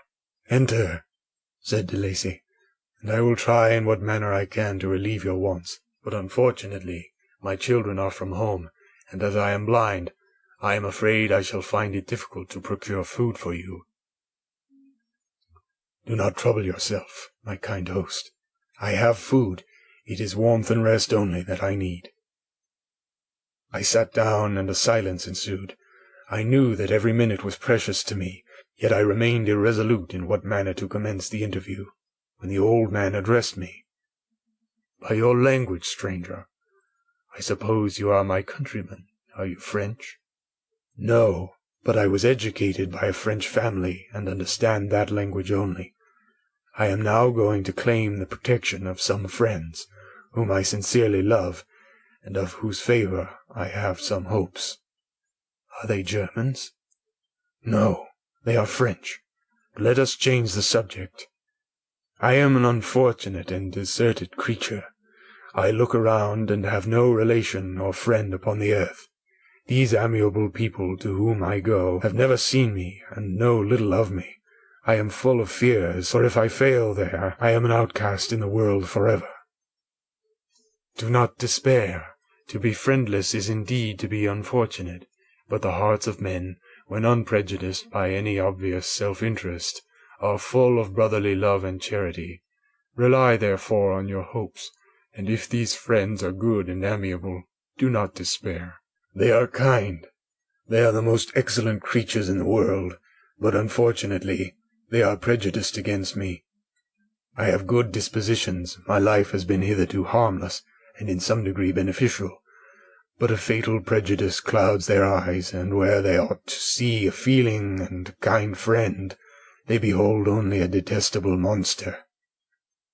"That is indeed unfortunate. But if you are really blameless, cannot you undeceive them?" "I am about to undertake that task, and it is on that account that I feel so many overwhelming terrors. I tenderly love these friends. I have, unknown to them, been for many months in the habits of daily kindness towards them, but they believe that I wish to injure them, and it is that prejudice which I wish to overcome." "Where do these friends reside?" "Near this spot." The old man paused, and then continued. "If you will unreservedly confide to me the particulars of your tale, I perhaps may be of use in undeceiving them. I am blind, and cannot judge of your countenance, but there is something in your words which persuades me that you are sincere. I am poor and an exile, but it will afford me true pleasure to be in any way serviceable to a human creature." "Excellent man, I thank you and accept your generous offer. You raise me from the dust by this kindness, and I trust that, by your aid, I shall not be driven from the society and sympathy of your fellow creatures." "Heaven forbid, even if you were really criminal, for that can only drive you to desperation, and not instigate you to virtue. I also am unfortunate. I and my family have been condemned, although innocent. Judge, therefore, if I do not feel for your misfortunes." "How can I thank you, my best and only benefactor? From your lips first have I heard the voice of kindness directed towards me. I shall be forever grateful, and your present humanity assures me of success with those friends whom I am on the point of meeting." "May I know the names and residence of those friends?" I paused. This, I thought, was the moment of decision, which was to rob me of or bestow happiness on me forever. I struggled vainly for firmness sufficient to answer him, but the effort destroyed all my remaining strength. I sank on the chair and sobbed aloud. At that moment I heard the steps of my younger protectors. I had not a moment to lose. but seizing the hand of the old man, I cried, "Now is the time. Save and protect me. You and your family are the friends whom I seek. Do not you desert me in the hour of trial." "Great God!" exclaimed the old man. "Who are you?" At that instant the cottage door was opened, and Felix, Safie, and Agatha entered. Who can describe their horror and consternation on beholding me? Agatha fainted, and Safie, unable to attend her friend, rushed out of the cottage. Felix darted forward, and with supernatural force tore me from his father, to whose knees I clung, in a transport of fury. He dashed me to the ground, and struck me violently with a stick. I could have torn him limb from limb, as the lion rends the antelope, but my heart sank with me as with bitter sickness, and I refrained. I saw him on the point of repeating his blow, when, overcome by pain and anguish, I quitted the cottage, and in the general tumult escaped unperceived to my hovel. Chapter 16. Cursed Creator! Why did I live? Why in that instant did I not extinguish the spark of existence which you had so wantonly bestowed? I know not. Despair had not yet taken possession of me. My feelings were those of rage and revenge. I could with pleasure have destroyed the cottage and its inhabitants, and have glutted myself with their shrieks of misery. When night came, I quitted my retreat and wandered in the wood, and now, no longer restrained by the fear of discovery, I gave vent to my anguish in fearful howlings. I was like a wild beast that had broken the toils, destroying the objects that obstructed me, and ranging through the wood with a stag-like swiftness. Oh, what a miserable night I passed! The cold stars shone in mockery, and the bare trees waved their branches above me. Now and then the sweet voice of a bird burst forth amidst the universal stillness. All save I were at rest or in enjoyment. I, like the arch-fiend, bore a hell within me, and finding myself unsympathized with, wished to tear up the trees, spread havoc and destruction around me, and then to have sat down and enjoyed the ruin. But this was a luxury of sensation that could not endure. I became fatigued with excess of bodily exertion, and sank on the damp grass in the sick impotence of despair. There was none among the myriads of men that existed who would pity or assist me, and should I feel kindness towards my enemies? No! From that moment I declared everlasting war against the species, and more than all, against him who had formed me and sent me forth to this unsupportable misery. The sun rose. I heard the voices of men, and knew that it was impossible to return to my retreat during that day. Accordingly, I hid myself in some thick underwood, determining to devote the ensuing hours to reflection on my situation. The pleasant sunshine and the pure air of day restored me to some degree of tranquillity, and when I considered what I had passed at the cottage, I could not help believing that I had been too hasty in my conclusions. I had certainly acted imprudently. It was apparent that my conversation had interested the father in my behalf, and I was a fool in having exposed my person to the horror of his children. I ought to have familiarized the old de Lacy to me, and by degrees to have discovered myself to the rest of his family, when they should have been prepared for my approach. But I did not believe my errors to be irretrievable, and after much consideration I resolved to return to the cottage, seek the old man, and by my representations win him to my party. These thoughts calmed me, and in the afternoon I sank into a profound sleep, but the fever of my blood did not allow me to be visited by peaceful dreams. The horrible scene of the preceding day was forever acting before my eyes. The females were flying, and the enraged Felix tearing me from his father's feet. I awoke exhausted, and finding that it was already night, I crept forth from my hiding-place and went in search of food. When my hunger was appeased, I directed my steps toward the well-known path that conducted to the cottage. All there was at peace. I crept into my hovel and remained in silent expectation of the accustomed hour when the family arose. That hour passed, the sun mounted high in the heavens, but the cottagers did not appear. I trembled violently, apprehending some dreadful misfortune. The inside of the cottage was dark, and I heard no motion. I cannot describe the agony of this suspense. Presently, 2 countrymen passed, but pausing near the cottage they entered into conversation, using violent gesticulations, but I could not understand what they said, as they spoke the language of the country, which differed from that of my protectors. Soon after, however, Felix approached with another man. I was surprised, as I knew that he had not quitted the cottage that morning, and waited anxiously to discover from his discourse the meaning of these unusual appearances. "Do you consider," said his companions to him, "that you will be obliged to pay 3 months' rent and to lose the produce of your garden? I do not wish to take any unfair advantage, and I beg, therefore, that you will take some days to consider of your determination." "It is utterly useless," replied Felix. "We can never again inhabit your cottage. The life of my father is in the greatest danger, owing to the dreadful circumstance that I have related. My wife and my sister will never recover from their horror. I entreat you not to reason with me any more. Take possession of your tenement, and let me fly from this place." Felix trembled violently as he said this. He and his companion entered the cottage, in which they remained for a few minutes and then departed. I never saw any of the family of de Lacy more. I continued for the remainder of the day in my hovel in a state of utter and stupid despair. My protectors had departed and had broken the only link that held me to the world. For the first time the feelings of revenge and hatred filled my bosom, and I did not strive to control them, but allowing myself to be borne away by the stream, I bent my mind toward injury and death. When I thought of my friends, of the mild voice of de Lacy, the gentle eyes of Agatha, and the exquisite beauty of the Arabian, these thoughts vanished, and a gush of tears somewhat soothed me. But again, when I reflected that they had spurned and deserted me, anger returned.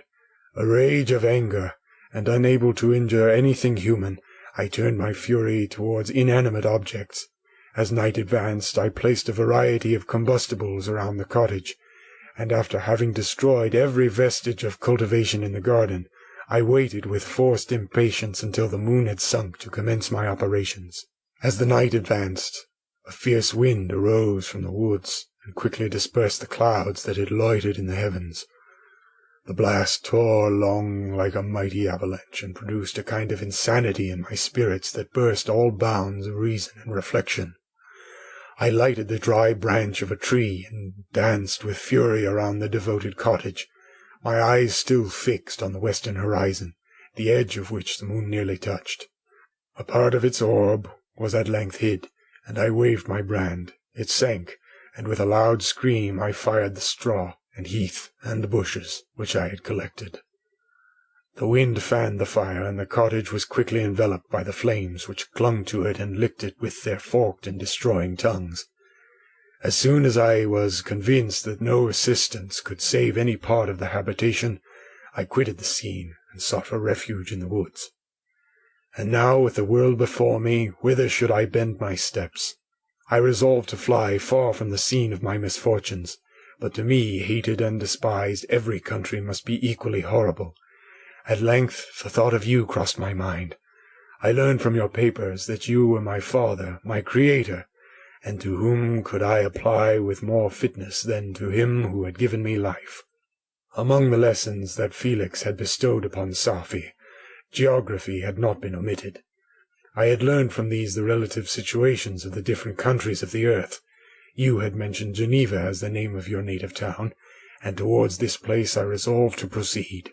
But how was I to direct myself? I knew that I must travel in a southwesterly direction to reach my destination, but the sun was my only guide.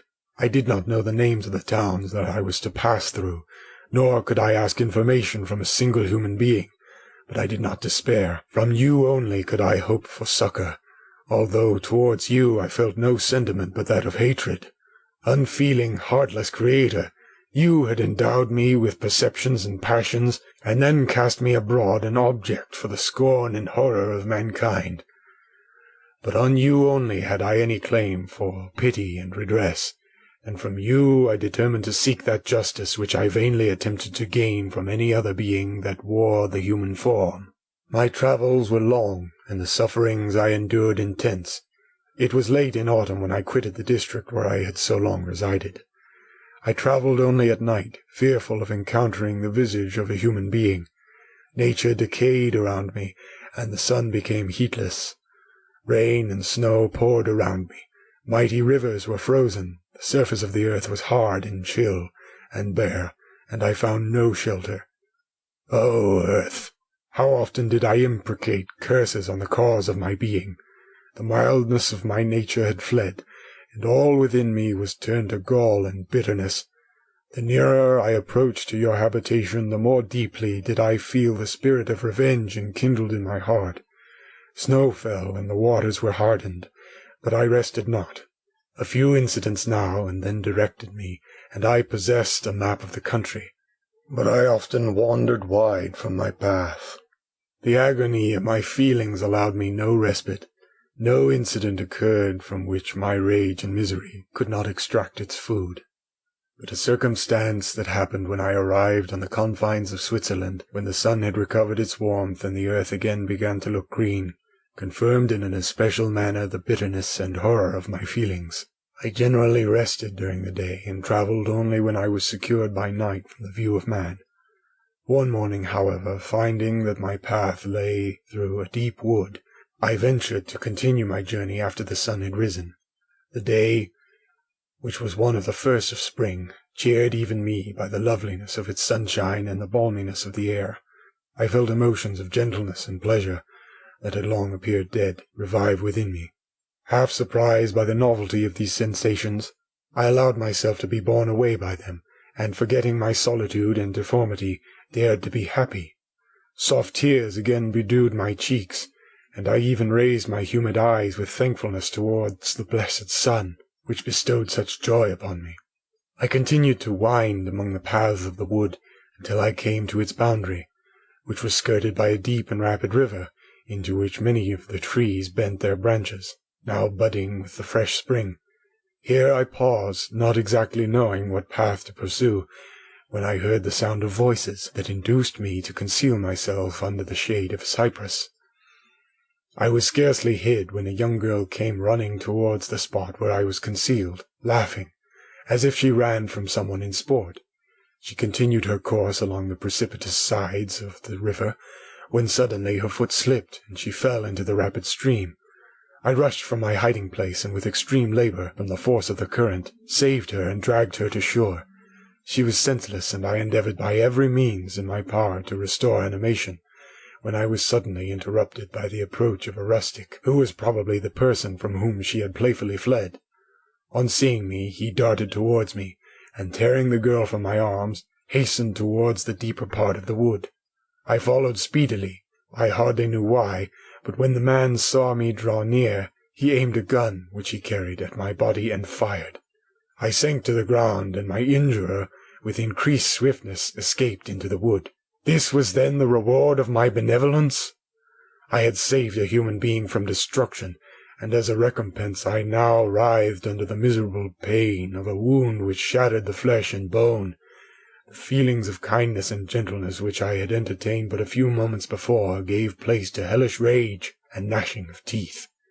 Inflamed by pain, I vowed eternal hatred and vengeance to all mankind, but the agony of my wound overcame me. My pulses paused, and I fainted. For some weeks I led a miserable life in the woods, endeavouring to cure the wound which I had received. The ball had entered my shoulder, and I knew not whether it had remained there or passed through. At any rate, I had no means of extracting it. My sufferings were augmented also by the oppressive sense of the injustice and ingratitude of their infliction. My daily vows rose for revenge, a deep and deadly revenge, such as would alone compensate for the outrages and anguish I had endured. After some weeks, my wound healed, and I continued my journey. The labours I endured were no longer to be alleviated by the bright sun or gentle breezes of spring.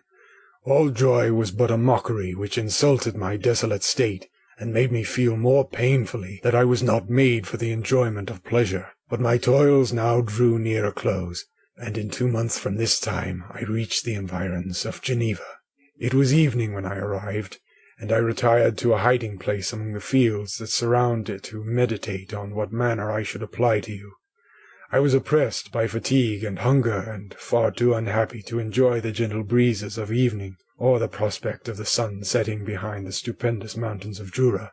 At this time, a slight sleep relieved me from the pain of reflection, which was disturbed by the approach of a beautiful child, who came running into the recess I had chosen, with all the sportiveness of infancy. Suddenly, as I gazed on him, an idea seized me that this little creature was unprejudiced, and had lived too short a time to have imbibed a horror of deformity. If, therefore, I could seize him and educate him as my companion and friend, I should not be so desolate in this peopled earth. Urged by this impulse, I seized on the boy as he passed and drew him towards me. As soon as he beheld my form, he placed his hands before his eyes and uttered a shrill scream. I drew his hand forcibly from his face and said, "Child, what is the meaning of this? I do not intend to hurt you. Listen to me." He struggled violently. "Let me go," he cried. "Monster! Ugly wretch! You wish to eat me and tear me to pieces. You are an ogre. Let me go, or I will tell my papa." "Boy, you will never see your father again. You must come with me." "Hideous monster! Let me go. My papa is a syndic. He is Monsieur Frankenstein. He will punish you. You dare not keep me." "Frankenstein! You belong then to my enemy, to him towards whom I have sworn eternal revenge. You shall be my first victim." The child struggled and loaded me with epithets which carried despair to my heart. I grasped his throat to silence him, and in a moment he lay dead at my feet. I gazed on my victim, and my heart swelled with exultation and hellish triumph. Clapping my hands, I exclaimed, "I, too, can create desolation. My enemy is not invulnerable. This death will carry despair to him, and 1,000 other miseries shall torment and destroy him." As I fixed my eyes on the child, I saw something glittering on his breast. I took it. It was a portrait of a most lovely woman. In spite of my malignity, it softened and attracted me.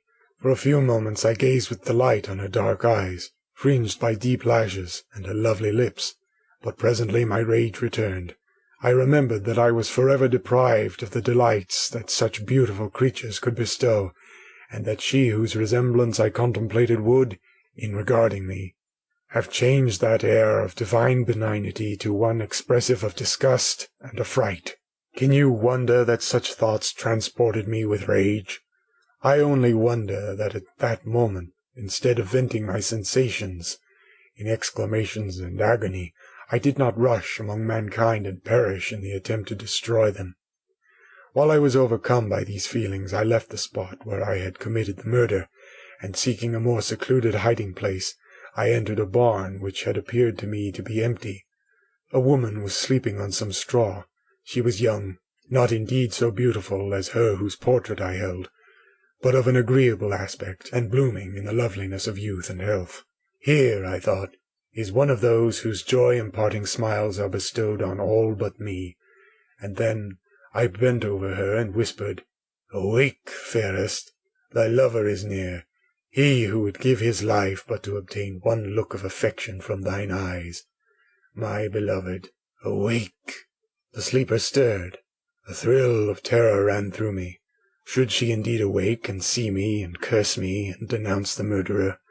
Thus would she assuredly act.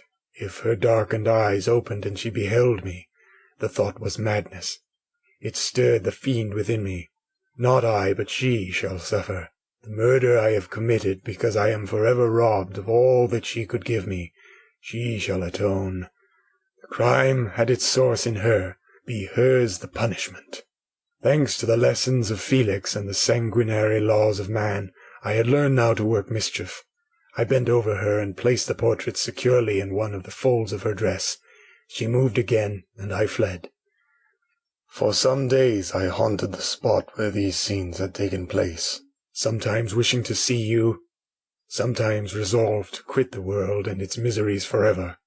At length I wandered towards these mountains, and have ranged through their immense recesses, consumed by a burning passion which you alone can gratify. We may not part until you have promised to comply with my requisition. I am alone and miserable. Man will not associate with me, but one as deformed and horrible as myself would not deny herself to me. My companion must be of the same species and have the same defects. This being you must create. Chapter 17. The being finished speaking and fixed his looks upon me in the expectation of a reply, but I was bewildered, perplexed, and unable to arrange my ideas sufficiently to understand the full extent of his proposition. He continued, You must create a female for me with whom I can live in the interchange of those sympathies necessary for my being. This you alone can do, and I demand it of you as a right which you must not refuse to concede. The latter part of his tale had kindled anew in me the anger that had died away while he narrated his peaceful life among the cottagers, and as he said this I could no longer suppress the rage that burned within me. "I do refuse it," I replied, "and no torture shall ever extort a consent from me. You may render me the most miserable of men, but you shall never make me base in my own eyes. Shall I create another like yourself, whose joint wickedness might desolate the world? Begone!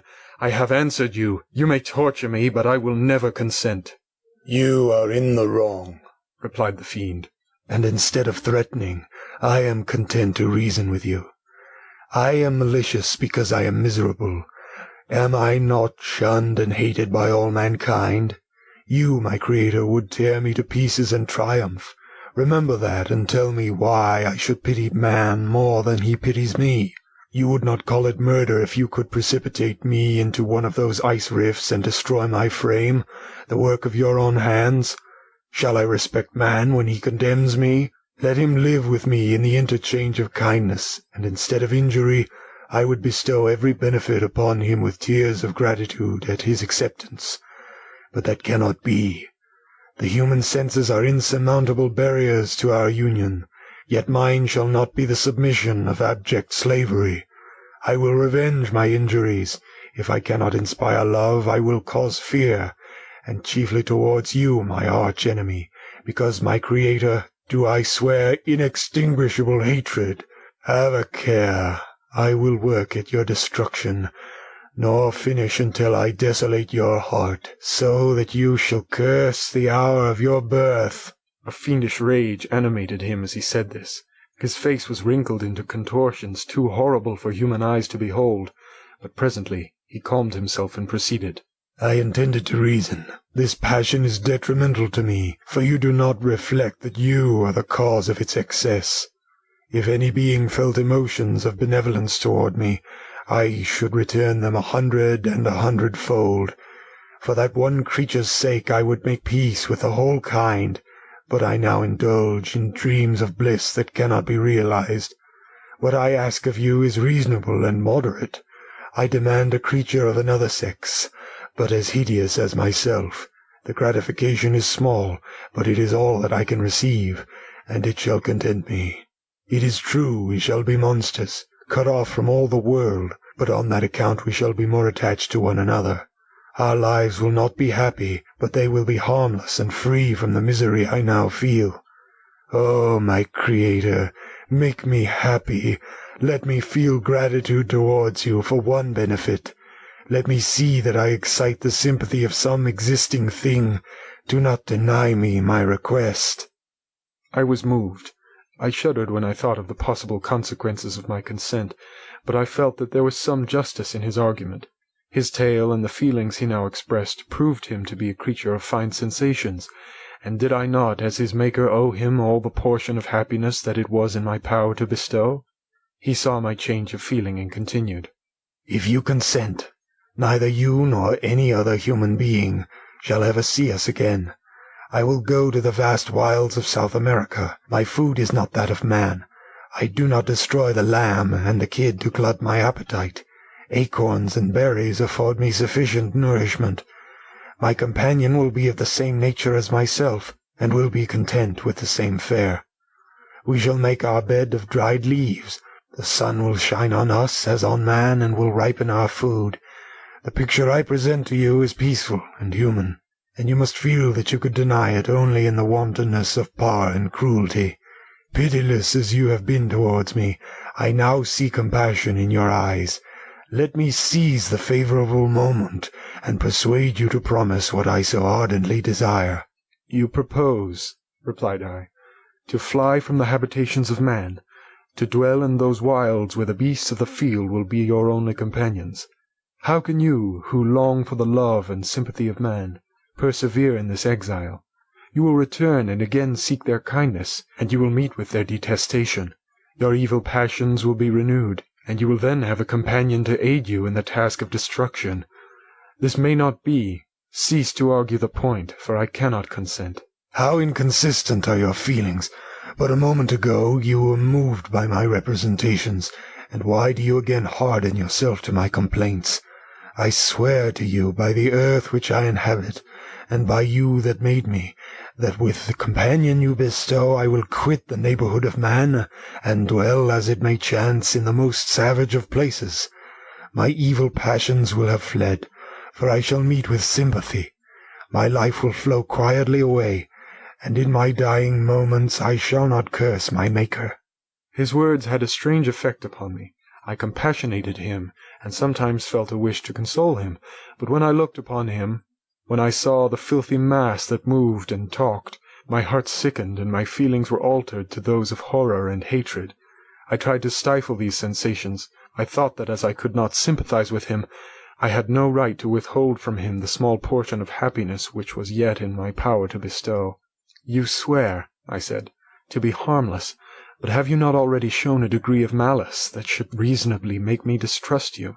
May not even this be a feint that will increase your triumph by affording a wider scope for your revenge?" "How is this? I must not be trifled with, and I demand an answer. If I have no ties and no affections, hatred and vice must be my portion. The love of another will destroy the cause of my crimes, and I shall become a thing of whose existence everyone will be ignorant. My vices are the children of a forced solitude that I abhor, and my virtues will necessarily arise when I live in communion with an equal. I shall feel the affections of a sensitive being, and become linked to the chain of existence and events from which I am now excluded." I paused some time to reflect on all he had related and the various arguments which he had employed. I thought of the promise of virtues which he had displayed on the opening of his existence, and the subsequent blight of all kindly feelings by the loathing and scorn which his protectors had manifested towards him. His power and threats were not omitted in my calculations. A creature who could exist in the ice caves of the glaciers and hide himself from pursuit among the ridges of inaccessible precipices was a being possessing faculties it would be vain to cope with. After a long pause of reflection, I concluded that the justice due both to him and my fellow creatures demanded of me that I should comply with his request. Turning to him, therefore, I said, "I consent to your demand, on your solemn oath to quit Europe forever, and every other place in the neighbourhood of man, as soon as I shall deliver into your hands a female who will accompany you in your exile." "I swear," he cried, "by the sun, and by the blue sky of heaven, and by the fire of love that burns my heart, that if you grant my prayer, while they exist you shall never behold me again. Depart to your home and commence your labours. I shall watch their progress with unutterable anxiety, and fear not but that when you are ready I shall appear." Saying this, he suddenly quitted me, fearful perhaps of any change in my sentiments. I saw him descend the mountain with greater speed than the flight of an eagle, and quickly lost among the undulations of the sea of ice. His tale had occupied the whole day, and the sun was upon the verge of the horizon when he departed. I knew that I ought to hasten my descent towards the valley, as I should soon be encompassed in darkness, but my heart was heavy and my steps slow. The labour of winding among the little paths of the mountain and fixing my feet firmly as I advanced perplexed me, occupied as I was by the emotions which the occurrences of the day had produced. Night was far advanced when I came to the half-way resting-place and seated myself beside the fountain. The stars shone at intervals as the clouds passed from over them. The dark pines rose before me, and every here and there a broken tree lay on the ground. It was a scene of wonderful solemnity, and stirred strange thoughts within me. I wept bitterly, and clasping my hands in agony, I exclaimed, "Oh, stars and clouds and winds, ye are all about to mock me. If ye really pity me, crush sensation and memory. Let me become as naught. But if not, depart, depart, and leave me in darkness." These were wild and miserable thoughts, but I cannot describe to you how the eternal twinkling of the stars weighed upon me, and how I listened to every blast of wind as if it were a dull, ugly siroc on its way to consume me. Morning dawned before I arrived at the village of Chamonix. I took no rest, but returned immediately to Geneva.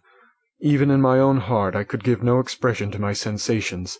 They weighed on me with a mountain's weight, and their excess destroyed my agony beneath them.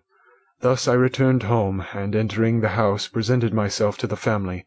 My haggard and wild appearance awoke intense alarm, but I answered no question, scarcely did I speak. I felt as if I were placed under a ban, as if I had no right to claim their sympathies, as if never more might I enjoy companionship with them. Yet even thus I loved them to adoration, and to save them I resolved to dedicate myself to my most abhorred task. The prospect of such an occupation made every other circumstance of existence pass before me like a dream, and that thought only had to me the reality of life.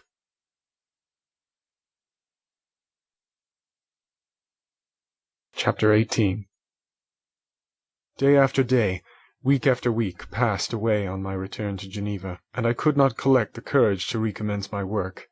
I feared the vengeance of the disappointed fiend, yet I was unable to overcome my repugnance to the task which was enjoined me. I found that I could not compose a female without again devoting several months to profound study and laborious disquisition. I had heard of some discoveries having been made by an English philosopher, the knowledge of which was material to my success, and I sometimes thought of obtaining my father's consent to visit England for this purpose. But I clung to every pretence of delay, and shrank from taking the first step in an undertaking whose immediate necessity began to appear less absolute to me. A change indeed had taken place in me. My health, which had hitherto declined, was now much restored, and my spirits, when unchecked by the memory of my unhappy promise, rose proportionably.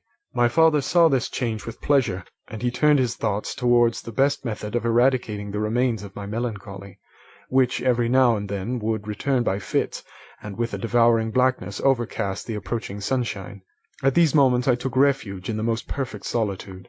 I passed whole days on the lake alone in a little boat, watching the clouds and listening to the rippling of the waves, silent and listless. But the fresh air and bright sun seldom failed to restore me to some degree of composure, and on my return I met the salutations of my friends with a readier smile and a more cheerful heart. It was after my return from one of these rambles that my father, calling me aside, thus addressed me. "I am happy to remark, my dear son, that you have resumed your former pleasures and seem to be returning to yourself. And yet you are still unhappy and still avoid our society. For some time I was lost in conjecture as to the cause of this, but yesterday an idea struck me, and if it is well founded, I conjure you to avow it. Reserve on such a point would be not only useless, but draw down treble misery on us all." I trembled violently at his exordium, and my father continued, "I confess, my son, that I have always looked forward to your marriage with our dear Elizabeth, as the tie of our domestic comfort, and the stay of my declining years.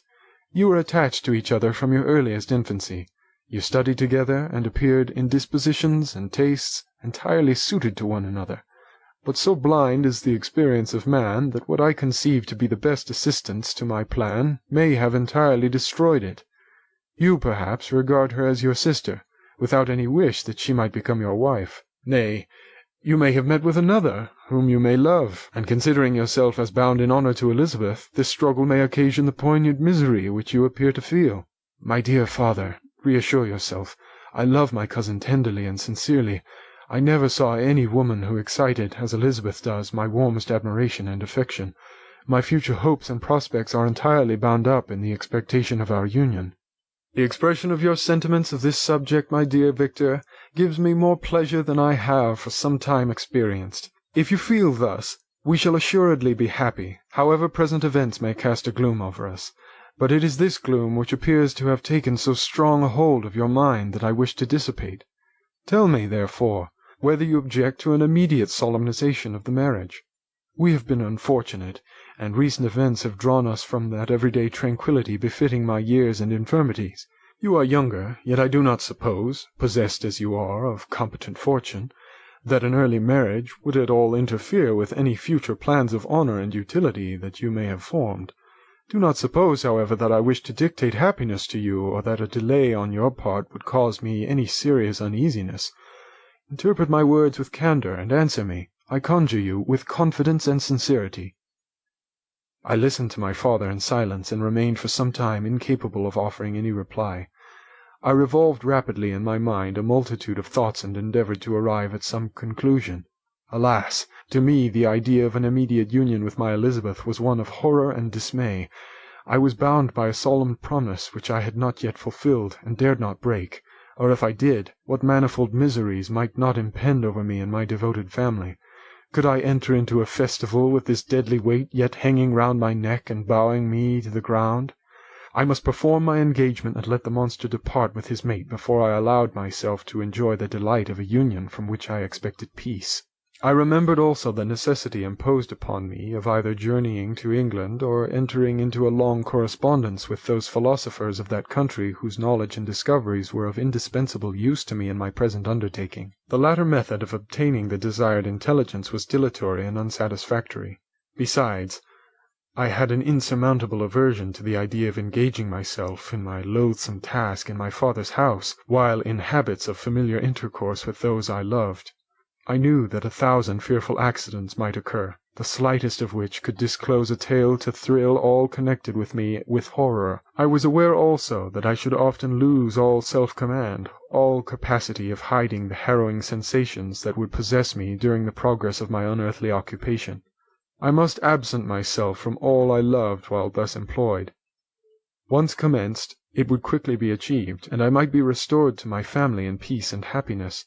My promise fulfilled, the monster would depart forever, or, so my fond fancy imaged, some accident might meanwhile occur to destroy him and put an end to my slavery forever. These feelings dictated my answer to my father. I expressed a wish to visit England, but concealing the true reasons of this request, I clothed my desires under a guise which excited no suspicion, while I urged my desire with an earnestness that easily induced my father to comply. After so long a period of an absorbing melancholy that resembled madness in its intensity and effects, he was glad to find that I was capable in taking pleasure in the idea of such a journey, and he hoped that change of scene and varied amusement would, before my return, have restored me entirely to myself.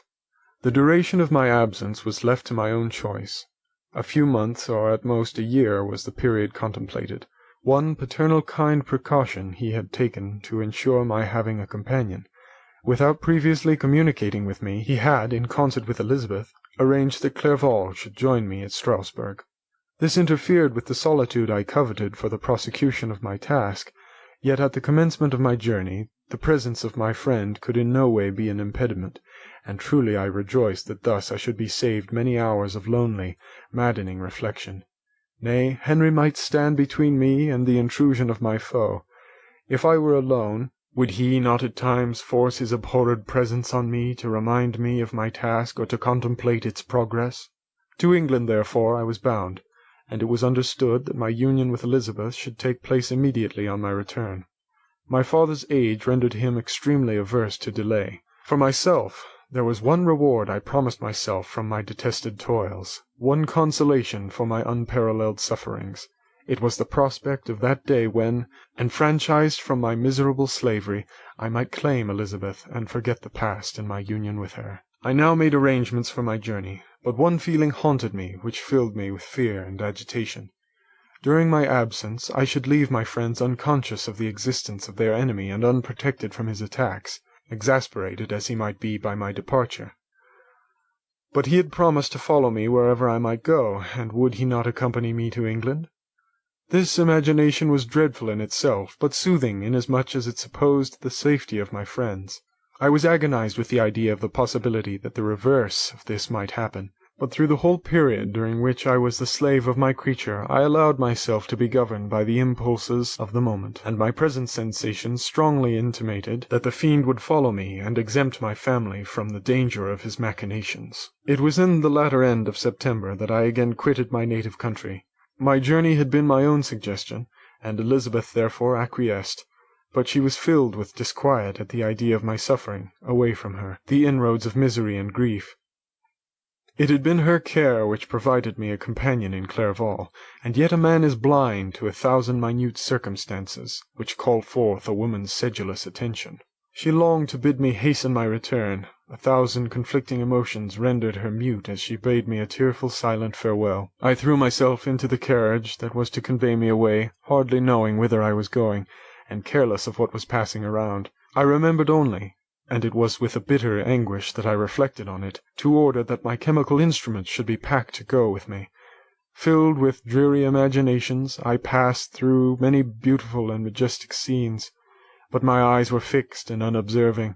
I could only think of the bourne of my travels, and the work which was to occupy me whilst they endured. After some days spent in listless indolence, during which I traversed many leagues, I arrived at Strasbourg, where I waited 2 days for Clerval. He came. Alas, how great was the contrast between us! He was alive to every new scene, joyful when he saw the beauties of the setting sun, and more happy when he beheld it rise and recommence a new day. He pointed out to me the shifting colours of the landscape and the appearance of the sky. "This is what it is to live," he cried. "How I enjoy existence! But you, my dear Frankenstein, wherefore are you desponding and sorrowful?" In truth, I was occupied by gloomy thoughts, and neither saw the descent of the evening star nor the golden sunrise reflected in the Rhine.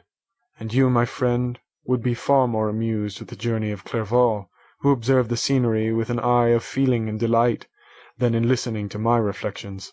I, a miserable wretch, haunted by a curse that shut up every avenue to enjoyment. We had agreed to descend the Rhine in a boat from Strasbourg to Rotterdam, whence we might take shipping for London. During this voyage we passed many willowy islands and saw several beautiful towns. We stayed a day at Mannheim, and on the 5th from our departure from Strasbourg arrived at Mainz. The course of the Rhine below Mainz becomes much more picturesque. The river descends rapidly and winds between hills, not high but steep, and of beautiful forms. We saw many ruined castles standing on the edges of precipices, surrounded by black woods, high and inaccessible. This part of the Rhine, indeed, presents a singularly variegated landscape. In one spot you view rugged hills, ruined castles overlooking tremendous precipices, with the dark Rhine rushing beneath, and on the sudden turn of a promontory, flourishing vineyards with green sloping banks and a meandering river and populous towns occupy the scene.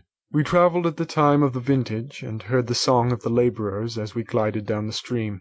Even I, depressed in mind, and my spirits continually agitated by gloomy feelings, even I was pleased.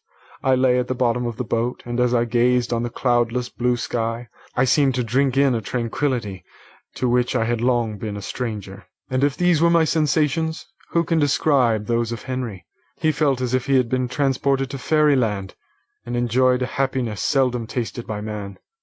"I have seen," he said, "the most beautiful scenes of my own country.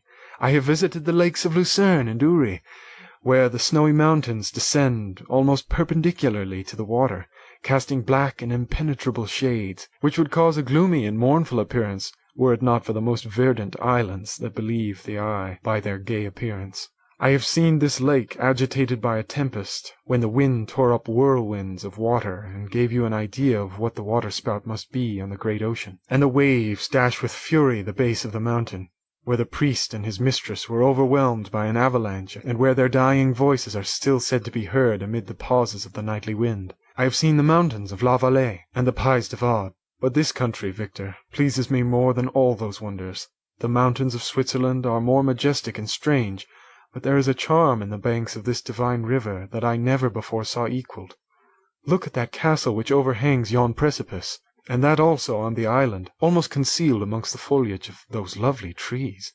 And now that group of labourers coming from among their vines, and that village half hid in the recess of the mountain. Oh, surely the spirit that inhabits and guards this place has a soul more in harmony with man than those who pile the glacier or retire to the inaccessible peaks of the mountains of our own country. Clerval, beloved friend, even now it delights me to record your words and to dwell on the praise of which you are so eminently deserving. He was a being formed in the very poetry of nature. His wild and enthusiastic imagination was chastened by the sensibility of his heart. His soul overflowed with ardent affections, and his friendship was of that devoted and wondrous nature that the world-minded teach us to look for only in the imagination. But even human sympathies were not sufficient to satisfy his eager mind. The scenery of external nature, which others regard only with admiration, he loved with ardor. The sounding cataract haunted him like a passion, the tall rock, the mountain, and the deep and gloomy wood. Their colours and their forms were then to him an appetite, a feeling, and a love, that had no need of a remoter charm, by thought supplied or any interest, unborrowed from the eye. And where does he now exist? Is this gentle and lovely being lost forever? Has his mind, so replete with ideas, imaginations, fanciful and magnificent, which formed a world whose existence depended on the life of its creator, has this mind perished? Does it now only exist in my memory? No, it is not thus. Your form, so divinely wrought and beaming with beauty, has decayed, but your spirit still visits and consoles your unhappy friend. Pardon this gush of sorrow. These ineffectual words are but a slight tribute to the unexampled worth of Henry, but they soothe my heart. Overflowing with the anguish which his remembrance creates, I will proceed with my tale. Beyond Cologne we descended to the plains of Holland, and we resolved to post the remainder of our way, for the wind was contrary, and the stream of the river was too gentle to aid us. Our journey here lost the interest arising from beautiful scenery, but we arrived in a few days at Rotterdam, whence we proceeded by sea to England. It was on a clear morning, in the latter days of December, that I first saw the white cliffs of Britain. The banks of the Thames presented a new scene. They were flat but fertile, and almost every town was marked by the remembrance of some story. We saw Tilbury Fort, and remembered the Spanish Armada, Gravesend, Woolwich, and Greenwich, places which I had heard of even in my country. At length we saw the numerous steeples of London, St. Paul's towering above all, and the tower famed in English history.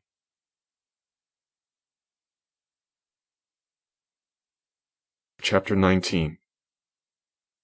London was our present point of rest.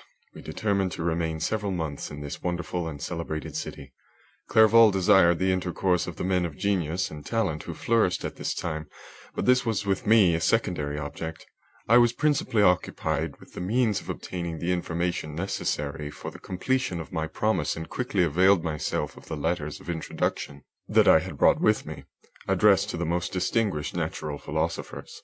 If this journey had taken place during my days of study and happiness, it would have afforded me inexpressible pleasure, but a blight had come over my existence, and I only visited these people for the sake of the information they might give me on the subject in which my interest was so terribly profound. Company was irksome to me. When alone, I could fill my mind with the sights of heaven and earth. The voice of Henry soothed me, and I could thus cheat myself into a transitory peace. But busy, uninteresting, joyous faces brought back despair to my heart. I saw an insurmountable barrier placed between me and my fellow men. This barrier was sealed with the blood of William and Justine, and to reflect on the events connected with those names filled my soul with anguish. But in Clerval I saw the image of my former self. He was inquisitive and anxious to gain experience and instruction. The difference of manners which he observed was to him an inexhaustible source of instruction and amusement. He was also pursuing an object he had long had in view.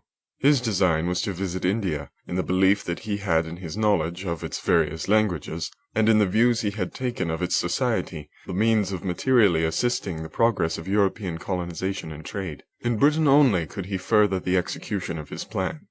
He was forever busy, and the only check to his enjoyment was my sorrowful and dejected mind. I tried to conceal this as much as possible, that I might not debar him from the pleasures natural to one who was entering on a new scene of life, undisturbed by any care or bitter recollection. I often refused to accompany him, alleging another engagement, that I might remain alone. I now also began to collect the materials necessary for my new creation, and this was to me like the torture of single drops of water continually falling on the head. And every word that I spoke in allusion to it caused my lips to quiver, and my heart to palpitate. After passing some months in London, we received a letter from a person in Scotland, who had formerly been our visitor at Geneva. He mentioned the beauties of his native country, and asked us if those were not sufficient allurements to induce us to prolong our journey as far north as Perth, where he resided. Clerval eagerly desired to accept his invitation, and I, although I abhorred society, wished to view again mountains and streams and all the wondrous works with which nature adorns her chosen dwelling-places. We had arrived in England at the beginning of October, and it was now February. We accordingly determined to commence our journey towards the north at the expiration of another month. In this expedition we did not intend to follow the great road to Edinburgh, but to visit Windsor, Oxford, Matlock, and the Cumberland Lakes. Resolving to arrive at the completion of this tour about the end of July, I packed up my chemical instruments and the materials I had collected, resolving to finish my labours in some obscure nook in the northern highlands of Scotland. We quitted London on the 27th of March, and remained a few days at Windsor, rambling in its beautiful forest. This was a new scene to us mountaineers. The majestic oaks, the quantity of game, and the herds of stately deer were all novelties to us. From thence we proceeded to Oxford. As we entered this city, our minds were filled with the remembrance of the events that had transacted there more than a century and a half before.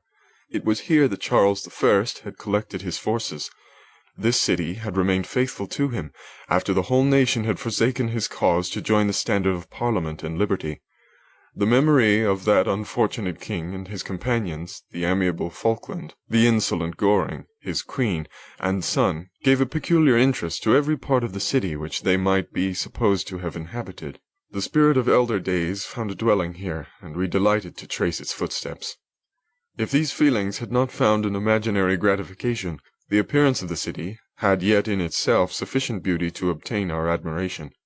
The colleges are ancient and picturesque. The streets are almost magnificent, and the lovely Isis, which flows beside it through meadows of exquisite verdure, is spread forth into a placid expanse of waters, which reflects its majestic assemblage of flowers and spires and domes, embosomed among aged trees. I enjoyed this scene, and yet my enjoyment was embittered both by the memory of the past and the anticipation of the future.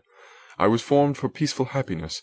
During my youthful days, discontent never visited my mind, and if I was ever overcome by ennui, the sight of what is beautiful in nature, or the study of what is excellent and sublime in the productions of man, could always interest my heart and communicate elasticity to my spirits. But I am a blasted tree. The bolt has entered my soul, and I felt then that I should survive to exhibit what I shall soon cease to be, a miserable spectacle of wretched humanity, pitiable to others and intolerable to myself. We passed a considerable period at Oxford, rambling among its environs and endeavouring to identify every spot which might relate to the most animating epoch of English history. Our little voyages of discovery were often prolonged by the successive objects that presented themselves. We visited the tomb of the illustrious Hampden, and the field on which that patriot fell. For a moment my soul was elevated from its debasing and miserable fears to contemplate the divine ideas of liberty and self-sacrifice, of which these sights were the monuments and the remembrancers. For an instant I dared to shake off my chains and look around me with a free and lofty spirit, but the iron had eaten into my flesh, and I sank again, trembling and hopeless, into my miserable self. We left Oxford with regret and proceeded to Matlock, which was our next place of rest. The country in the neighbourhood of this village resembled, to a greater degree, the scenery of Switzerland, but everything is on a lower scale, and the green hills want the crown of distant white Alps, which always attend on the piny mountains of my native country. We visited the wondrous cave and the little cabinets of natural history, where the curiosities are disposed in the same manner as in the collections of Sauveur and Chamonix. The latter name made me tremble when pronounced by Henry, and I hastened to quit Matlock, with which that terrible scene was thus associated. From Derby, still journeying northwards, we passed 2 months in Cumberland and Westmoreland. I could now almost fancy myself among the Swiss mountains. The little patches of snow which yet lingered in the northern sides of the mountains, the lakes, and the dashing of the rocky streams were all familiar and dear sights to me.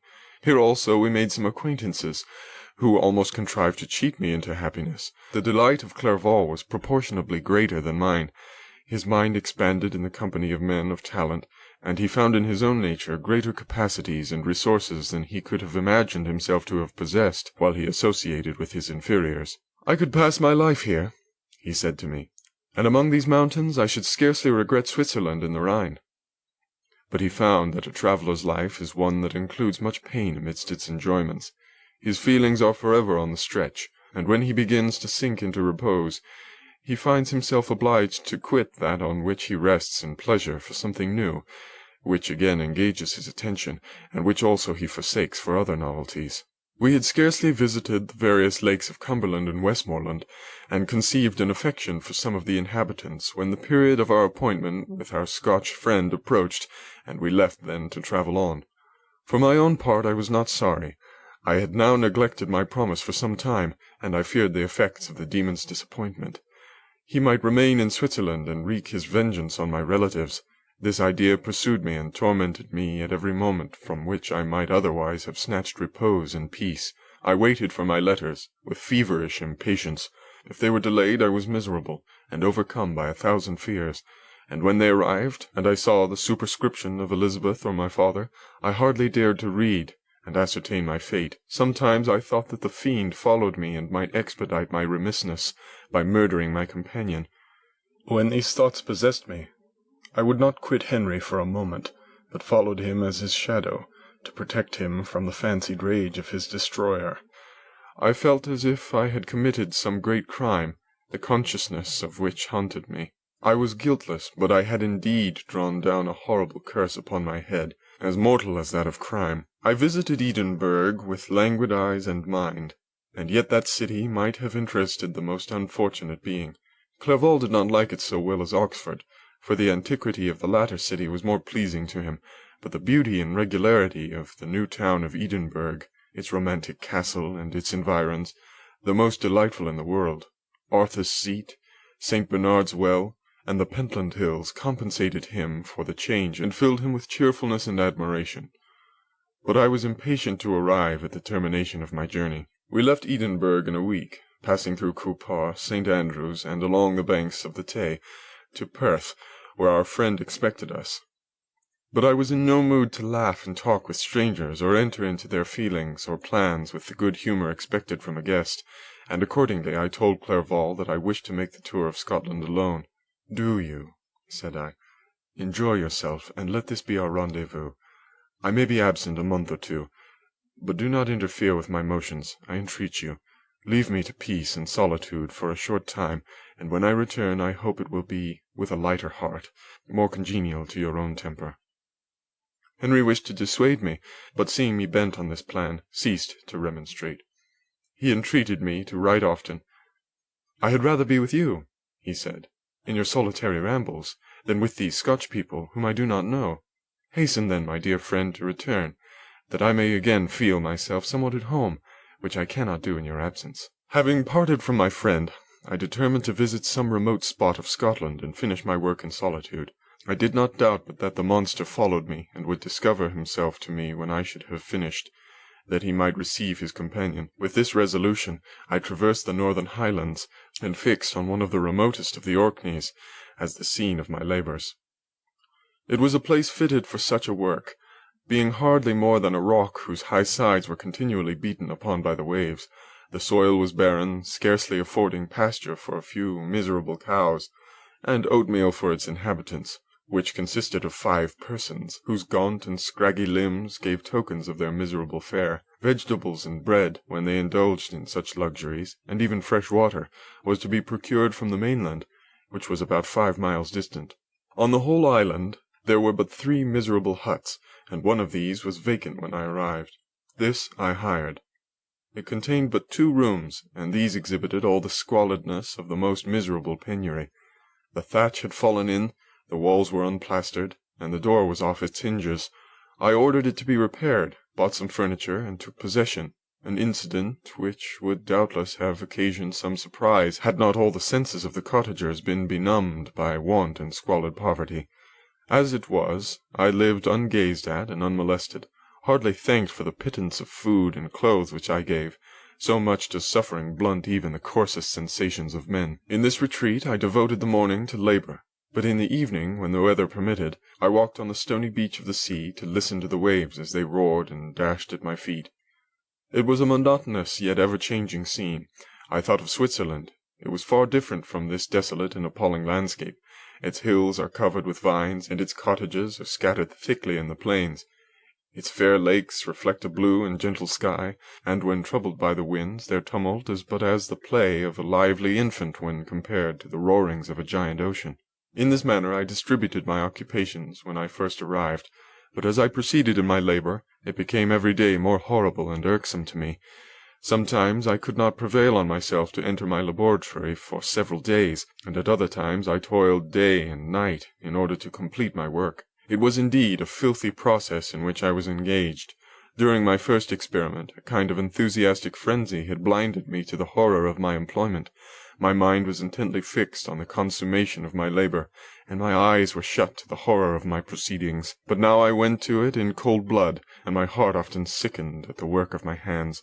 Thus situated, employed in the most detestable occupation, immersed in a solitude where nothing could for an instant call my attention from the actual scene in which I was engaged, my spirits became unequal. I grew restless and nervous. Every moment I feared to meet my persecutor. Sometimes I sat with my eyes fixed to the ground, fearing to raise them lest I should encounter the object which I so much dreaded to behold. I feared to wander from the sight of my fellow creatures, lest when alone he should come to claim his companion. In the meantime I worked on, and my labor was already considerably advanced. I looked towards its completion with a tremulous and eager hope, which I dared not trust myself to question, but which was intermixed with obscure forebodings of evil that made my heart sicken in my bosom.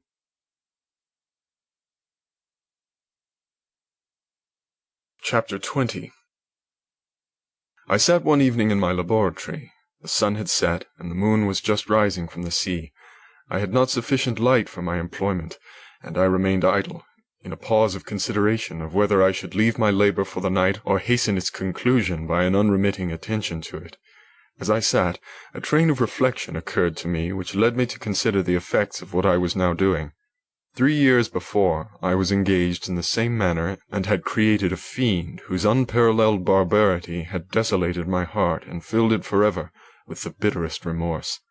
I was now about to form another being, of whose dispositions I was alike ignorant. She might become 10,000 times more malignant than her mate in delight, for its own sake, in murder and wretchedness. He had sworn to quit the neighborhood of man and hide himself in deserts, but she had not, and she, who in all probability was to become a thinking and reasoning animal, might refuse to comply with the compact made before her creation. They might even hate each other. The creature who already lived loathed his own deformity, and might he not conceive a greater abhorrence for it when it came before his eyes in the female form? She also might turn with disgust from him to the superior beauty of man. She might quit him, and he be again alone, exasperated by the fresh provocation of being deserted by one of his own species. Even if they were to leave Europe and inhabit the deserts of the New World, yet one of the first results of those sympathies for which the demon thirsted would be children, and a race of devils would be propagated upon the earth who might make the very existence of the species of man a condition precarious and full of terror. Had I right for my own benefit to inflict this curse upon everlasting generations? I had before been moved by the sophisms of the being I had created. I had been struck senseless by his fiendish threats, but now, for the first time, the wickedness of my promise burst upon me. I shuddered to think that future ages might curse me as their past, whose selfishness had not hesitated to buy its own peace at the price, perhaps, of the existence of the whole human race. I trembled, and my heart failed within me, when, on looking up, I saw by the light of the moon the demon at the casement. A ghastly grin wrinkled his lips as he gazed on me where I sat fulfilling the task which he had allotted to me. Yes, he had followed me in my travels. He had loitered in forests, hid himself in caves, or taken refuge in wide and desert heaths, and he now came to mark my progress and claim the fulfillment of my promise. As I looked on him, his countenance expressed the utmost extent of malice and treachery.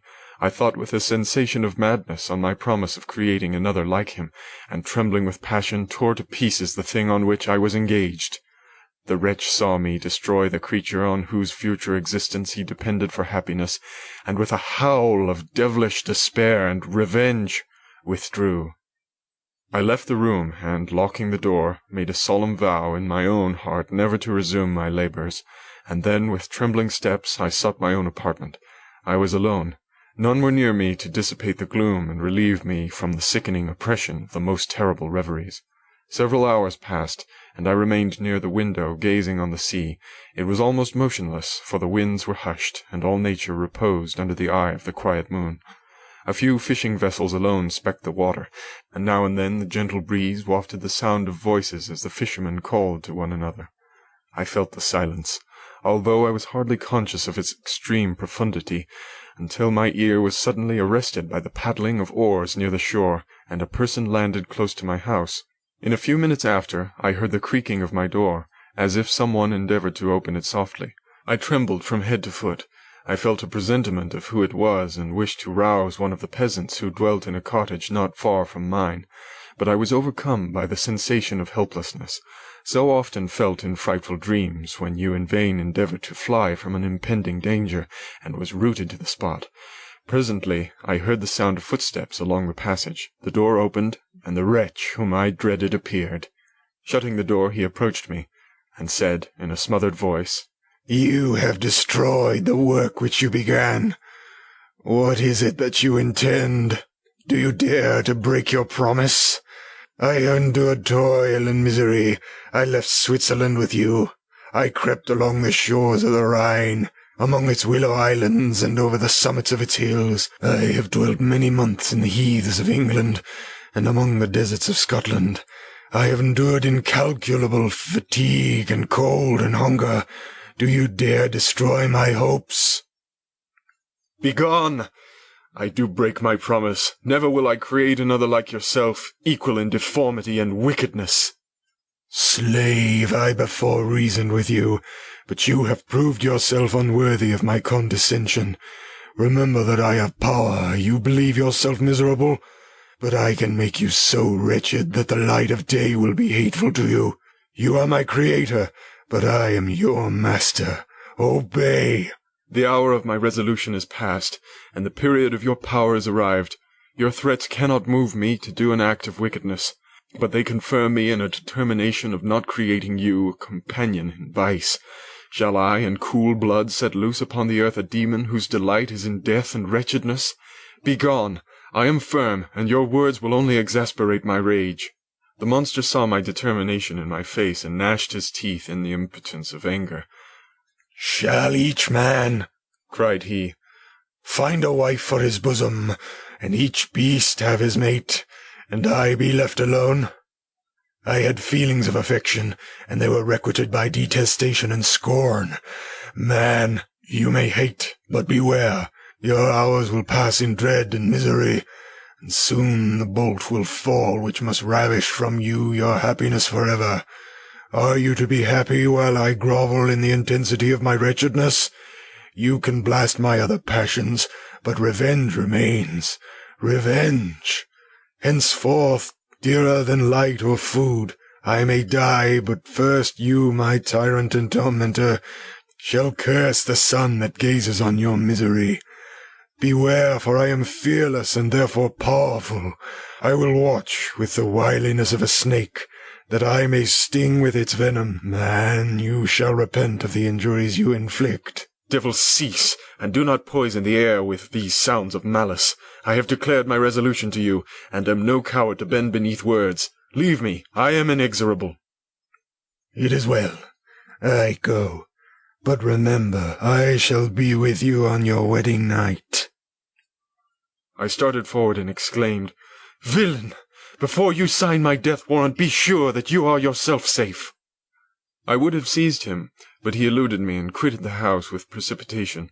In a few moments I saw him in his boat, which shot across the waters with an arrowy swiftness, and was soon lost amidst the waves. All was again silent, but his words rang in my ears. I burned with rage to pursue the murderer of my peace and precipitate him into the ocean. I walked up and down my room hastily and perturbed, while my imagination conjured up 1,000 images to torment and sting me. Why had I not followed him and closed with him in mortal strife? But I had suffered him to depart, and he had directed his course towards the mainland. I shuddered to think who might be the next victim sacrificed to his insatiate revenge. And then I thought again of his words, "I will be with you on your wedding night." That, then, was the period fixed for the fulfillment of my destiny. In that hour I should die, and at once satisfy and extinguish his malice.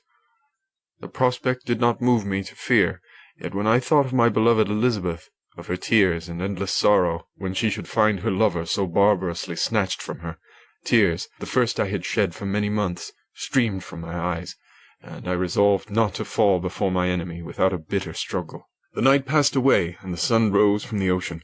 My feelings became calmer, if it may be called calmness when the violence of rage sinks into the depths of despair. I left the house, the horrid scene of the last night's contention, and walked on the beach of the sea, which I almost regarded as an insuperable barrier between me and my fellow creatures. Nay, a wish that such should prove the fact stole across me. I desired that I might pass my life on that barren rock, wearily, it is true, but uninterrupted by any sudden shock of misery. If I returned, it was to be sacrificed, or to see those whom I most loved die under the grasp of a demon whom I had myself created. I walked about the isle like a restless spectre, separated from all it loved and miserable in the separation. When it became noon and the sun rose higher, I lay down on the grass and was overpowered by a deep sleep. I had been awake the whole of the preceding night. My nerves were agitated, and my eyes inflamed by watching and misery. The sleep into which I now sank refreshed me, and when I awoke, I again felt as if I belonged to a race of human beings like myself, and I began to reflect upon what had passed with greater composure. Yet still the words of the fiend rang in my ears like a death knell. They appeared like a dream, yet distinct and oppressive as a reality. The sun had far descended, and I still sat on the shore, satisfying my appetite, which had become ravenous, with an oaten cake, when I saw a fishing boat land close to me, and one of the men brought me a packet. It contained letters from Geneva, and one from Clairvaux entreating me to join him. He said that he was wearing away his time fruitlessly where he was, that letters from the friends he had formed in London desired his return to complete the negotiation they had entered into for his Indian enterprise. He could not any longer delay his departure, but as his journey to London might be followed even sooner than he now conjectured by his longer voyage, he entreated me to bestow as much of my society on him as I could spare. He besought me, therefore, to leave my solitary isle and to meet him at Perth, that we might proceed southwards together. This letter in a degree recalled me to life, and I determined to quit my island at the expiration of 2 days. Yet, before I departed, there was a task to perform, on which I shuddered to reflect. I must pack up my chemical instruments, and for that purpose I must enter the room which had been the scene of my odious work, and I must handle those utensils, the sight of which was sickening to me. The next morning, at daybreak, I summoned sufficient courage and unlocked the door of my laboratory. The remains of the half-finished creature whom I had destroyed lay scattered on the floor, and I almost felt as if I had mangled the living flesh of a human being. I paused to collect myself and then entered the chamber. With trembling hand I conveyed the instruments out of the room, but I reflected that I ought not to leave the relics of my work to excite the horror and suspicion of the peasants, and I accordingly put them into a basket with a great quantity of stones, and, laying them up, determined to throw them into the sea that very night. And in the meantime I sat upon the beach, employed in cleaning and arranging my chemical apparatus. Nothing could be more complete than the alteration that had taken place in my feelings since the night of the appearance of the demon. I had before regarded my promise with a gloomy despair as a thing that, with whatever consequences, must be fulfilled, but I now felt as if a film had been taken from before my eyes, and that I for the first time saw clearly. The idea of renewing my labours did not for one instant occur to me. The threat I had heard weighed on my thoughts, but I did not reflect that a voluntary act of mine could avert it. I had resolved in my own mind that to create another like the fiend I had first made would be an act of the basest and most atrocious selfishness, and I banished from my mind every thought that could lead to a different conclusion. Between 2 and 3 in the morning the moon rose, and I then, putting my basket aboard a little skiff, sailed out about 4 miles from the shore. The scene was perfectly solitary. A few boats were returning towards land, but I sailed away from them. I felt as if I was about the commission of a dreadful crime, and avoided with shuddering anxiety any encounter with my fellow creatures. At one time the moon, which had before been clear, was suddenly overspread by a thick cloud, and I took advantage of the moment of darkness and cast my basket into the sea. I listened to the gurgling sound as it sank, and then sailed away from the spot. The sky had become clouded, but the air was pure, although chilled by the northeast breeze that was then rising. But it refreshed me and filled me with such agreeable sensations that I resolved to prolong my stay on the water, and fixing the rudder in a direct position, stretched myself at the bottom of the boat. Clouds hid the moon, everything was obscure, and I heard only the sound of the boat as its keel cut through the waves. The murmur lulled me, and in a short time I slept soundly. I do not know how long I remained in this situation, but when I awoke I found that the sun had already mounted considerably. The wind was high, and the waves continually threatened the safety of my little skiff. I found that the wind was northeast, and must have driven me far from the coast from which I had embarked. I endeavored to change my course, but quickly found that, if I again made the attempt, the boat would be instantly filled with water. Thus situated, my only resource was to drive before the wind. I confess that I felt a few sensations of terror. I had no compass with me, and was so slenderly acquainted with the geography of this part of the world that the sun was of little benefit to me. I might be driven into the wide Atlantic, and feel all the tortures of starvation, or be swallowed up in the immeasurable waters that roared and buffeted around me. I had already been out many hours, and felt the torment of a burning thirst, a prelude to my other sufferings. I looked on the heavens, which were covered by clouds that flew before the wind, only to be replaced by others. I looked upon the sea. It was to be my grave. "Fiend!" I exclaimed, "your task is already fulfilled."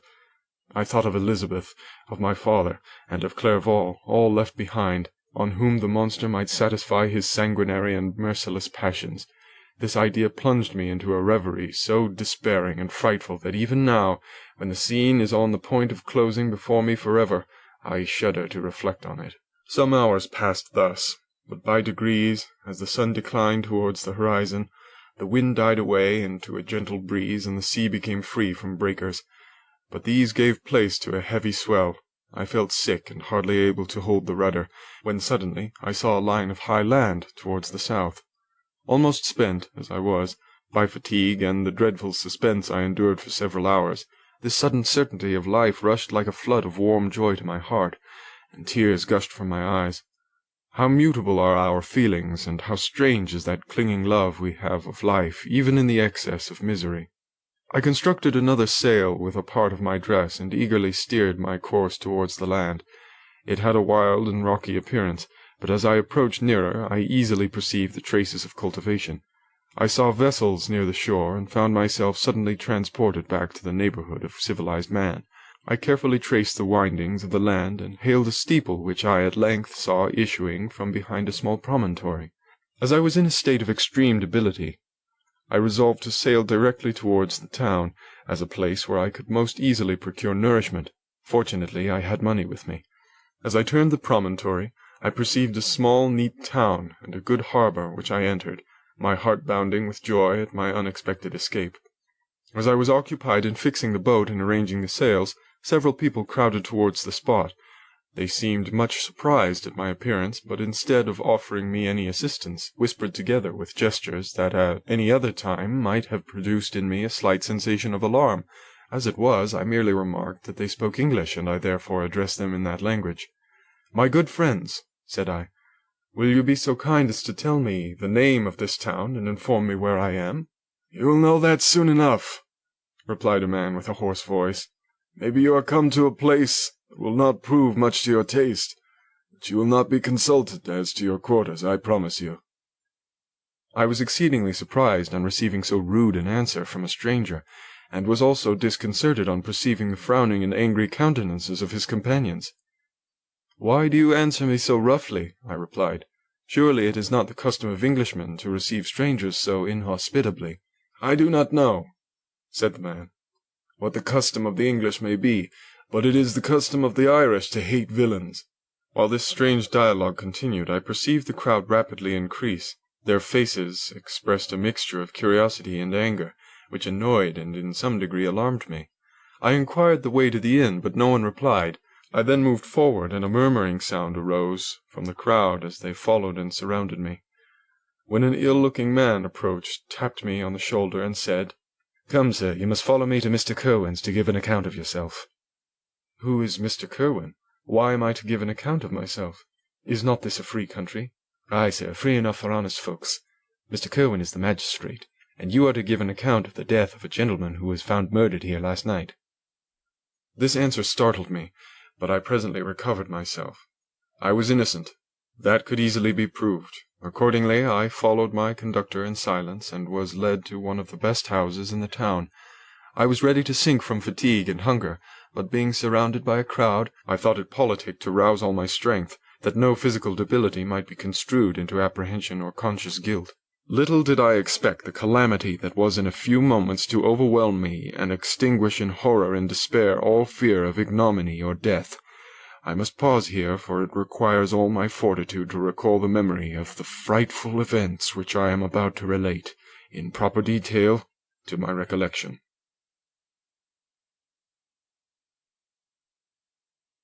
Chapter 21.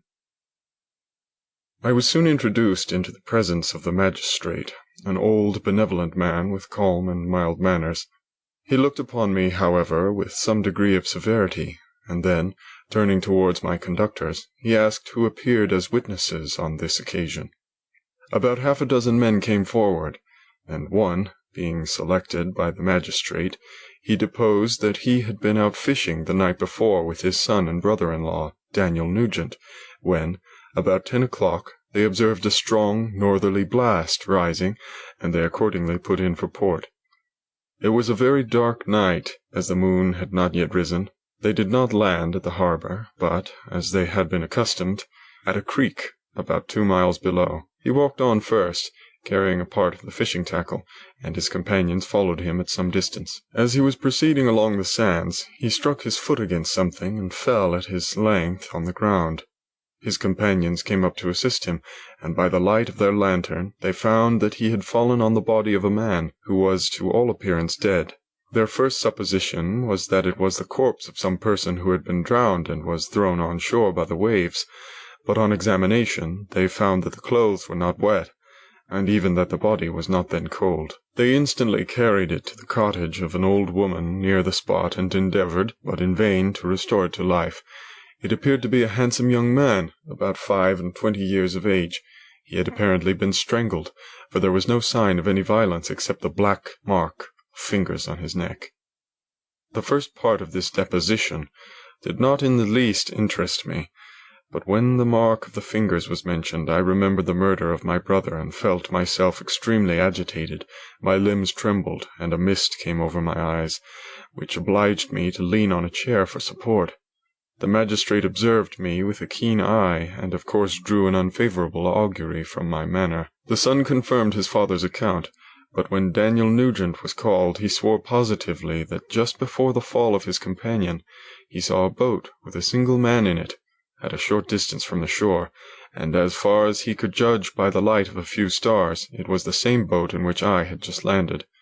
A woman deposed that she lived near the beach and was standing at the door of her cottage, waiting for the return of the fisherman, about an hour before she heard of the discovery of the body, when she saw a boat with only one man in it push off from that part of the shore where the corpse was afterwards found. Another woman confirmed the account of the fisherman, having brought the body into her house. It was not cold. They put it into a bed and rubbed it, and Daniel went to the town for an apothecary, but life was quite gone. Several other men were examined concerning my landing, and they agreed that, with the strong north wind that had arisen during the night, it was very probable that I had beaten about for many hours and had been obliged to return nearly to the same spot from which I had departed.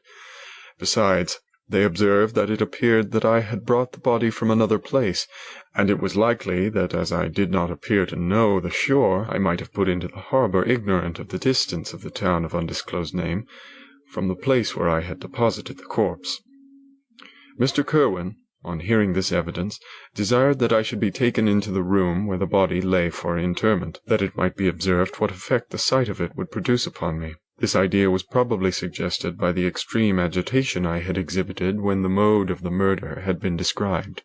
I was accordingly conducted by the magistrate and several other persons to the inn. I could not help being struck by the strange coincidences that had taken place during this eventful night, but knowing that I had been conversing with several persons in the island I had inhabited about the time that the body had been found, I was perfectly tranquil as to the consequences of the affair. I entered the room where the corpse lay, and was led up to the coffin. How can I describe my sensations in beholding it? I feel yet parched with horror, nor can I reflect on that terrible moment without shuddering in agony. The examination, the presence of the magistrate and witnesses, passed like a dream from my memory when I saw the lifeless form of Henry Clerval stretched before me. I gasped for breath, and throwing myself on the body, I exclaimed, "Have my murderous machinations deprived you also, my dearest Henry, of life? Two I have already destroyed. Other victims await their destiny, but you, Clerval, my friend, my benefactor." The human frame could no longer support the agonies that I endured, and I was carried out of the room in strong convulsions. A fever succeeded to this. I lay for 2 months on the point of death. My ravings, as I afterwards heard, were frightful. I called myself the murderer of William, of Justine, and of Clerval. Sometimes I entreated my attendants to assist me in the destruction of the fiend by whom I was tormented, and at others I felt the fingers of the monster already grasping my neck, and screamed aloud with agony and terror. Fortunately, as I spoke my native language, Mr. Curwen alone understood me, but my gestures and bitter cries were sufficient to affright the other witnesses. Why did I not die, more miserable than man ever was before? Why did I not sink into forgetfulness and rest? Death snatches away many blooming children, the only hopes of their doting parents. How many brides and youthful lovers have been one day in the bloom of health and hope, and the next a prey for worms and the decay of the tomb? Of what materials was I made that I could thus resist so many shocks which, like the turning of the wheel, continually renewed the torture? But I was doomed to live, and in 2 months found myself as awaking from a dream, in a prison, stretched on a wretched bed, surrounded by jailers, turnkeys, bolts, and all the miserable apparatus of a dungeon. It was morning, I remember, when I thus awoke to understanding. I had forgotten the particulars of what had happened, and only felt as if some great misfortune had suddenly overwhelmed me. But when I looked around and saw the barred windows and the squalidness of the room in which I was, all flashed across my memory, and I groaned bitterly. This sound disturbed an old woman who was sleeping in a chair beside me. She was a hired nurse, the wife of one of the turnkeys, and her countenance expressed all those bad qualities which often characterize that class. The lines of her face were hard and rude, like that of persons accustomed to see without sympathizing in sights of misery. Her tone expressed her entire indifference. She addressed me in English, and the voice struck me as one that I had heard during my sufferings. "Are you better now, sir?" said she. I replied in the same language with a feeble voice, "I believe I am. But if it be all true, if indeed I did not dream, I am sorry that I am still alive to feel this misery and horror." "For that matter," replied the old woman, "if you mean about the gentleman you murdered, I believe that it were better for you if you were dead, for I fancy it will go hard with you. However, that's none of my business. I am sent to nurse you and get you well. I do my duty with a safe conscience. It were well if everybody did the same." I turned with loathing from the woman who could utter so unfeeling a speech to a person just saved, on the very edge of death, but I felt languid, and unable to reflect on all that had passed. The whole series of my life appeared to me as a dream. I sometimes doubted if indeed it were all true, for it never presented itself to my mind with the force of reality. As the images that floated before me became more distinct, I grew feverish. A darkness pressed around me. No one was near me who soothed me with the gentle voice of love. No dear hand supported me. The physician came and prescribed medicines, and the old woman prepared them for me, but utter carelessness was visible in the first, an expression of brutality was strongly marked in the visage of the second. Who could be interested in the fate of a murderer but the hangman who would gain his fee? These were my first reflections, but I soon learned that Mr. Curwen had shown me extreme kindness. He had caused the best room in the prison to be prepared for me. Wretched indeed was the best, and it was he who had provided a physician and a nurse. It is true he seldom came to see me, for although he ardently desired to relieve the sufferings of every human creature, he did not wish to be present at the agonies and miserable ravings of a murderer. He came, therefore, sometimes to see that I was not neglected, but his visits were short, and with long intervals. One day, while I was gradually recovering, I was seated in a chair, my eyes half open, and my cheeks livid like those in death. I was overcome by gloom and misery, and often reflected I had better seek death than desire to remain in a world which to me was replete with wretchedness. At one time I considered whether I should not declare myself guilty and suffer the penalty of the law, less innocent than poor Justine had been. Such were my thoughts when the door of my apartment was opened and Mr. Kirwin entered. His countenance expressed sympathy and compassion. He drew a chair close to mine and addressed me in French. "I fear that this place is very shocking to you. Can I do anything to make you more comfortable?" "I thank you, but all that you mention is nothing to me. On the whole earth there is no comfort which I am capable of receiving." "I know that the sympathy of a stranger can be but of little relief to one borne down, as you are, by so strange a misfortune. But you will, I hope, soon quit this melancholy abode, for doubtless evidence can easily be brought to free you from the criminal charge." "That is my least concern. I am, by a course of strange events, become the most miserable of mortals. Persecuted and tortured as I am and have been, can death be any evil to me?" "Nothing indeed could be more fortunate and agonizing than the strange chances that have lately occurred. You were thrown, by some surprising accident, on this shore, renowned for its hospitality, seized immediately, and charged with murder. The first sight that was presented to your eyes was the body of your friend, murdered in so unaccountable a manner, and placed, as it were, by some fiend across your path." As Mr. Kirwin said this, notwithstanding the agitation I endured on this retrospect of my sufferings, I also felt considerable surprise at the knowledge he seemed to possess concerning me. I suppose some astonishment was exhibited in my countenance, for Mr. Kirwin hastened to say, "Immediately upon your being taken ill, all the papers that were on your person were brought me, and I examined them that I might discover some trace by which I could send to your relations on account of your misfortune and illness. I found several letters, and among others, one which I discovered from its commencement to be from your father. I instantly wrote to Geneva. Nearly 2 months have elapsed since the departure of my letter, but you are ill. Even now you tremble. You are unfit for agitation of any kind. This suspense is 1,000 times worse than the most horrible event. Tell me what new scene of death has been acted, and whose murder I am now to lament." "Your family is perfectly well," said Kirwin with gentleness, "and someone, a friend, is come to visit you."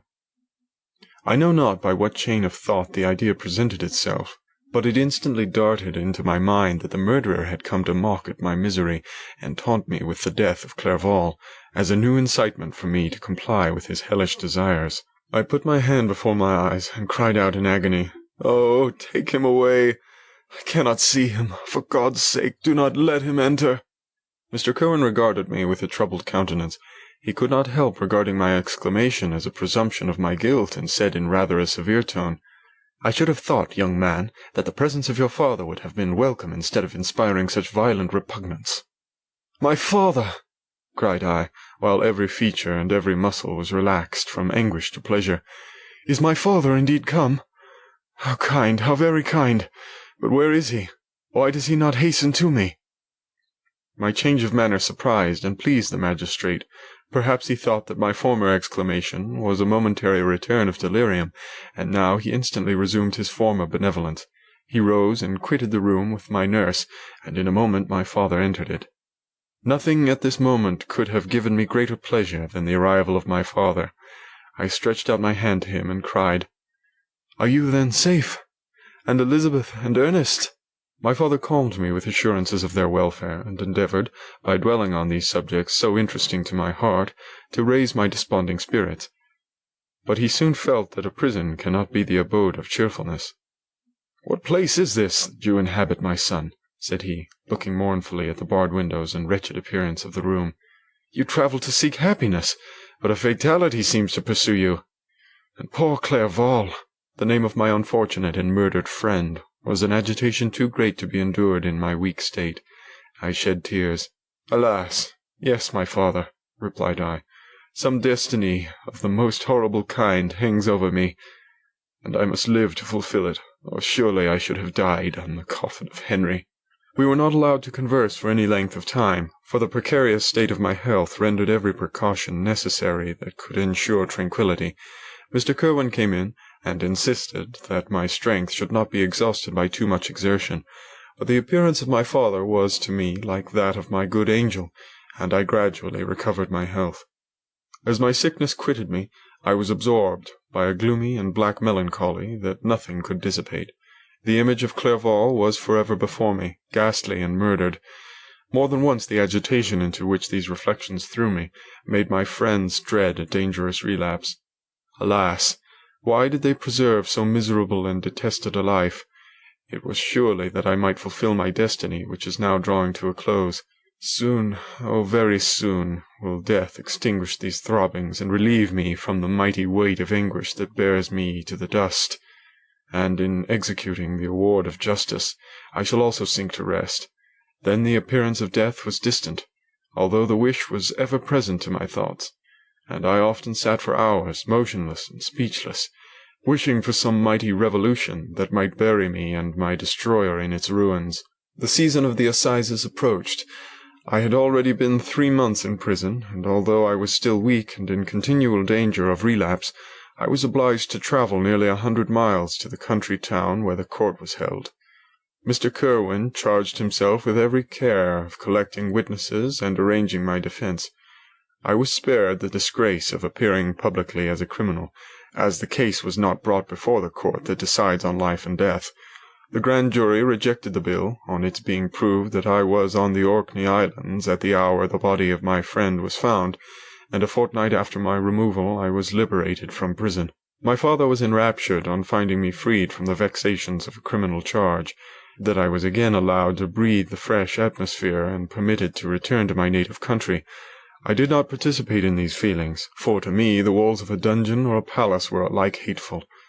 The cup of life was poisoned forever, and although the sun shone upon me, as upon the happy and gay of heart, I saw around me nothing but a dense and frightful darkness, penetrated by no light but the glimmer of 2 eyes that glared upon me. Sometimes they were the expressive eyes of Henry, languishing in death, the dark orbs nearly covered by the lids and the long black lashes that fringed them. Sometimes it was the watery, clouded eyes of the monster, as I first saw them in my chamber at Ingolstadt. My father tried to awaken in me the feelings of affection. He talked of Geneva, which I should soon visit, of Elizabeth and Ernest, but these words only drew deep groans from me. Sometimes, indeed, I felt a wish for happiness, and thought with melancholy delight of my beloved cousin, or longed, with a devouring maladie du pays, to see once more the blue lake and rapid Rhone that had been so dear to me in early childhood. But my general state of feeling was a torpor in which prison was as welcome a residence as the divinest scene in nature, and these fits were seldom interrupted but by paroxysms of anguish and despair. At these moments I often endeavoured to put an end to the existence I loathed, and it required unceasing attendance and vigilance to restrain me from committing some dreadful act of violence. Yet one duty remained to me, the recollection of which finally triumphed over my selfish despair. It was necessary that I should return without delay to Geneva, there to watch over the lives of those I so fondly loved, and to lie in wait for the murderer, that if any chance led me to the place of his concealment, or if he dared again to blast me by his presence, I might, with unfailing aim, put an end to the existence of the monstrous image which I had endued with the mockery of a soul still more monstrous. My father still desired to delay our departure, fearful that I could not sustain the fatigues of a journey, for I was a shattered wreck, the shadow of a human being. My strength was gone, I was a mere skeleton, and fever night and day preyed upon my wasted frame. Still, as I urged our leaving Ireland with such inquietude and impatience, my father thought it best to yield. We took our passage on board a vessel bound for Havre de Grace, and sailed with a fair wind from the Irish shores. It was midnight. I lay on the deck, looking at the stars and listening to the dashing of the waves. I hailed the darkness that shut Ireland from my sight, and my pulse beat with a feverish joy when I reflected that I should soon see Geneva. The past appeared to me in the light of a frightful dream, yet the vessel in which I was, the wind that blew me from the detested shore of Ireland, and the sea which surrounded me told me too forcibly that I was deceived by no vision, and that Clerval, my friend and dearest companion, had fallen a victim to me and the monster of my creation. I repassed in my memory my whole life, my quiet happiness while residing with my family in Geneva, the death of my mother, and my departure for Ingolstadt. I remembered, shuddering, the mad enthusiasm that hurried me on to the creation of my hideous enemy, and I called to mind the night in which he first lived. I was unable to pursue the train of thought. 1,000 feelings pressed upon me, and I wept bitterly. Ever since my recovery from the fever, I had been in the custom of taking every night a small quantity of laudanum, for it was by means of this drug only that I was enabled to gain the rest necessary for the preservation of life.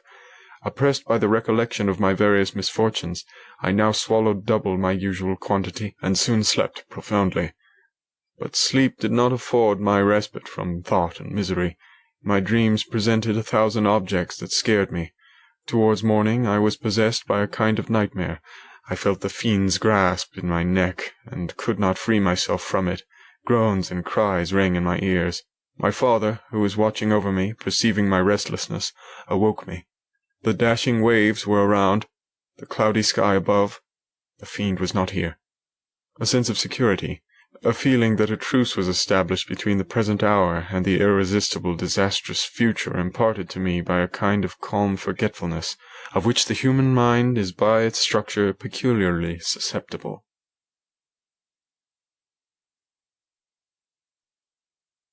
Chapter 22. The voyage came to an end. We landed and proceeded to Paris. I soon found that I had overtaxed my strength, and that I must repose before I could continue my journey. My father's care and attentions were indefatigable, but he did not know the origin of my sufferings, and sought erroneous methods to remedy the incurable ill.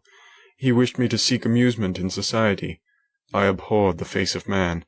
Oh, not abhorred!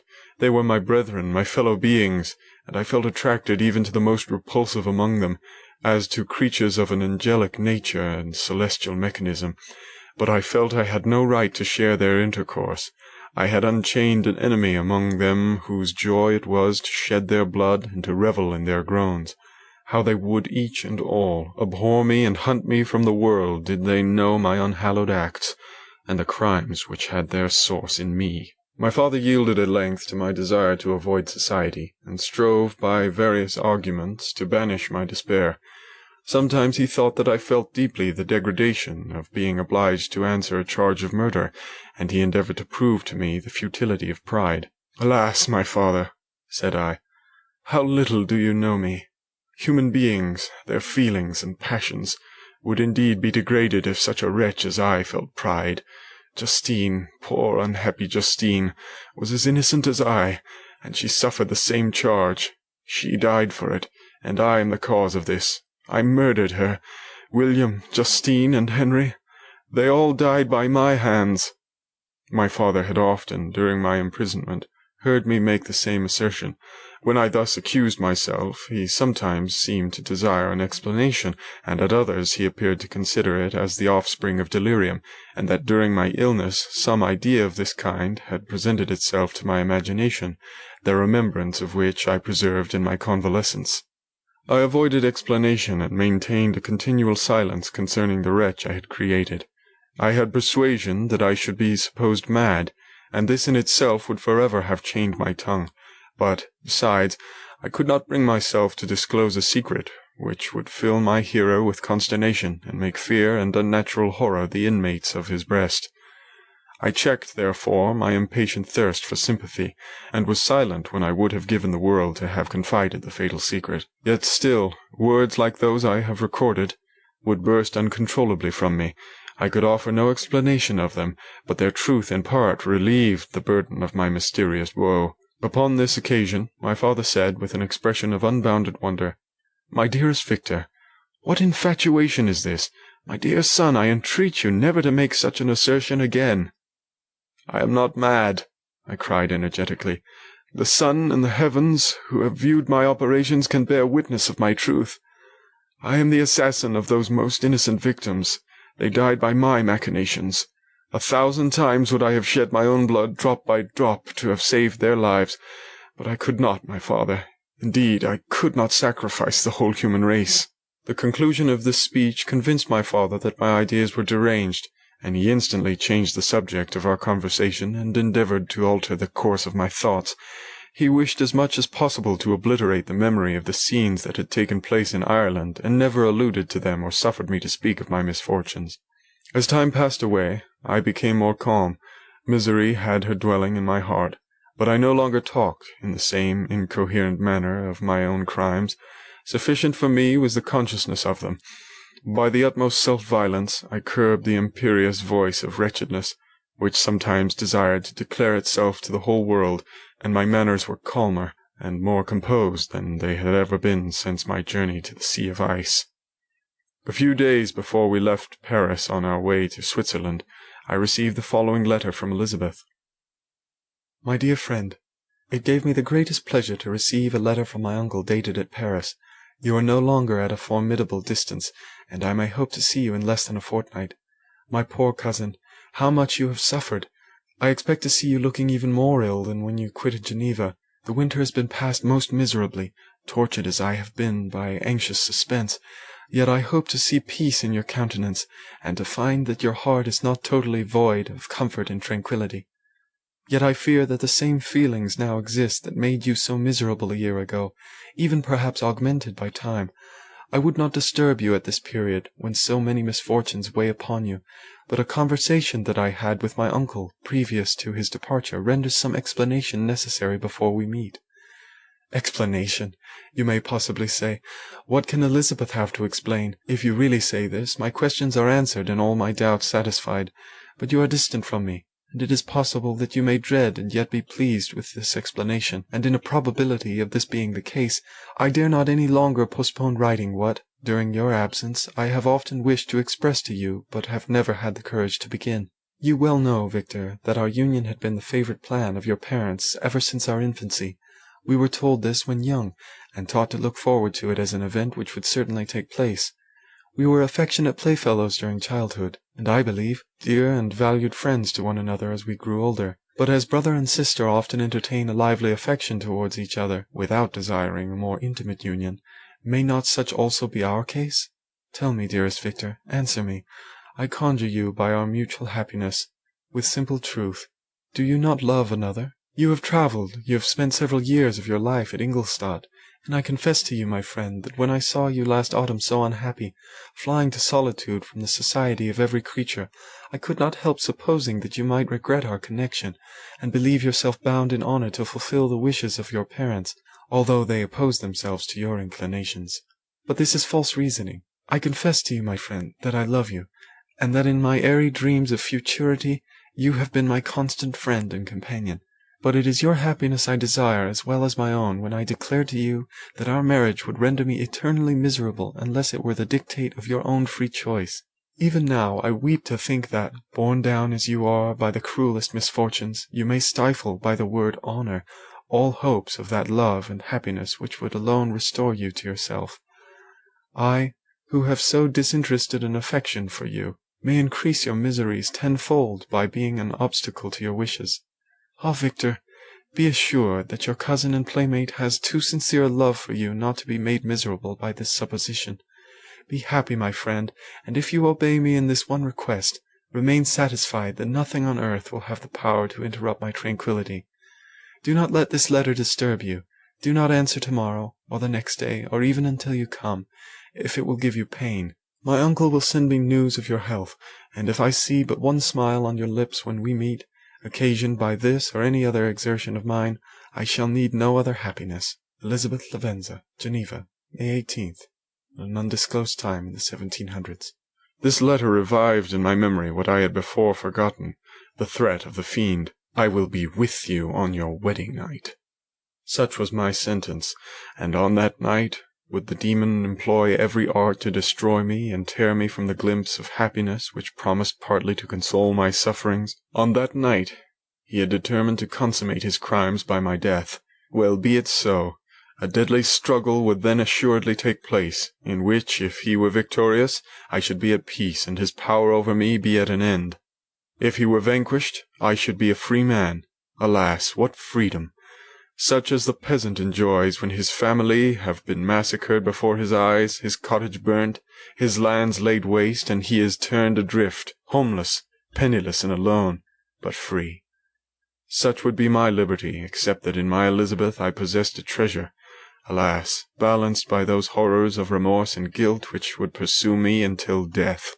Sweet and beloved Elizabeth! I read and reread her letter, and some softened feeling stole into my heart, and dared to whisper paradisiacal dreams of love and joy. But the apple was already eaten, and the angel's arm bared to drive me from all hope.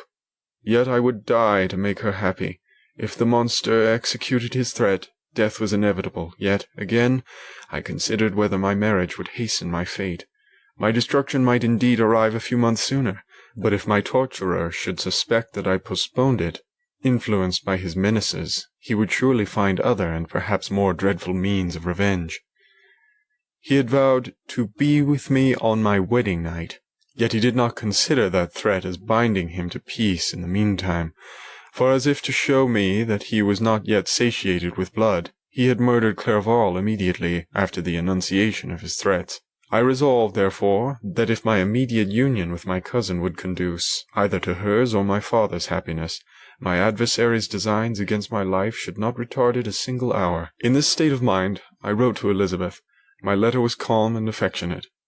"I fear, my beloved girl," I said, "little happiness remains for us on earth, yet all that I may one day enjoy is centered in you. Chase away your idle fears. To you alone do I consecrate my life and my endeavors for contentment.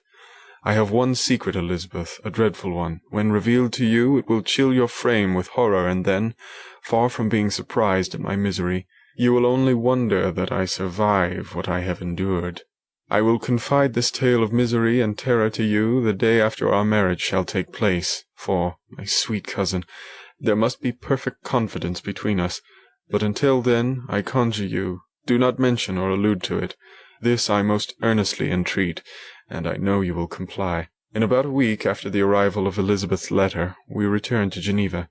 The sweet girl welcomed me with warm affection, yet tears were in her eyes as she beheld my emaciated frame and feverish cheeks. I saw a change in her also. She was thinner, and had lost much of that heavenly vivacity that had before charmed me, but her gentleness and soft looks of compassion made her a more fit companion for one blasted and miserable as I was. The tranquillity which I now enjoyed did not endure. Memory brought madness with it, and when I thought of what had passed, a real insanity possessed me. Sometimes I was furious and burnt with rage, sometimes low and despondent. I neither spoke nor looked at anyone, but sat motionless, bewildered by the multitude of miseries that overcame me. Elizabeth alone had the power to draw me from these fits. Her gentle voice would soothe me when transported by passion, and inspire me with human feelings when sunk in torpor. She wept with me and for me. When reason returned, she would remonstrate and endeavour to inspire me with resignation. Ah, it is well for the unfortunate to be resigned, but for the guilty there is no peace. The agonies of remorse poison the luxury there is otherwise sometimes found in indulging the excess of grief. Soon after my arrival, my father spoke of my immediate marriage with Elizabeth. I remained silent. "Have you, then, some other attachment?" "None on earth. I love Elizabeth, and I look forward to our union with delight. Let the day therefore be fixed, and on it I will consecrate myself, in life or death, to the happiness of my cousin." "My dear Victor, do not speak thus. Heavy misfortunes have befallen us, but let us only cling closer to what remains and transfer our love for those whom we have lost to those who yet live. Our circle will be small, but bound close by the ties of affection and mutual misfortune. And when time shall have softened your despair, new and dear objects of care will be born to replace those of whom we have been so cruelly deprived." Such were the lessons of my father, but to me the remembrance of the threat returned. Nor can you wonder that, omnipotent as the fiend had yet been in his deeds of blood, I should almost regard him as invincible, and that when he had pronounced the words, "I shall be with you on your wedding night," I should regret the threatened fate as unavoidable. But death was no evil to me if the loss of Elizabeth were balanced with it, and I therefore, with a contented and even cheerful countenance, agreed with my father that if my cousin would consent, the ceremony should take place in 10 days, and thus put, as I imagined, the seal to my fate. Great God! If for one instant I had thought what might be the hellish intention of my fiendish adversary, I would rather have banished myself forever from my native country, and wandered a friendless outcast over the earth, than have consented to this miserable marriage. But as if possessed of magic powers, the monster had blinded me to his real intentions, and when I thought that I had prepared only my own death, I hastened that of a far dearer victim. As the period fixed for our marriage drew nearer, whether from cowardice or a prophetic feeling, I felt my heart sink within me, but I concealed my feelings by an appearance of hilarity that brought smiles and joy to the countenance of my father, but hardly deceived the ever-watchful and nicer eye of Elizabeth. She looked forward to our union with placid contentment, not unmingled with a little fear, which past misfortunes had impressed, that what now appeared certain and tangible happiness might soon dissipate into an airy dream and leave no trace but deep and everlasting regret. Preparations were made for the event, congratulatory visits were received, and all wore a smiling appearance.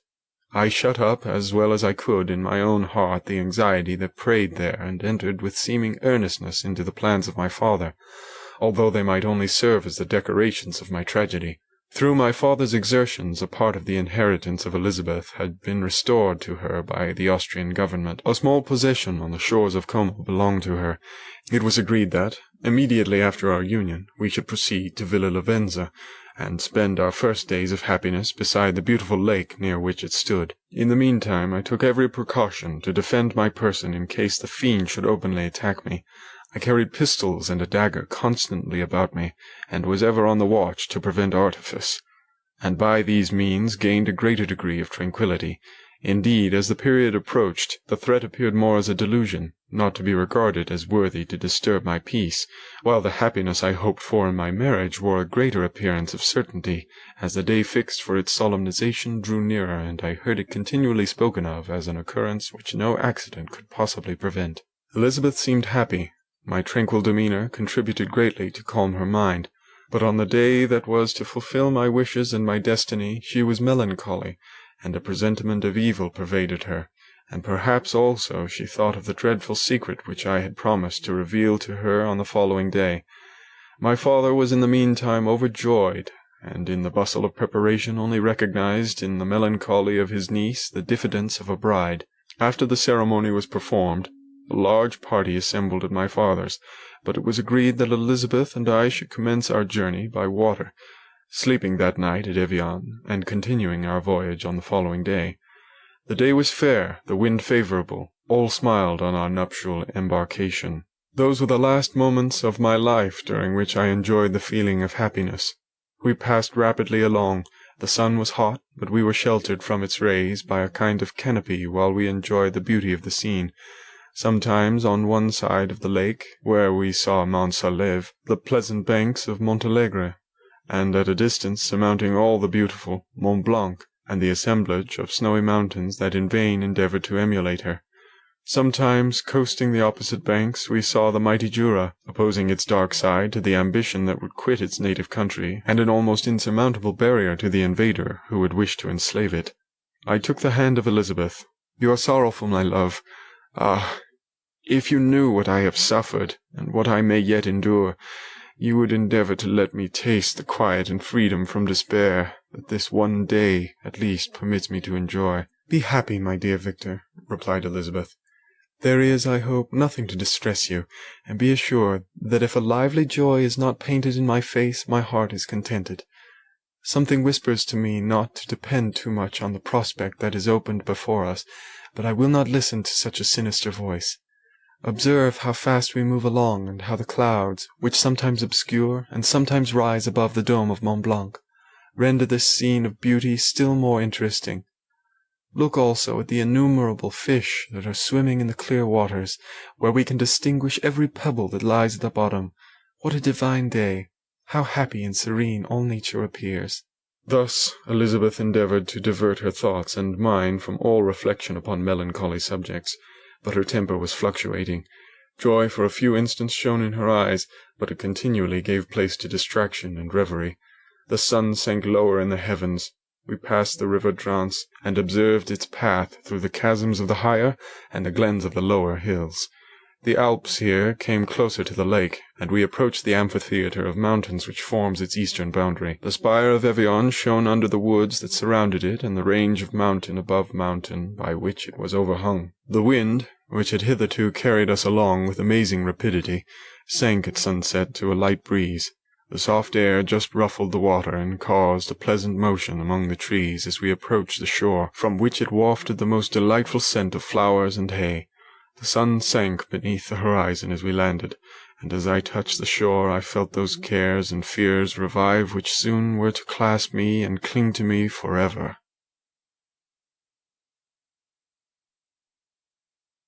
Chapter 23. It was 8 o'clock when we landed. We walked for a short time on the shore, enjoying the transitory light, and then retired to the inn and contemplated the lovely scene of waters, woods, and mountains obscured in darkness, yet still displaying their black outlines. The wind, which had fallen in the south, now rose with great violence in the west. The moon had reached her summit in the heavens, and was beginning to descend. The clouds swept across it swifter than the flight of the vulture, and dimmed her rays, while the lake reflected the scene of the busy heavens, rendered still busier by the restless waves that were beginning to rise. Suddenly, a heavy storm of rain descended. I had been calm during the day, but so soon as night obscured the shapes of objects, 1,000 fears arose in my mind. I was anxious and watchful, while my right hand grasped a pistol which was hidden in my bosom. Every sound terrified me, but I resolved that I would sell my life dearly, and not shrink from the conflict until my own life or that of my adversary was extinguished. Elizabeth observed my agitation for some time in timid and fearful silence, but there was something in my glance which communicated terror to her, and trembling she asked, "What is it that agitates you, my dear Victor? What is it you fear?" "Oh, peace, peace, my love," replied I. "This night, and all will be safe, but this night is dreadful, very dreadful." I passed an hour in this state of mind, when suddenly I reflected how fearful the combat which I momentarily expected would be to my wife, and I earnestly entreated her to retire, resolving not to join her until I had obtained some knowledge as to the situation of my enemy. She left me, and I continued some time walking up and down the passages of the house and inspecting every corner that might afford a retreat to my adversary. But I discovered no trace of him, and was beginning to conjecture that some fortunate chance had intervened to prevent the execution of his menaces, when suddenly I heard a shrill and dreadful scream. It came from the room into which Elizabeth had retired. As I heard it, the whole truth rushed into my mind. My arms dropped. The motion of every muscle and fibre was suspended.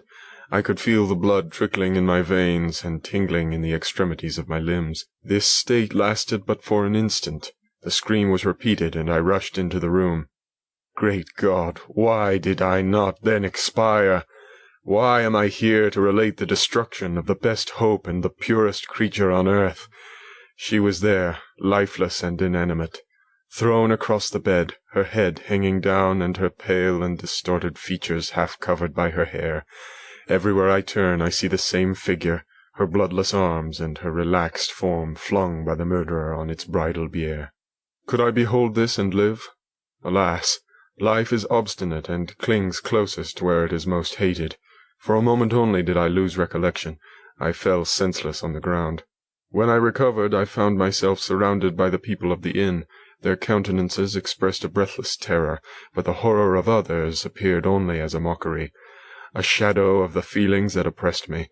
I escaped from them to the room where lay the body of Elizabeth, my love, my wife, so lately living, so dear, so worthy. She had been moved from the posture in which I had first beheld her, and now, as she lay, her head upon her arm and a handkerchief thrown across her face and neck, I might have supposed her asleep.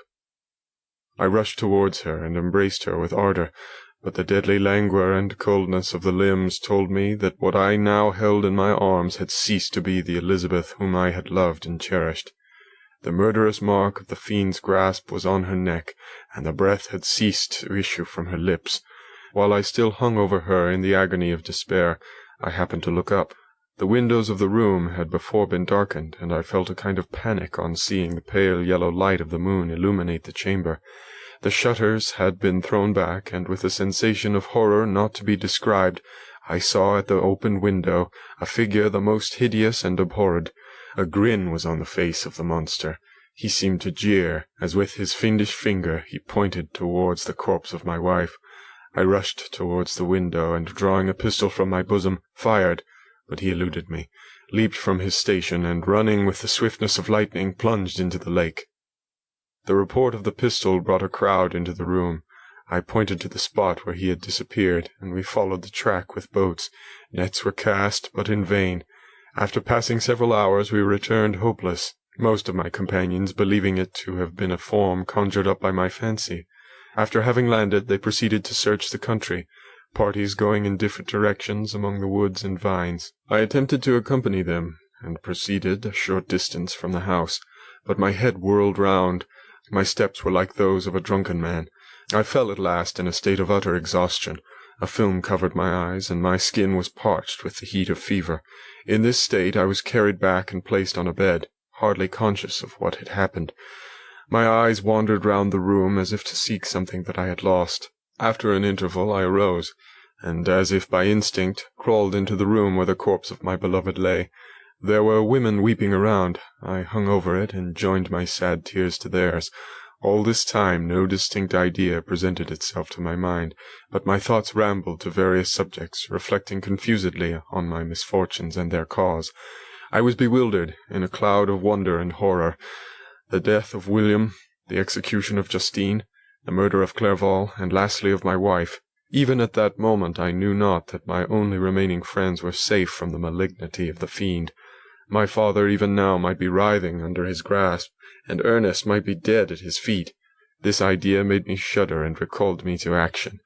I started up and resolved to return to Geneva with all possible speed. There were no horses to be procured, and I must return by the lake, but the wind was unfavourable, and the rain fell in torrents. However, it was hardly morning, and I might reasonably hope to arrive by night. I hired men to row, and took an oar myself, for I had always experienced relief from mental torment in bodily exercise. But the overflowing misery I now felt, and the excess of agitation that I endured, rendered me incapable of any exertion. I threw down the oar, and leaning my head upon my hands, gave way to every gloomy idea that arose. If I looked up, I saw scenes which were familiar to me in my happier time, and which I had contemplated but the day before in the company of her who was now but a shadow and a recollection. Tears streamed from my eyes. The rain had ceased for a moment, and I saw the fish play in the waters as they had done a few hours before. They had then been observed by Elizabeth. Nothing is so painful to the human mind as a great and sudden change. The sun might shine or the clouds might lower, but nothing could appear to me as it had done the day before. A fiend had snatched from me every hope of future happiness. No creature had ever been so miserable as I was. So frightful an event is single in the history of man. But why should I dwell upon the incidents that followed this last overwhelming event? Mine has been a tale of horrors. I have reached their acme, and what I must now relate can but be tedious to you. Know that, one by one, my friends were snatched away. I was left desolate. My own strength is exhausted, and I must tell in a few words what remains of my hideous narration. I arrived at Geneva. My father and Ernest yet lived, but the former sunk under the tidings that I bore. I see him now, excellent and venerable old man. His eyes wandered in vacancy, for they had lost their charm and their delight. His Elizabeth, his more than daughter, whom he doted on with all that affection which a man feels, who, in the decline of life, having few affections, clings more earnestly to those that remain. Cursed, cursed be the fiend that brought misery on his grey hairs, and doomed him to waste in wretchedness.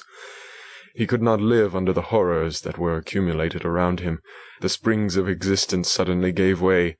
He was unable to rise from his bed, and in a few days he died in my arms. What then became of me? I know not. I lost sensation, and chains and darkness were the only objects that pressed upon me. Sometimes, indeed, I dreamt that I wandered in flowery meadows and pleasant vales with the friends of my youth, but I awoke and found myself in a dungeon. Melancholy followed. but by degrees I gained a clear conception of my miseries and situation, and was then released from my prison. For they had called me mad, and during many months, as I understood, a solitary cell had been my habitation. Liberty, however, had been a useless gift to me, had I not, as I awakened to reason, at the same time awakened to revenge. As the memory of past misfortunes pressed upon me, I began to reflect on their cause, the monster whom I had created, the miserable demon whom I had sent abroad into the world for my destruction. I was possessed by a maddening rage when I thought of him, and desired and ardently prayed that I might have him within my grasp to wreak a great and signal revenge on his cursed head. Nor did my hate long confine itself to useless wishes. I began to reflect on the best means of securing him, and for this purpose, about a month after my release, I repaired to the criminal judge in the town and told him that I had an accusation to make, that I knew the destroyer of my family, and that I required him to exert his whole authority for the apprehension of the murderer. The magistrate listened to me with attention and kindness. "Be assured, sir," said he, "no pains or exertions on my part shall be spared to discover the villain." "I thank you," replied I. "Listen, therefore, to the deposition that I have to make. It is indeed a tale so strange that I should fear you would not credit it, were there not something in truth which, however wonderful, forces conviction. The story is too connected to be mistaken for a dream, and I have no motive for falsehood." My manner, as I thus addressed him, was impressive but calm. I had formed in my own heart a resolution to pursue my destroyer to death, and this purpose quieted my agony and for an interval reconciled me to life. I now related my history briefly, but with firmness and precision, marking the dates with accuracy, and never deviating into invective or exclamation. The magistrate appeared at first perfectly incredulous, but as I continued he became more attentive and interested. I saw him sometimes shudder with horror, at others a lively surprise, unmingled with disbelief, was painted on his countenance. When I had concluded my narration, I said, "This is the being whom I accuse, and for whose seizure and punishment I call upon you to exert your whole power. It is your duty as a magistrate, and I believe and hope that your feelings as a man will not revolt from the execution of those functions on this occasion." This address caused a considerable change in the physiognomy of my own auditor. He had heard my story with that half kind of belief that is given to a tale of spirits and supernatural events, but when he was called upon to act officially in consequence, the whole tide of his incredulity returned. He, however, answered mildly, "I would willingly afford you every aid in your pursuit, but the creature of whom you speak appears to have powers which would put all my exertions to defiance. Who can follow an animal which can traverse the sea of ice, and inhabit caves and dens where no man would venture to intrude? Besides, some months have elapsed since the commission of his crimes, and no one can conjecture to what place he has wandered, or what region he may now inhabit. I do not doubt that he hovers near the spot which I inhabit, and if he has indeed taken refuge in the Alps, he may be hunted like the chamois, and destroyed as a beast of prey. But I perceive your thoughts. You do not credit my narrative, and do not intend to pursue my enemy with the punishment which is his desert." As I spoke, rage sparkled in my eyes. The magistrate was intimidated. "You are mistaken," said he. "I will exert myself, and if it is in my power to seize the monster, be assured that he shall suffer punishment proportionate to his crimes. But I fear, from what you have yourself described to be his properties, that this will prove impracticable, and thus, while every proper measure is pursued, you should make up your mind to disappointment." "That cannot be, but all that I can say will be of little avail. My revenge is of no moment to you. Yet, while I allow it to be a vice, I confess that it is the devouring and only passion of my soul. My rage is unspeakable when I reflect that the murderer, whom I have turned loose upon society, still exists. You refuse my just demand. I have but one resource, and I devote myself, either in my life or death, to his destruction." I trembled with excess of agitation as I said this. There was a frenzy in my manner, and something, I doubt not, of that haughty fierceness which the martyrs of old are said to have possessed. but to a Genevan magistrate whose mind was occupied by far other ideas than those of devotion and heroism. This elevation of mind had much the appearance of madness. He endeavoured to soothe me as a nurse does a child, and reverted to my tale as the effects of delirium. "Man," I cried, "how ignorant art thou in thy pride of wisdom! Cease! You know not what it is you say." I broke from the house, angry and disturbed, and retired to meditate on some other mode of action.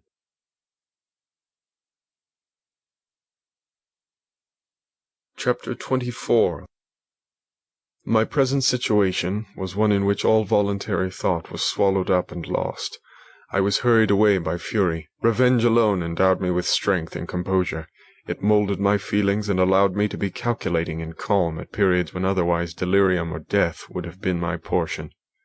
My first resolution was to quit Geneva forever, my country, which, when I was happy and beloved, was dear to me, now, in my adversity, became hateful. I provided myself with a sum of money, together with a few jewels which had belonged to my mother, and departed. And now my wanderings began, which are to cease but with life. I have traversed vast portions of the earth, and have endured all the hardships which travellers in deserts and barbarous countries are wont to meet. How I have lived, I hardly know. Many times have I stretched my failing limbs upon the sandy plain and prayed for death, but revenge kept me alive. I dared not die and leave my adversary in being. When I quitted Geneva, my first labour was to gain some clue by which I might trace the steps of my fiendish enemy, but my plan was unsettled, and I wandered many hours round the confines of the town, uncertain what path I should pursue. As night approached, I found myself at the entrance of the cemetery where William, Elizabeth, and my father reposed. I entered it and approached the tomb which marked their graves. Everything was silent except the leaves of the trees, which were gently agitated by the wind. The night was nearly dark, and the scene would have been solemn and affecting, even to an uninterested observer. The spirits of the departed seemed to flit around and to cast a shadow, which was felt but not seen, around the head of the mourner. The deep grief which this scene had at first excited quickly gave way to rage and despair. They were dead, and I lived. Their murderer also lived, and to destroy him I must drag out my weary existence. I knelt on the grass and kissed the earth, and with quivering lips exclaimed, "By the sacred earth on which I kneel, by the shades that wander near me, by the deep and eternal grief that I feel, I swear, and by thee, O night, and the spirits that preside over thee, to pursue the demon who caused this misery, until he or I shall perish in mortal conflict. For this purpose I will preserve my life. To execute this dear revenge will I again behold the sun and tread the green herbage of the earth, which otherwise should vanish from my eyes forever. And I call on you, spirits of the dead, and on you, wandering ministers of vengeance, to aid and conduct me in my work. Let the cursed and hellish monster drink deep of agony. Let him feel the despair that now torments me." I had begun my adjuration with solemnity and an awe which almost assured me that the shades of my murdered friends heard and approved my devotion. But the furies possessed me as I concluded, and rage choked my utterance. I was answered through the stillness of night by a loud and fiendish laugh. It rang on my ears long and heavily. The mountains re-echoed it, and I felt as if all hell surrounded me with mockery and laughter. Surely in that moment I should have been possessed by frenzy and have destroyed my miserable existence, but that my vow was heard, and that I was reserved for vengeance. The laughter died away, when a well-known and abhorred voice, apparently close to my ear, addressed me in an audible whisper. "I am satisfied, miserable wretch. You have determined to live, and I am satisfied." I darted towards the spot from which the sound proceeded, but the devil eluded my grasp.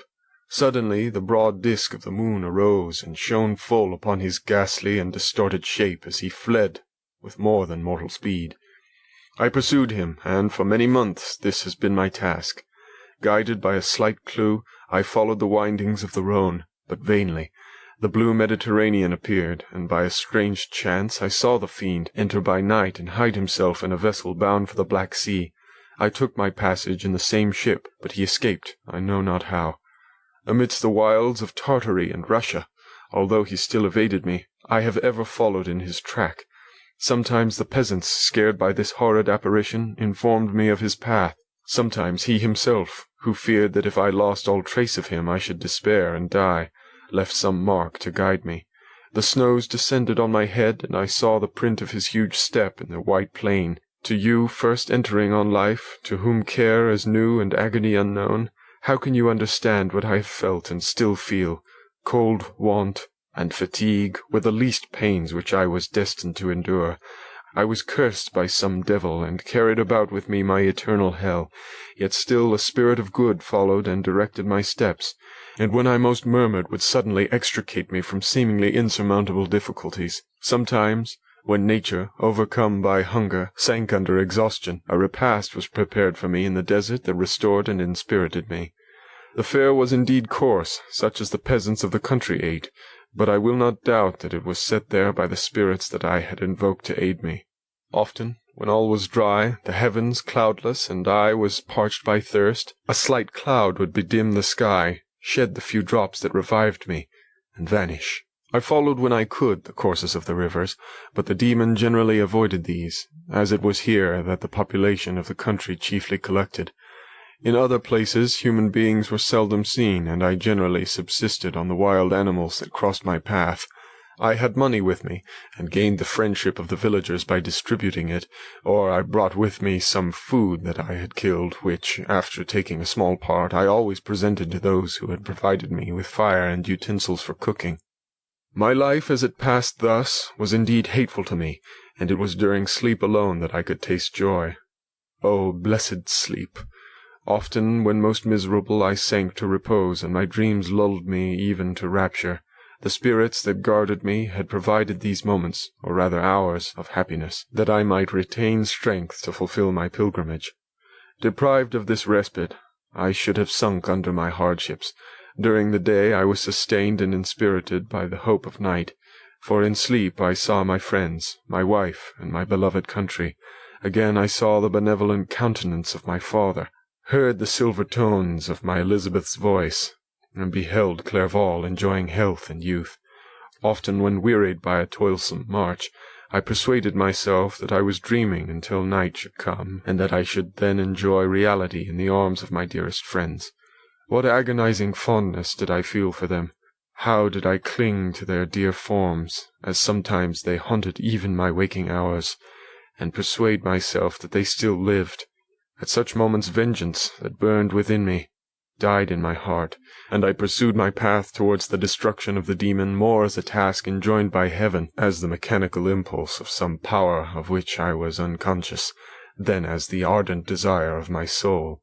What his feelings were whom I pursued I cannot know. Sometimes, indeed, he left marks in writing on the banks of the trees, or cut in stone, that guided me and instigated my fury. My reign is not yet over. These words were legible in one of these inscriptions. You live, and my power is complete. Follow me. I seek the everlasting ices of the north, where you will feel the misery of cold and frost to which I am impassive. You will find near this place, if you follow not too tardily, dead hare. Eat and be refreshed. Come on, my enemy. We have yet to wrestle for our lives, but many hard and miserable hours must you endure until that period shall arrive. Scoffing devil! Again do I vow vengeance. Again do I devote thee, miserable fiend, to torture and death. Never will I give up my search until he or I perish, and then with what ecstasy shall I join my Elizabeth and my departed friends, who even now prepare for me the reward of my tedious toil and horrible pilgrimage. As I still pursued my journey to the northward, the snows thickened and the cold increased in a degree almost too severe to support. The peasants were shut up in their hovels, and only a few of the most hardy ventured forth to seize the animals whom starvation had forced from their hiding-places to seek for prey. The rivers were covered with ice, and no fish could be procured, and thus I was cut off from my chief article of maintenance. The triumph of my enemy increased with the difficulty of my labours. One inscription that he left was in these words: "Prepare, your toils only begin. Wrap yourself in furs and provide food, for we shall soon enter upon a journey where your sufferings will satisfy my everlasting hatred." My courage and perseverance were invigorated by these scoffing words. I resolved not to fail in my purpose, and calling on heaven to support me, I continued with unabated fervor to traverse immense deserts, until the ocean appeared at a distance and formed the utmost boundary of the horizon. Oh, how unlike it was to the blue seasons of the south! Covered with ice, it was only to be distinguished from land by its superior wildness and ruggedness. The Greeks wept for joy when they beheld the Mediterranean from the hills of Asia, and hailed with rapture the boundary of their toils. I did not weep, but I knelt down and with a full heart thanked my guiding spirit for conducting me in safety to the place where I hoped, notwithstanding my adversary's gibe, to meet and grapple with him. Some weeks before this period I had procured a sledge and dogs, and thus traversed the snows with inconceivable speed. I know not whether the fiend possessed the same advantages, but I found that, as before I had daily lost ground in the pursuit, I now gained on him, so much so that when I first saw the ocean he was but 1 day's journey in advance, and I hoped to intercept him before he could reach the beach. With new courage, therefore, I pressed on, and in 2 days arrived at a wretched hamlet on the seashore. I inquired of the inhabitants concerning the fiend, and gained accurate information.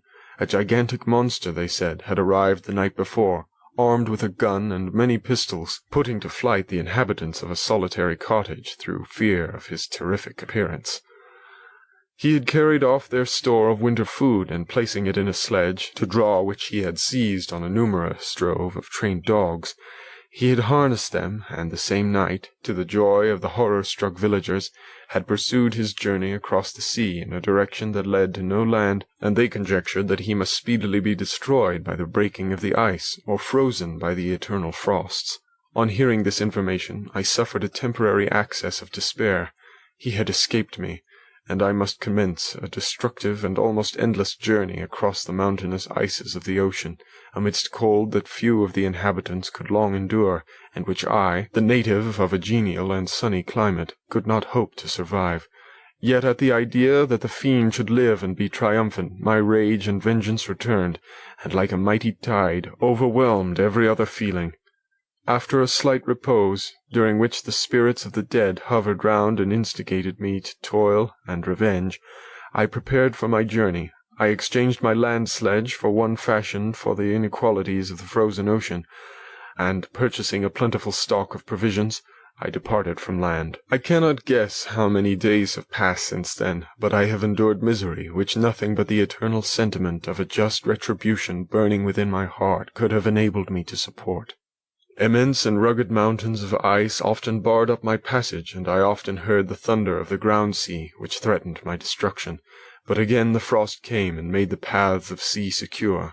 By the quantity of provision which I had consumed, I should guess that I had passed 3 weeks in this journey, and the continual protraction of hope, returning back upon the heart, often wrung bitter drops of despondency and grief from my eyes. Despair had indeed almost secured her prey, and I should soon have sunk beneath misery. Once, after the poor animals that conveyed me had with incredible toil gained the summit of a sloping ice mountain, and one, sinking under his fatigue, died, I viewed the expanse before me with anguish, when suddenly my eye caught a dark speck upon the dusky plain. I strained my sight to discover what it could be, and uttered a wild cry of ecstasy when I distinguished a sledge, and the distorted proportions of a well-known form within. Oh, with what a burning gush did hope revisit my heart! Warm tears filled my eyes, which I hastily wiped away, that they might not intercept the view I had of the demon, but still my sight was dimmed by the burning drops, until, giving way to the emotions that oppressed me, I wept aloud. But this was not the time for delay. I disencumbered the dogs of their dead companion, gave them a plentiful portion of food, and after an hour's rest, which was absolutely necessary, and yet which was bitterly irksome to me, I continued my route. The sledge was still visible, nor did I again lose sight of it except at the moments when for a short time some ice rock concealed it with its intervening crags. I indeed perceptibly gained on it, and when, after nearly 2 days' journey, I beheld my enemy at no more than a mile distant, my heart bounded within me. But now, when I appeared almost within grasp of my foe, my hopes were suddenly extinguished, and I lost all trace of him. more utterly than I had ever done before. A ground sea was heard. The thunder of its progress, as the waters rolled and swelled beneath me, became every moment more ominous and terrific. I pressed on, but in vain. The wind arose, the sea roared, and as with the mighty shock of an earthquake, it split and cracked with a tremendous and overwhelming sound. The work was soon finished. In a few moments a tumultuous sea rolled between me and my enemy, and I was left drifting on a scattered piece of ice that was continually lessening, and thus preparing for me a hideous death. In this manner many appalling hours passed, several of my dogs died, and I myself was about to sink under the accumulation of distress, when I saw your vessel riding at anchor, and holding forth to me hopes of succor and life. I had no conception that vessels ever came so far north, and was astounded at the sight. I quickly destroyed part of my sledge to construct oars, and by these means was enabled, with infinite fatigue, to move my ice raft in the direction of your ship. I had determined, if you were going southwards, still to trust myself to the mercy of the seas rather than abandon my purpose. I hoped to induce you to grant me a boat with which I could pursue my enemy, but your direction was northwards. You took me on board when my vigour was exhausted, and I should soon have sunk under my multiplied hardships into a death which I still dread, for my task is unfulfilled. Oh, when will my guiding spirit, in conducting me to the demon, allow me the rest I so much desire, or must I die, and he yet live? If I do, swear to me, Walton, that he shall not escape, that you will seek him and satisfy my revenge in his death. And do I dare to ask of you to undertake my pilgrimage, to endure the hardships that I have undergone? No, I am not so selfish. Yet when I am dead, if he should appear, if the ministers of vengeance should conduct him to you, swear that he shall not live, swear that he shall not triumph over my accumulated woes, and survive to add to the list of his dark crimes. He is eloquent and persuasive, and once his words had even power over my heart, but trust him not. His soul is as hellish as his form, full of treachery and fiend-like malice. Hear him not. Call on the names of William, Justine, Clerval, Elizabeth, my father, and of the wretched Victor, and thrust your sword into his heart. I will hover near, and direct the steel aright. Walton, in continuation. August 26th, at an undisclosed time in the 1700s. You have read this strange and terrific story, Margaret, and do you not feel your blood congeal with horror, like that which even now curdles mine? Sometimes seized with sudden agony, he could not continue his tale. At others, his voice broken, yet piercing, uttered with difficulty the words so replete with anguish. His fine and lovely eyes were now lighted up with indignation, now subdued to downcast sorrow, and quenched in infinite wretchedness. Sometimes he commanded his countenance and tones, and related the most horrible incidents with a tranquil voice, suppressing every mark of agitation. Then, like a volcano bursting forth, his face would suddenly change to an expression of the wildest rage, as he shrieked out imprecations on his persecutor. His tale is connected, and told with an appearance of the simplest truth, yet I own to you that the letters of Felix and Safie, which he showed me, and the apparition of the monster seen from our ship, brought to me a greater conviction of the truth of his narrative than his asseverations, however earnest and connected. Such a monster has, then, really existence. I cannot doubt it, yet I am lost in surprise and admiration. Sometimes I endeavoured to gain from Frankenstein the particulars of his creature's formation, but on this point he was impenetrable. "Are you mad, my friend?" said he. "Or whither does your senseless curiosity lead you? Would you also create for yourself in the world a demoniacal enemy? Peace, peace. Learn my miseries, and do not seek to increase your own." Frankenstein discovered that I made notes concerning his history. He asked to see them, and then himself corrected and augmented them in many places, but principally in giving the life and spirit to the conversations he held with his enemy. "Since you have preserved my narration," said he, "I would not that a mutilated one should go down to posterity. Thus has a week passed away, while I have listened to the strangest tale that ever imagination formed. My thoughts and every feeling of my soul have been drunk up by the interest for my guest which this tale and his own elevated and gentle manners have created. I wish to soothe him, yet can I counsel one so infinitely miserable, so destitute of every hope of consolation, to live? Oh no. The only joy that he can now know will be when he composes his shattered spirit to peace and death. Yet he enjoys one comfort, the offspring of solitude and delirium. He believes that when in dreams he holds converse with his friends, and derives from that communion consolation for his miseries or excitements to his vengeance, that they are not the creations of his fancy, but the beings themselves who visit him from the regions of a remote world. This faith gives a solemnity to his reveries that render them to me almost as imposing and interesting as truth. Our conversations are not always confined to his own history and misfortunes. On every point of general literature he displays unbounded knowledge and a quick and piercing apprehension. His eloquence is forcible and touching, nor can I hear him when he relates a pathetic incident or endeavors to move the passions of pity or love without tears. What a glorious creature must he have been in the days of his prosperity, when he is thus noble and godlike in ruin! He seems to feel his own worth and the greatness of his fall. "When younger," said he, "I believed myself destined for some great enterprise. My feelings are profound, but I possessed a coolness of judgment that fitted me for illustrious achievements. This sentiment of the worth of my nature supported me when others would have been oppressed, for I deemed it criminal to throw away in useless grief those talents that might be useful to my fellow creatures. When I reflected on the work I had completed, no less a one than the creation of a sensitive and rational animal, I could not rank myself with the herd of common projectors. But this thought, which supported me in the commencement of my career, now serves only to plunge me lower in the dust. All my speculations and hopes are as nothing, and like the archangel who aspired to omnipotence, I am chained in an eternal hell.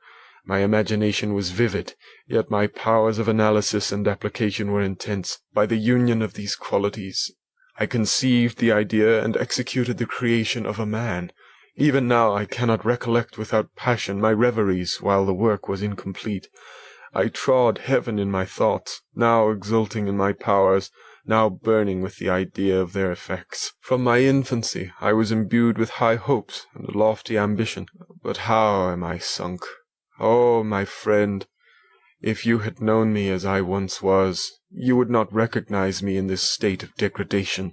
Despondency rarely visited my heart. A high destiny seemed to bear me on until I fell, never, never again to rise. Must I then lose this admirable being? I have longed for a friend. I have sought one who would sympathize with and love me. Behold, on these desert seas I have found such a one, but I fear I have gained him only to know his value and lose him. I would reconcile him to life, but he repulses the idea. "I thank you, Walton," he said, "for your kind intentions towards so miserable a wretch, but when you speak of new ties and fresh affections, think you that any can replace those who are gone? Can any man be to me as Clerval was, or any woman another Elizabeth? Even where the affections are not strongly moved by any superior excellence, the companions of our childhood always possess a certain power over our minds which hardly any later friend can obtain.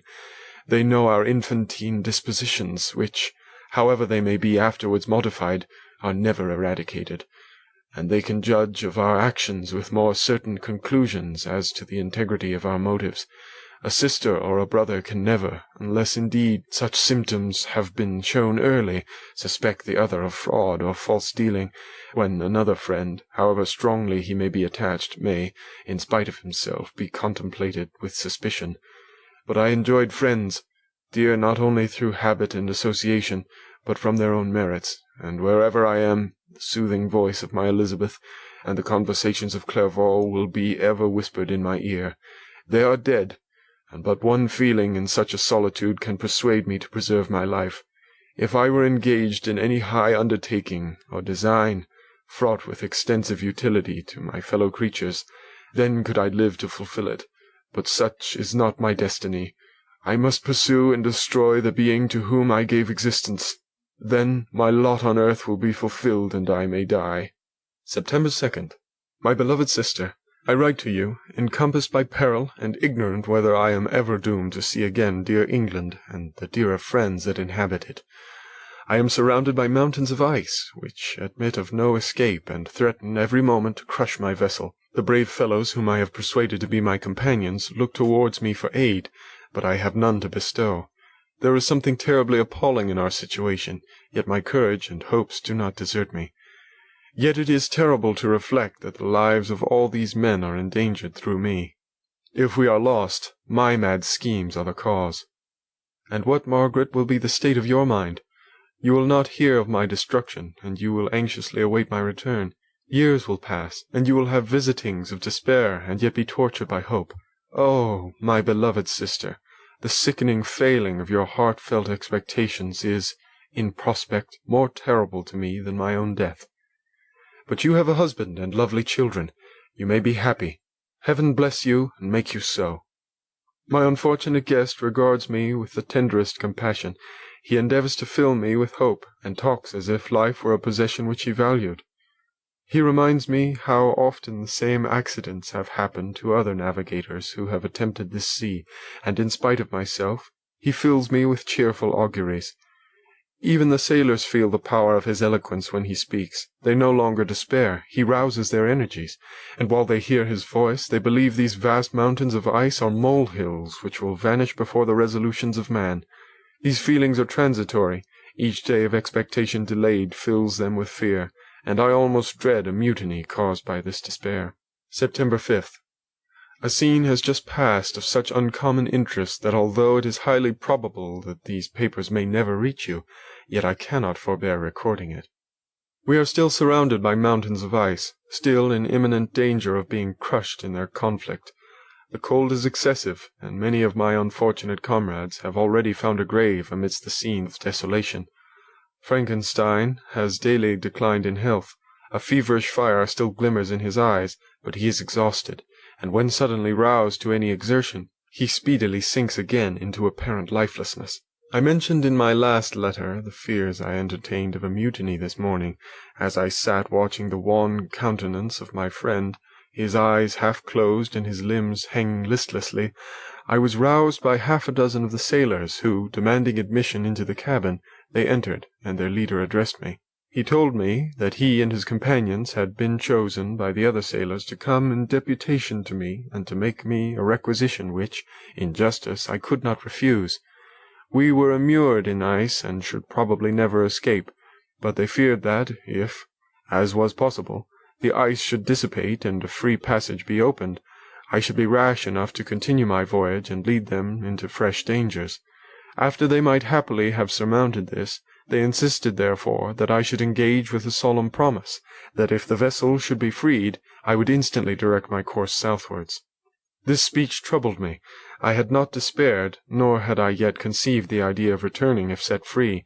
Yet, could I, in justice, or even in possibility, refuse this demand? I hesitated before I answered, when Frankenstein, who had at first been silent, and indeed appeared hardly to have force enough to attend, now roused himself, his eyes sparkled, and his cheeks flushed with momentary vigor. Turning towards the men, he said, "What do you mean?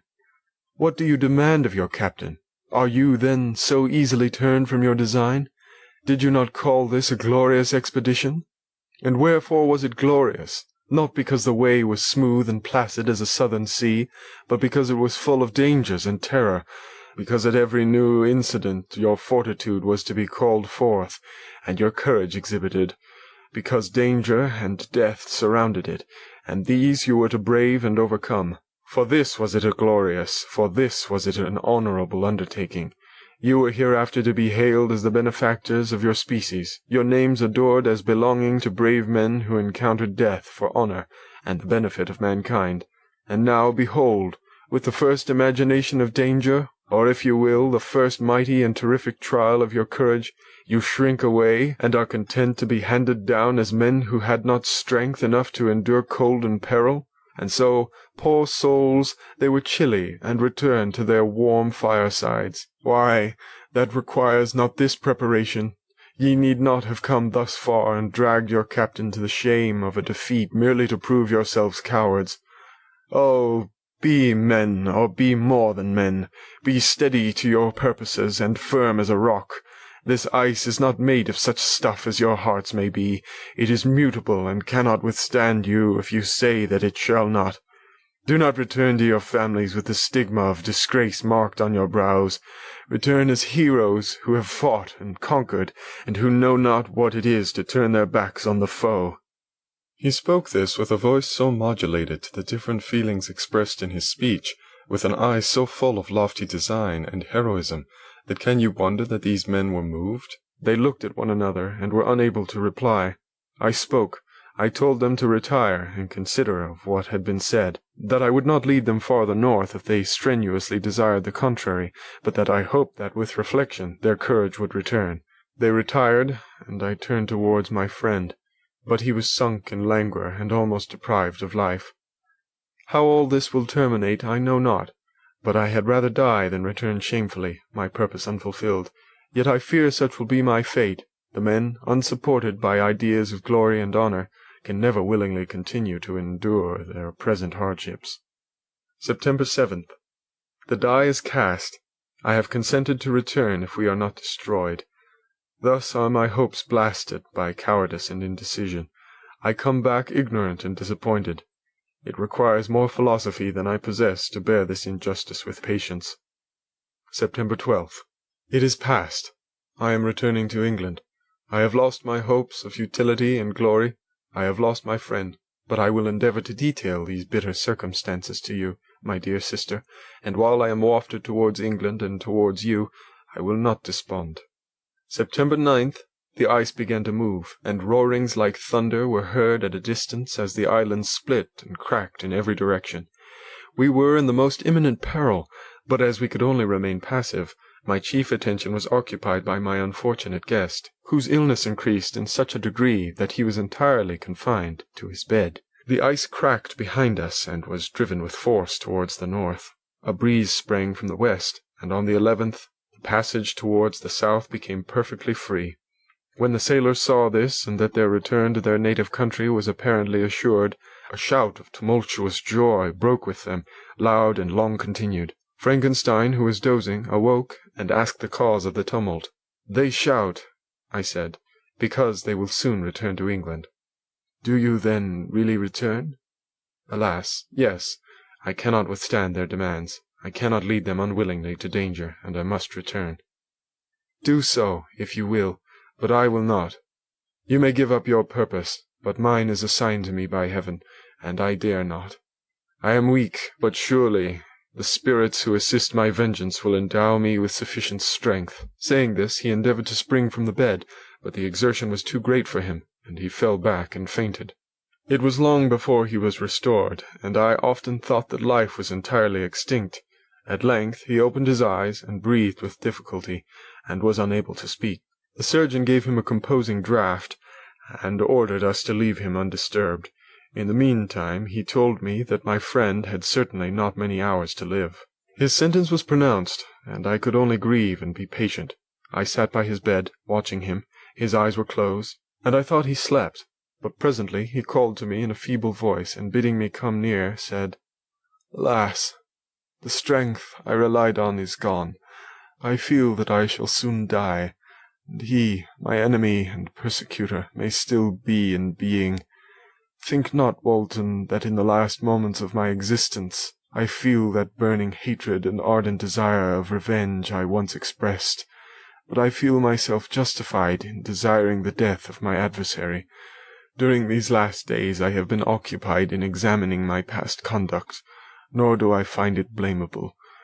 In a fit of enthusiastic madness I created a rational creature, and was bound towards him to assure, as far as was in my power, his happiness and well-being.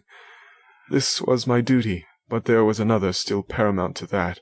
My duties towards the beings of my own species had greater claims to my attention because they included a greater proportion of happiness or misery.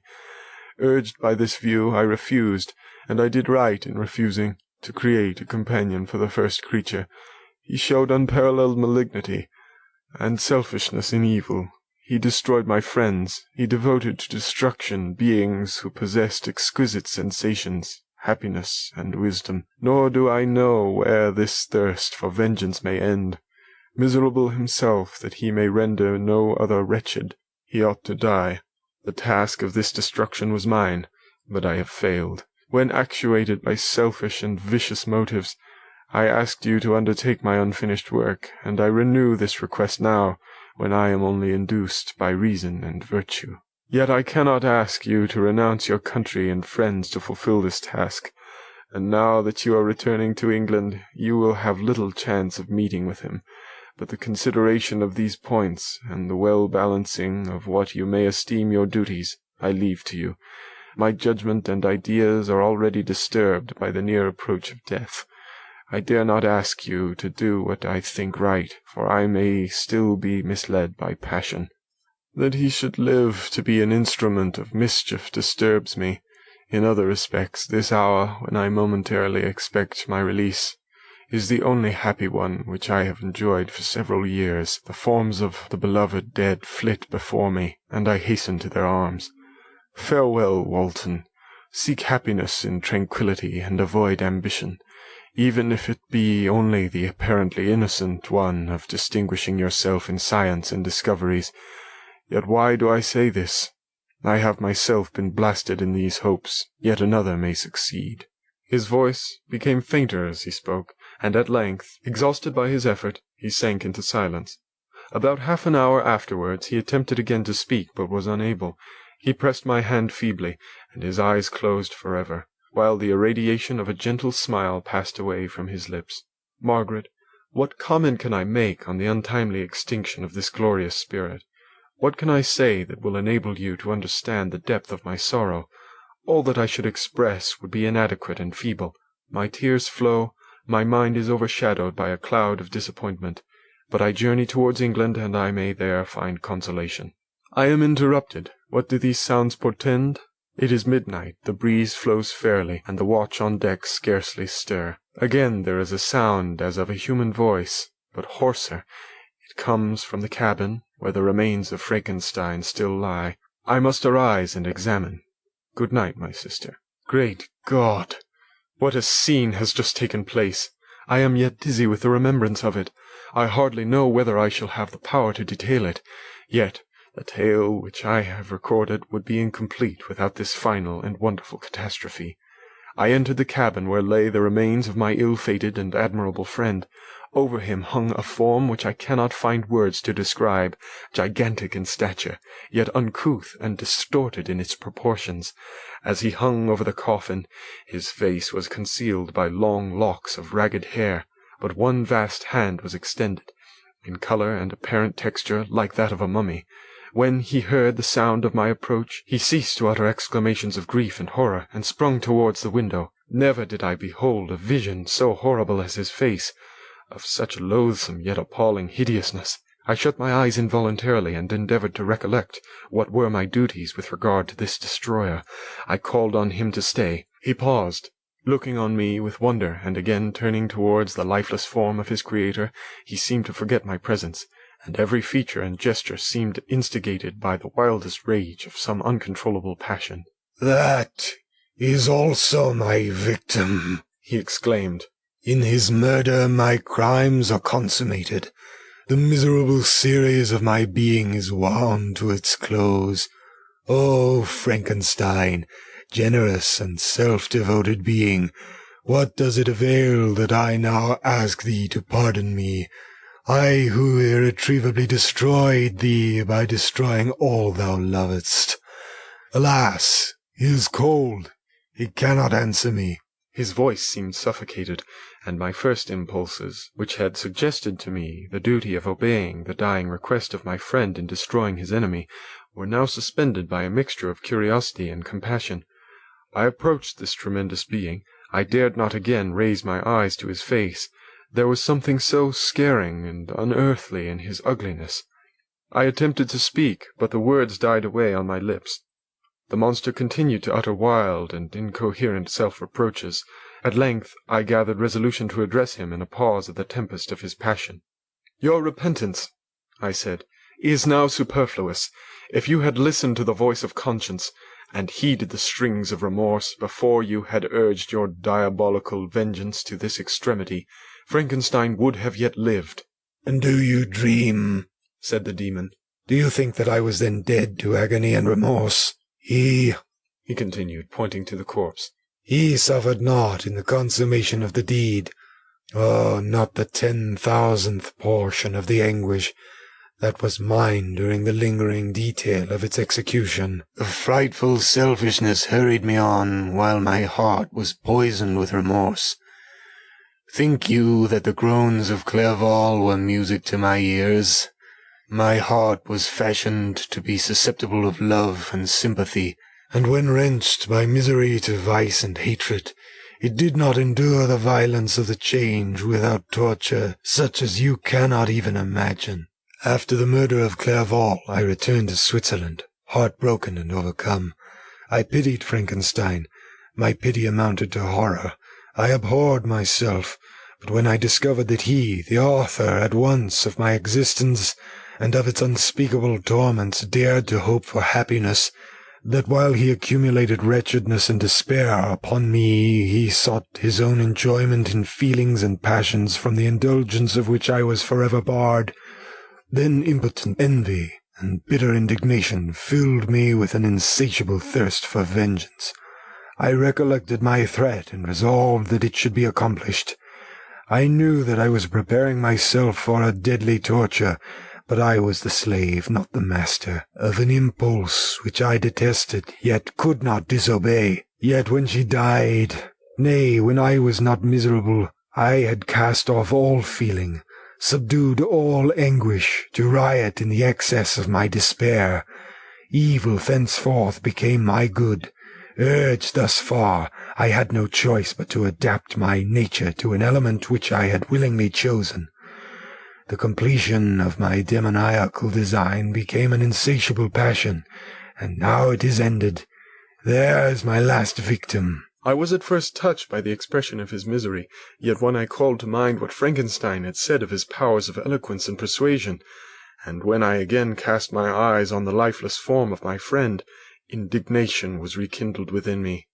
"Wretch," I said, "it is well that you have come here to whine over the desolation that you have made. You throw a torch into a pile of buildings, and when they are consumed you sit among the ruins and lament the fall. Hypocritical fiend! If he whom you mourn still lived, still would he be the object, again would he become the prey, of your accursed vengeance. It is not pity that you feel. You lament only because the victim of your malignity is withdrawn from your power." "Oh, it is not thus. Not thus," interrupted the being. "Yet such must be the impression conveyed to you by what appears to be the purport of my actions. Yet I seek not a fellow-feeling in my misery. No sympathy may I ever find. When I first sought it, it was the love of virtue, the feelings of happiness and affections with which my whole being overflowed, that I wished to be participated. But now that virtue has become to me a shadow, and that happiness and affection are turned into bitter and loathing despair. In what should I seek for sympathy? I am content to suffer alone while my sufferings shall endure. When I die, I am well satisfied that abhorrence and opprobrium should load my memory. Once my fancy was soothed with dreams of virtue, of fame, and of enjoyment. Once I falsely hoped to meet with beings who, pardoning my outward form, would love me for the excellent qualities which I was capable of unfolding. I was nourished with high thoughts of honor and devotion. But now crime has degraded me beneath the meanest animal.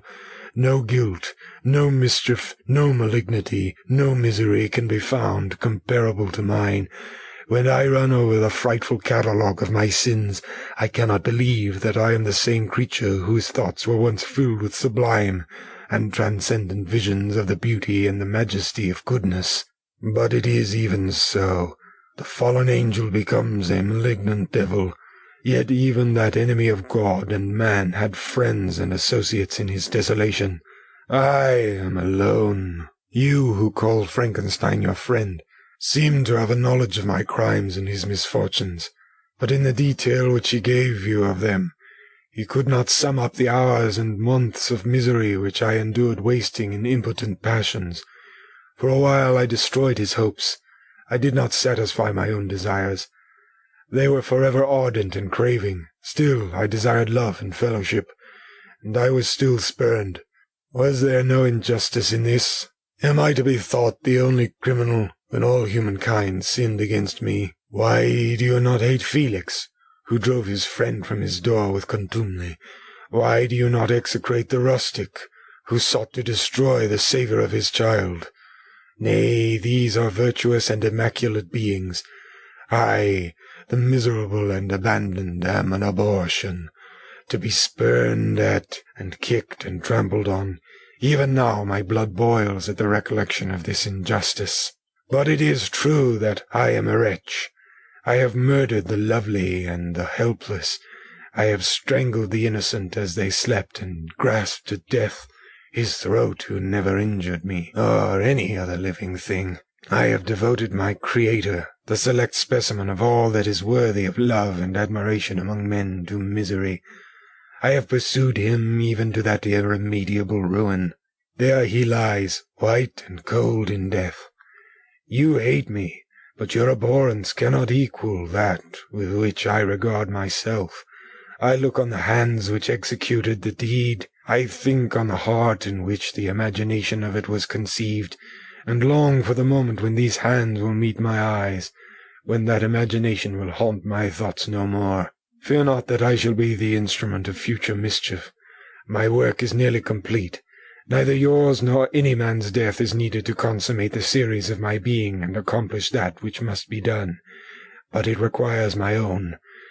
Do not think that I shall be slow to perform this sacrifice. I shall quit your vessel on the ice raft which brought me thither, and shall seek the most northern extremity of the globe.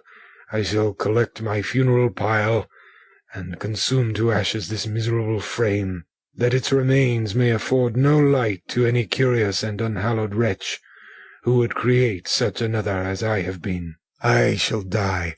I shall no longer feel the agonies which now consume me, or be the prey of feelings unsatisfied, yet unquenched.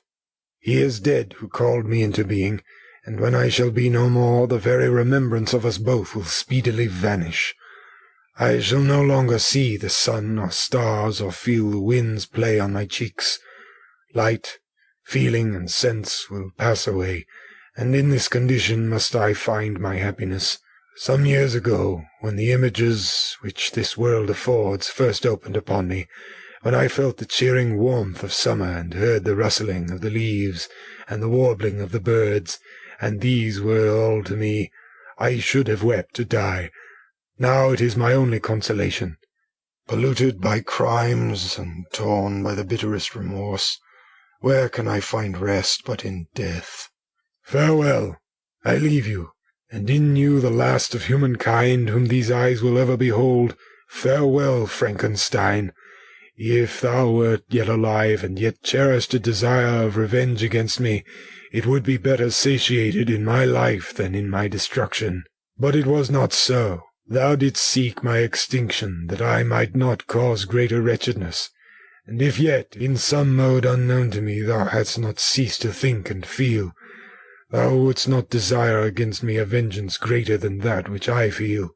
Blasted as thou wert, my agony was still superior to thine, for the bitter sting of remorse will not cease to rankle in my wounds until death shall close them forever. But soon, he cried with sad and solemn enthusiasm, I shall die, and what I now feel be no longer felt. Soon these burning miseries will be extinct. I shall ascend my funeral pile triumphantly, and exult in the agony of the torturing flames. The light of that conflagration will fade away. My ashes will be swept into the sea by the winds. My spirit will sleep in peace. Or if it thinks, it will not surely think thus. Farewell. He sprang from the cabin window as he said this, upon the ice raft which lay close to the vessel. He was soon borne away by the waves and lost in darkness and distance.